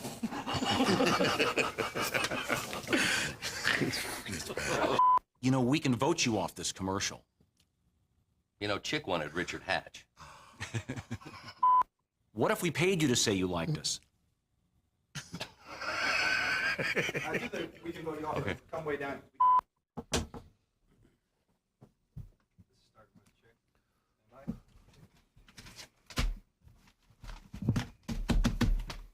And now the news. You do sports. And now the sports.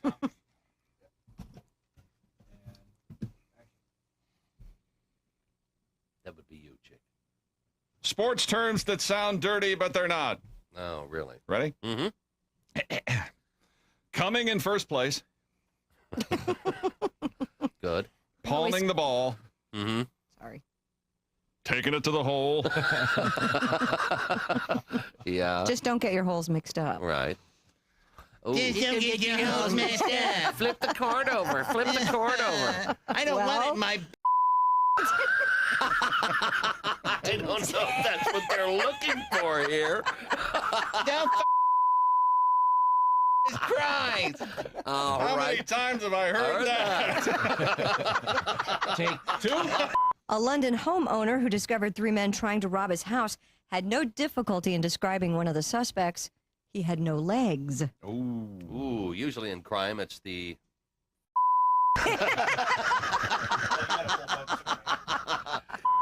Usually in crime, it's the police that are stumped, not the criminals.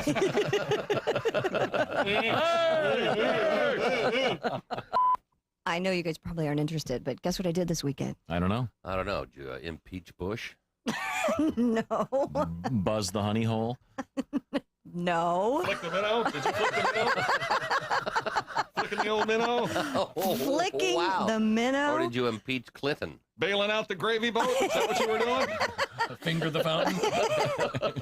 Sounds like a wonderful time, but no, I didn't do any of those things. Sorry. What a boring weekend. Yeah, Move on. yes. Bounce the bearded clam. Did you attend the clam twiddling jamboree? That's it. I was That's wondering what if I you were gonna get did. to that or not.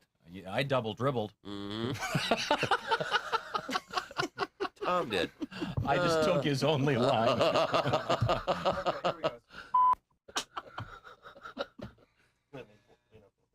It's okay. I like to think of Bob as the funny. Uh-huh. Yeah. Prop, yeah. It's part of the drinking act. I like to think of Bob as the funny one, and I'm more the philosophical one. Ah. Really? By the way, you left your headlights on. Socrates. What's new? Can you do the other That's line? it? That's it. That was the joke? What was That's the other it? This one right here. I think of Bob as the funny one. I'm more of the philosophical one. Really? Will you shut up and drink your hemlock, please? I told you to be too hip for you. Hemlock, you know. Hemlock. Socrates. What is it? Poison. Why does it start with H? What, hemlock? Headlights? What's next? Hemorrhoid. Hemorrhoid? This is my winter fat guy outfit. Which, by the way, is strikingly similar to my summer fat guy. This is all, by the way, from my I Don't Care Anymore collection. You know how it is, you get older, you don't care. I mean, I've been wearing the same pair of shorts since Thanksgiving, and I went to put on a pair of pants, and I probably should have got out of the shorts once every 3 days to make sure I wasn't gaining weight. So, they are now, you know, I got a pair of pants. Here's the crazy thing. I got a pair of pants that I love. I found a pair of fat pants at Goodwill that I love. And I'm thinking to myself, if I had a pair of these, I would have worn these every day. And then I come home and my wife goes, "Hey, where'd you get those pants? I thought I took them to Goodwill." I was like, "Why did you take these to Goodwill? I bought them again." She goes, "Because you never wore them." You know, one expression that I can't stand, and I don't know why we put up with it so much, is when people say "no offense," because literally 100% of the time they're about to insult you right after they say. There's never a time when it's not, and so.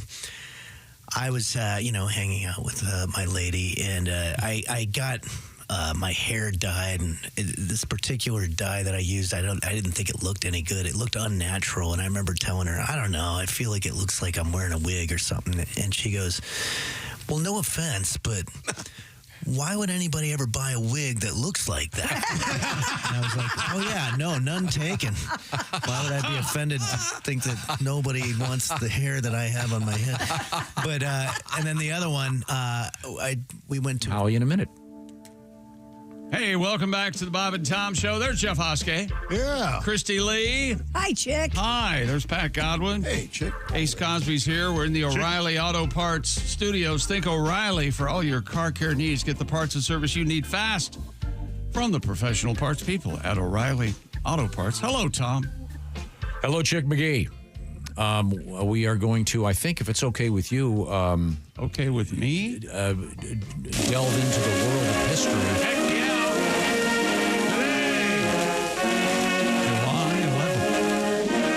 Check local listings. Those of you across the international state line or listen on podcast, go ahead. I'm going to interrupt you. Okay, go ahead. What do you got? This is a letter from Jeff in Charlotte, Michigan. It says, "Have you seen Joey's epic introduction for the Nathan's contest? It got me so hyped up. I'm going to play it every night before dinner for my family." I did not. I didn't. I missed it. Great. They do it up right. Yeah. Yeah. Wow. He did a good one. Was it Rick Shea that did it? That was George. Oh, George.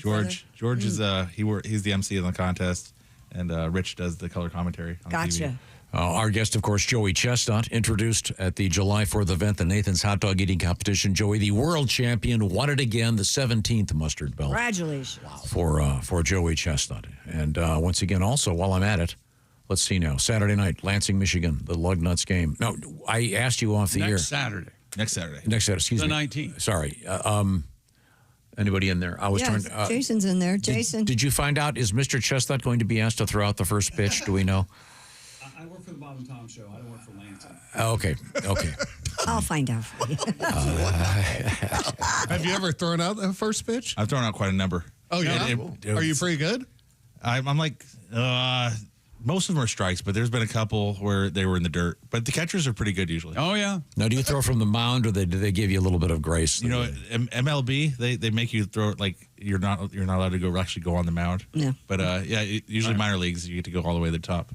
Oh, okay. The key, as I've been told, you're supposed to come off the mound. It's far easier to throw off the mound than it is on the mound, I guess.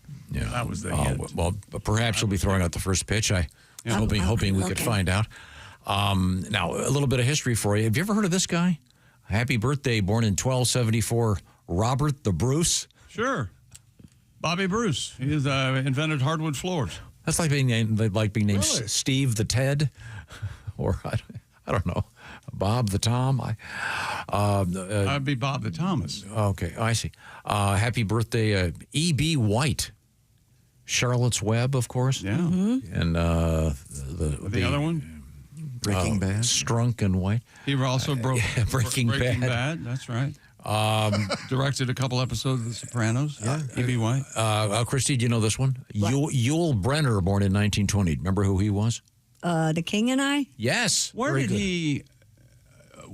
He had some sort of an accent. What did he, like some foreign country, right? Or did he grow up in Omaha? Yeah, it could have been. I don't know. That's a very good question. I don't know. And but he was one of the first famous bald white guys. Yeah, there's film of him doing supporting roles where he had hair, And you could tell it's him, but he was like pre-Mr. Clean, I think. He really took off when he shaved his head. Yeah. Yeah. He's amazing in the Ten Commandments. Happy birthday, great guitar player Richie Sambora. Oh, yes. Famous for quitting Bon Jovi. That's a great idea, Richie. You got the greatest gig in the world with a terrific. Good friend of the show, Justin Willman, magician. Oh, we love him. Born in 1980. Got a great Netflix special right now. Magic for Magic Lovers or something like that. He's really the best. If you ever get a chance to see Justin Willman live and in person, I suggest. He's really funny, too. Yeah. Especially very personable man. Yeah, great guy. Now, on this date in 1804, Aaron Burr did what? Invented the short haircut. Yes. Oh, he shot Hamilton, didn't he? That's right. Right between the eyes. Singing the whole time. Yeah. I'm not going to miss my shot. I'm not going to miss my shot. Shot. I want to be there on the table. Where it happens. Let's Chick, you may know this one because this is a trick question, kind of. In 1859, Philadelphia. I don't know. Big Ben chimed for the first time. Yeah. Now, what time was it? No, but that's a good question. I knew. I don't know. But isn't there some distinction? Isn't Big Ben? I've heard Big Ben's the bell, right? Or something. And the clock is, I don't know. Yeah, there's some. Big Ben's the clock in the Tower of London is where Big Ben is? No. The Tower of London is Tower That's something else. I don't know. But Big Ben isn't the clock, isn't it? But the clock is the House of Commons, right? Yeah.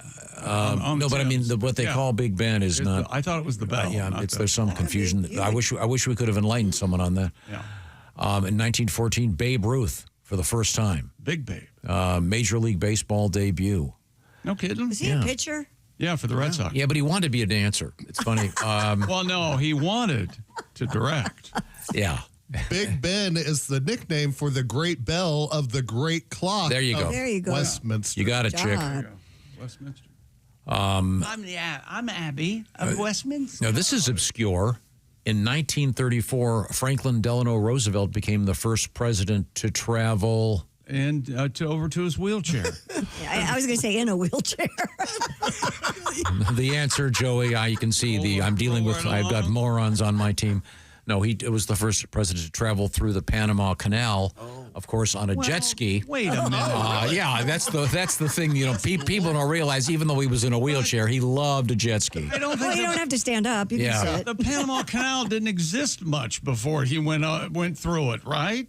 Ergo, he was the first president to. Yeah, it's the same reason. It wasn't like everybody ignored it. It was it's the same reason Abraham Lincoln's body wasn't transported to Illinois in an airplane. President Adams, would you care to Panama? No, never the Panama Canal. Not doing it. Not gonna do it. That's Not good. Gonna do it. David Bowie released what on this date in '69? Pat Conway. Space Oddity. Very good. Boy, that's some good stuff, isn't it? That long ago? And something from now on, I would like to be addressed as Major Tom. All right. What do you think? Whatever you want, Major Tom. Roll to Major Tom. Does that work? Yeah. That's how I got my nickname. From now on, we call him Chick. And next thing I know, it's 40 years later. Here I am. Because Colonel Tom is taken. Yeah, I think so. Well, Major Tom's kind of taken song, too. isn't it? Yeah. Yeah. You mean ground control to Major Tom? Okay, never mind. We'll stick I have a with it. feeling it won't be long until someone says. Wait a minute, hang on a second. You Wait, got to no. answer the phone. Do you hear what he said? Hello, is Major Tom there? Oh, hey. Yeah, hi, who's calling? It's Jason, your producer. Sorry about that earlier, Tom. Joey is throwing out the first pitch at the Lansing Lugnuts game next Saturday. A week from Saturday. And Okay. by the way, Jason, wouldn't you agree? I think Tom should be called Major Dick. How about that? After the show, Christy, do not go in the ladies' room. I have to go take a Major Tom. You see, Joey, aren't you glad you got up and came in? Thank you very much, Joey Chestnut, world champion eater. We'll hope to see you we'll see you before next July 4th, where you're going to get the world record and on the 250th birthday of the United States of America. That's going to be a great day for this country of ours. and I'll try to come back next week with who's going to have the biggest July 4th fireworks display, because I want to be there in person. Okay. These are the O'Reilly Auto Parts Studios. This remains the Bob and Tom Show. Thanks for listening to the Bob and Tom Show, sponsored in part by Java House, the official coffee and refreshments of the Bob and Tom Show. Get in the zone, AutoZone. Welcome to AutoZone. What are you working on today? Hey, that's the spirit. Right now, we're celebrating free with a free STP oil filter when you